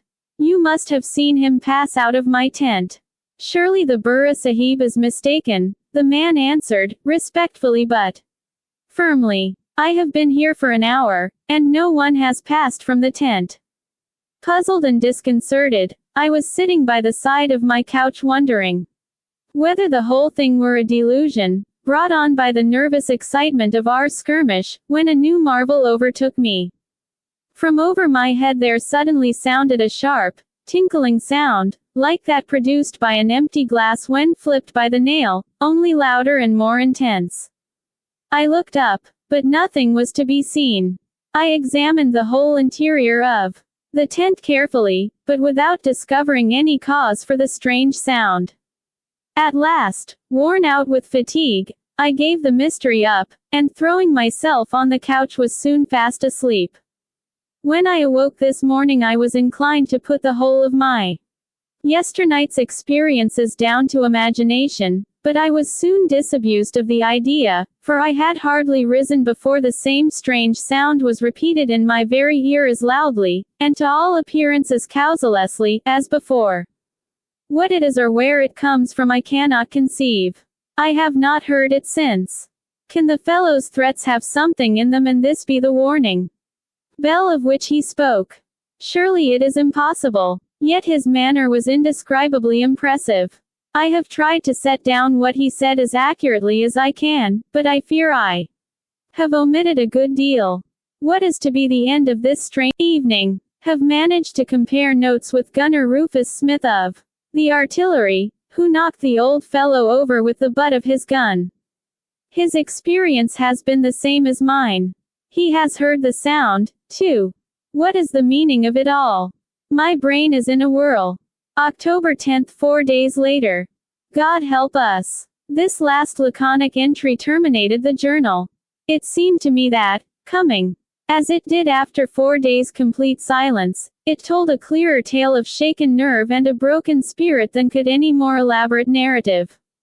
Pinned onto the journal was a supplementary statement which had evidently been recently added by the general. From that day to this, it said, I have had no night or day free from the intrusion of that dreadful sound with its accompanying train of thought. Time and custom have brought me no relief, But on the contrary, as the years pass over my head, my physical strength decreases and my nerves become less able to bear up against the continual strain. I am a broken man in mind and body. I live in a state of tension, always straining my ears for the hated sound, afraid to converse with my fellows for fear of exposing my dreadful condition to them, with no comfort or hope of comfort on this side of the grave. I should be willing, Heaven knows, to die, and yet as each 5th of October comes round, I am prostrated with fear because I do not know what strange and terrible experience may be in store for me. 40 years have passed since I slew Gulab Shah, and 40 times I have gone through all the horrors of death, without attaining the blessed peace which lies beyond. I have no means of knowing in what shape my fate will come upon me. I have immured myself in this lonely country, and surrounded myself with barriers, because in my weaker moments my instincts urge me to take some steps for self-protection, but I know well in my heart how futile it all is. They must come quickly now, for I grow old, and nature will forestall them unless they make haste. I take credit to myself that I have kept my hands off the prussic acid or opium bottle. It has always been in my power to checkmate my occult persecutors in that way, but I have ever held that a man in this world cannot desert his post until he has been relieved in due course by the authorities. I have had no scruples, however, about exposing myself to danger, and, during the Sikh and Sepoy wars, I did all that a man could do to court death. He passed me by, however, and picked out many a young fellow to whom life was only opening and who had everything to live for, while I survived to win crosses and honors which had lost all relish for me. Well, these things cannot depend upon chance, and there is no doubt some deep reason for it all. One compensation Providence has made me in the shape of a true and faithful wife, to whom I told my dreadful secret before the wedding, and who nobly consented to share my lot. She has lifted half the burden from my shoulders, but with the effect, poor soul, of crushing her own life beneath its weight. My children, too, have been a comfort to me. Mordaunt knows all, or nearly all. Gabriel we have endeavored to keep in the dark, though we cannot prevent her from knowing that there is something amiss. I should like this statement to be shown to Dr. John Easterling of Stranraer. He heard on one occasion this haunting sound. My sad experience may show him that I spoke truth when I said that there was much knowledge in the world which has never found its way to England. J. B. Heatherstone. It was going on for dawn by the time that I had finished this extraordinary narrative, to which my sister and Mordaunt Heatherstone listened with the most absorbed attention. Already we could see through the window that the stars had begun to fade and a grey light to appear in the east. The crofter who owned the lurcher dog lived a couple of miles. Chapter 16. At the Hole of Cree. It was dark enough when we started to make it no easy matter to find our way across the moors, but as we advanced it grew lighter and lighter, until by the time we reached Fullerton's cabin it was broad daylight. Early as it was, he was up and about, for the Wigtown peasants are an early rising race. We explained our mission to him in as few words as possible, and having made his bargain, what Scot ever neglected that preliminary, he agreed not only to let us have the use of his dog but to come with us himself. Mordaunt, in his desire for privacy, would have demurred at this arrangement, but I pointed out to him that we had no idea what was in store for us, and the addition of a strong, able-bodied man to our party might prove to be of the utmost consequence. Again, the dog was less likely to give us trouble if we had its master to control it. My arguments carried the day, and the biped accompanied us as well as his four-footed companion. There was some little similarity between the two, for the man was a towsy-headed fellow with a great mop of yellow hair and a straggling beard, while the dog was of the long-haired, unkempt breed looking like an animated bundle of oakum. All our way to the hall its owner kept retailing instances of the creature's sagacity and powers of scent, which, according to his account, were little less than miraculous. His anecdotes had a poor audience, I fear, for, again and again as we topped an eminence I saw him look eagerly round him in the faint hope of seeing some trace of the absentee, but over the whole expanse of moorland there was no sign of movement or of life. All was dead and silent and deserted. Our visit to the hall was a very brief one, for every minute now was of importance. Mordaunt rushed in and emerged with an old coat of his father's, which he handed to Fullerton, who held it out to the dog. The intelligent brute sniffed at it all over, then ran whining a little way down the avenue, came back to sniff the coat again, and finally elevating its stump of a tail in triumph, uttered a succession of sharp yelps to show that it was satisfied that it had struck the trail. Its owner tied a long cord to its collar to prevent it from going too fast for us, and we all set off upon our search, the dog tugging and straining at its leash in its excitement as it followed in the general's footsteps. Our way lay for a couple of 100 yards along the high road, and then passed through a gap in the hedge and on to the moor, across which we were led in a bee line to the northward. The sun had by this time risen above the horizon, and the whole countryside looked so fresh and sweet, from the blue, sparkling sea to the purple mountains, that it was difficult to realize how weird and uncanny was the enterprise upon which we were engaged. The scent must have lain strongly upon the ground, for the dog never hesitated nor stopped, dragging its master along at a pace which rendered conversation impossible. At one place, in crossing a small stream, we seemed to get off the trail for a few minutes, but our keen-nosed ally soon picked it up on the other side and followed it over the trackless moor, whining and yelping all the time in its eagerness. Had we not all three been fleet of foot and long of wind, we could not have persisted in the continuous, rapid journey over the roughest of ground, with the heather often well nigh up to our waists. For my own part, I have no idea now, looking back, what goal it was. Their track seemed at first to favor this supposition, for it lay in the line of the upper end of the bay, but it ended by branching off and striking directly inland. Clearly the ocean was not to be our terminus. By 10 o'clock we had walked close upon 12 miles, and were compelled to call a halt for a few minutes to recover our breath. For the last mile or two we had been breasting the long, wearying slope of the Wigtown Hills. From the summit of this range, which is nowhere more than 1,000 feet in height, we could see, looking northward, such a scene of bleakness and desolation as can hardly be matched in any country. Right away to the horizon stretched the broad expanse of mud and of water, mingled and mixed together in the wildest chaos, like a portion of some world in the process of formation.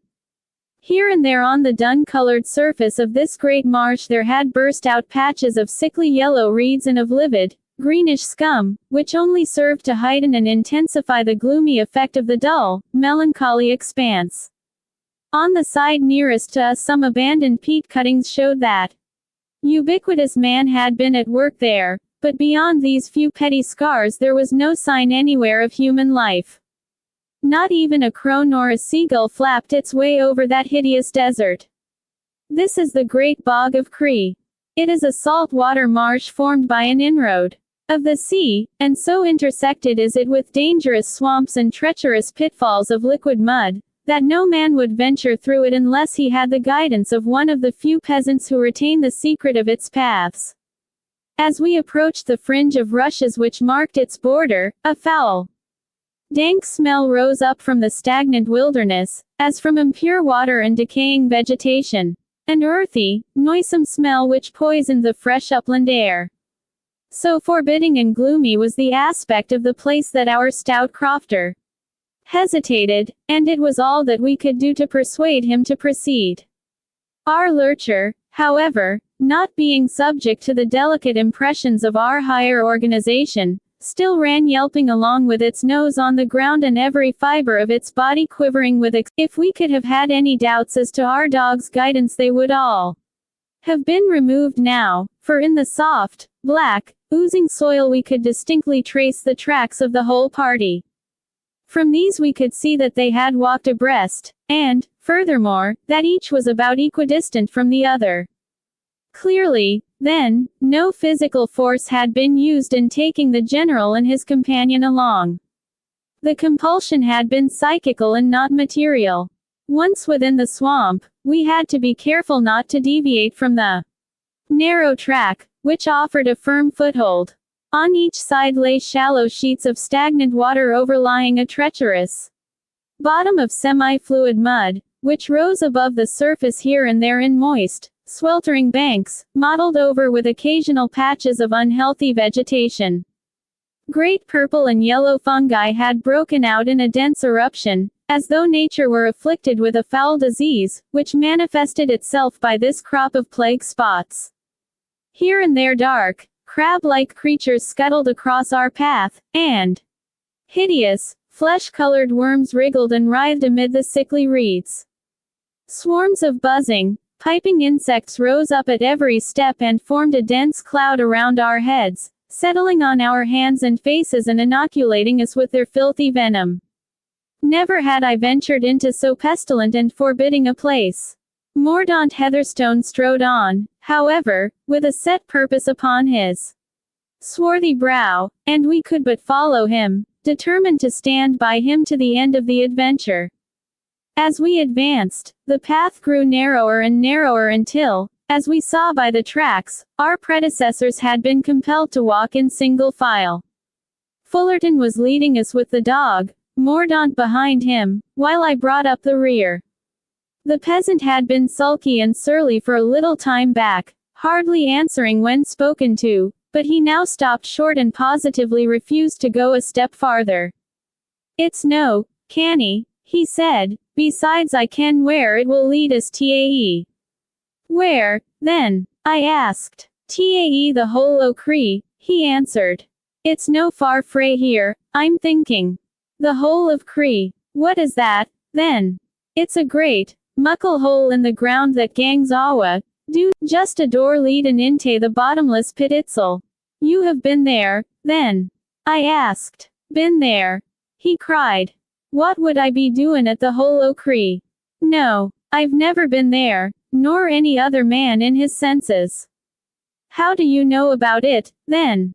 "My great-grandfather had been there, and that's how I ken," Fullerton answered. "He was fou, one Saturday nicht and he went for a bet.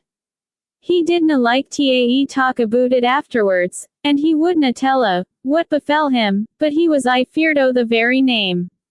He's the first Fullerton that's been at the Hole o' Cree, and he'll be the last for me. If ye'll talk, my advice ye'll just gie the matter up and gang hame again, for there's nae guide tae be got oot o' this place."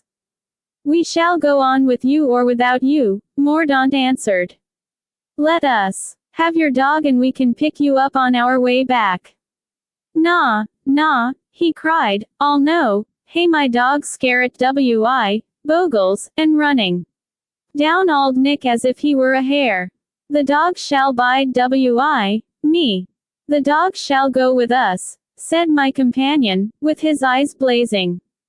"We have no time to argue with you. Here's a £5 note. Let us have the dog, or, by heaven, I shall take it by force and throw you in the bog if you hinder us." I could realize the Heatherstone of 40 years ago when I saw the fierce and sudden wrath which lit up the features of his son. Either the bribe or the threat had the desired effect, for the fellow grabbed at the money with one hand while with the other he surrendered the leash which held the lurcher. Leaving him to retrace his steps, we continued to make our way into the utmost recesses of the great swamp. The tortuous path grew less and less defined as we proceeded, and was even covered in places with water, but the increasing excitement of the hound and the sight of the deep footmarks in the mud stimulated us to push on.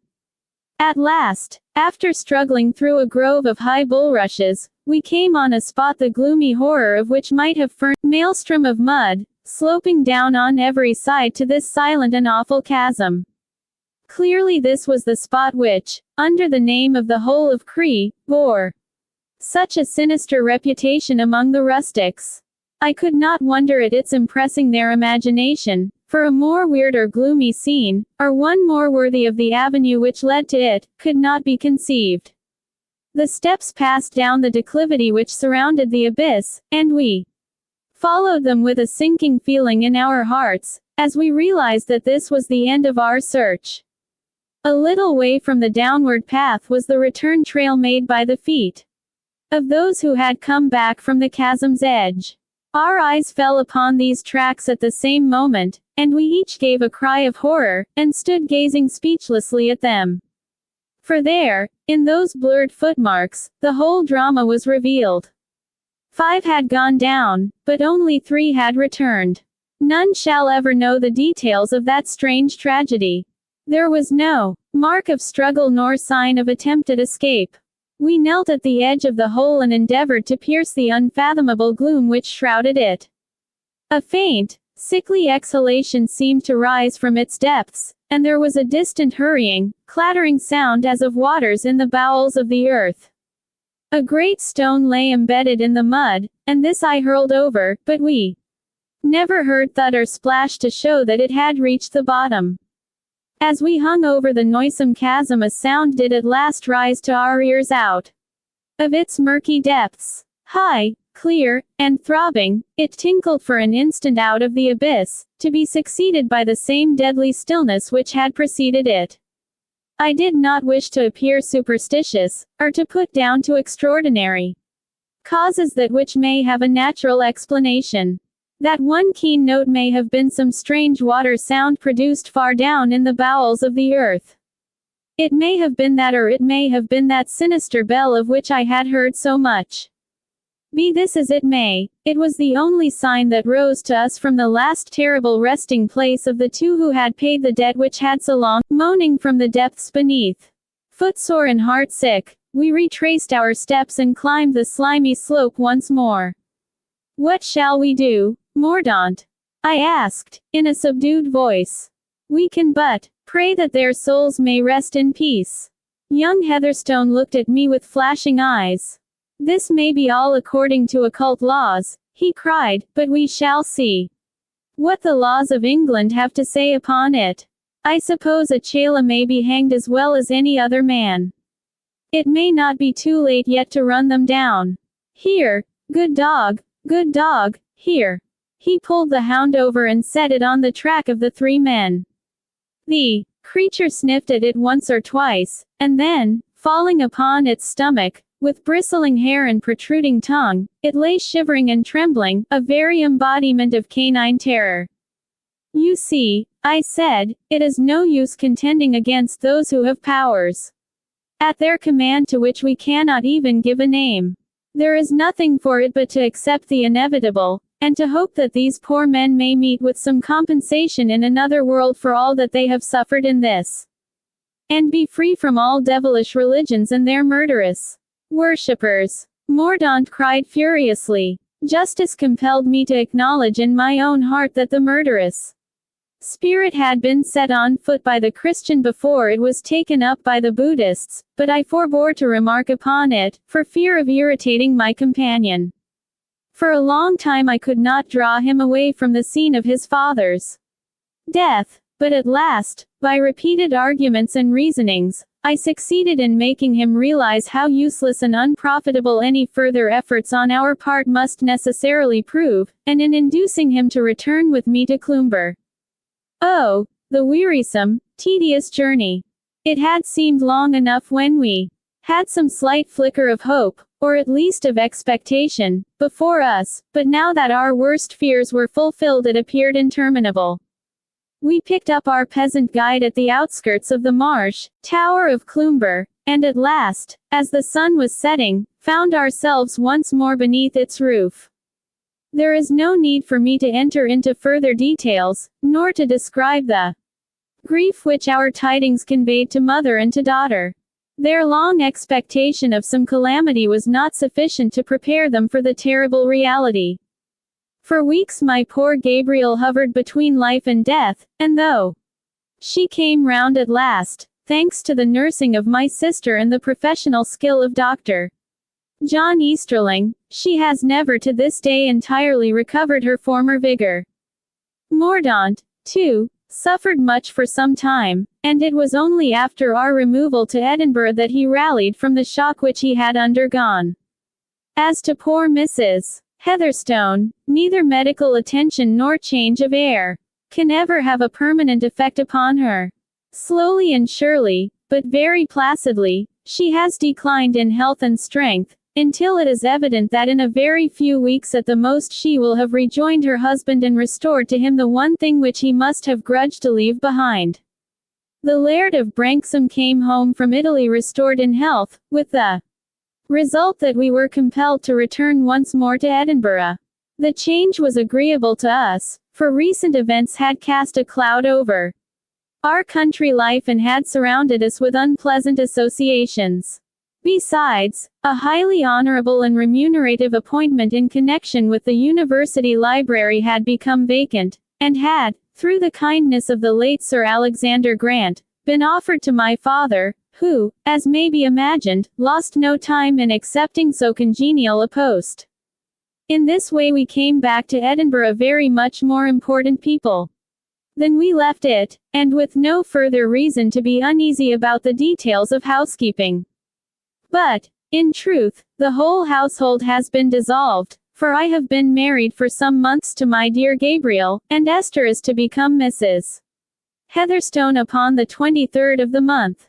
If she makes him as good a wife as his sister has made me, we may both set ourselves down as fortunate men. These mere domestic episodes are, as I have already explained, introduced only because I cannot avoid alluding to them. My object in drawing up this statement and publishing the evidence which corroborates it, was certainly not to parade my private affairs before the public, but to leave on record an authentic narrative of a most remarkable series of events.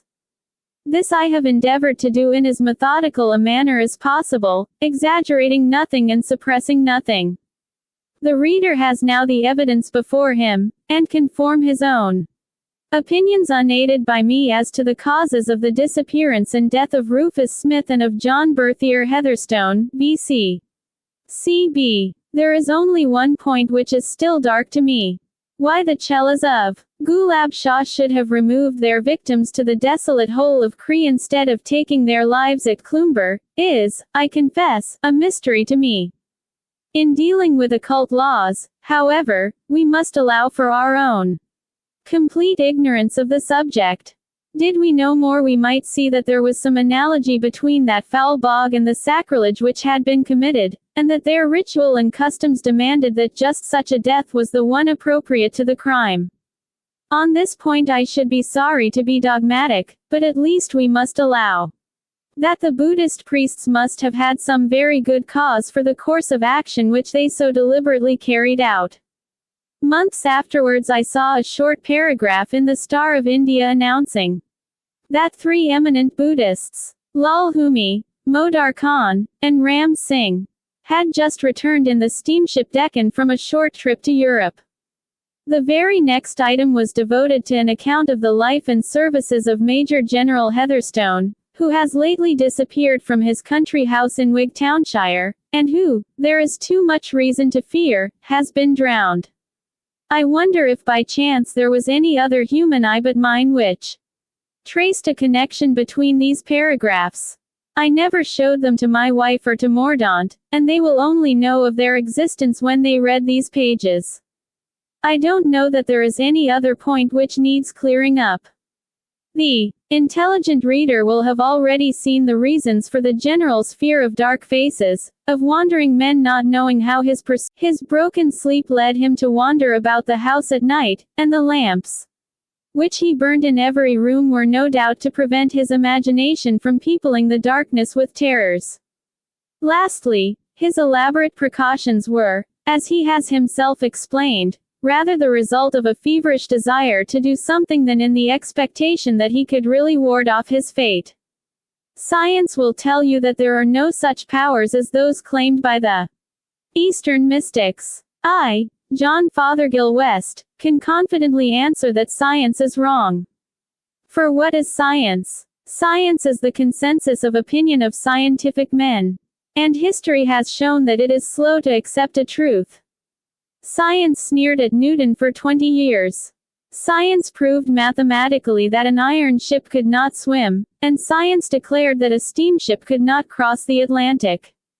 Like Goethe's Mephistopheles, our wise professor's forte is stets verneinen. Thomas Didymus is, to use his own jargon, his prototype. Let him learn that if he will but cease to believe in the infallibility of his own methods, and will look to the East, from which all great movements come, he will find there a school of philosophers and of savants who, working on different lines from his own, are many thousand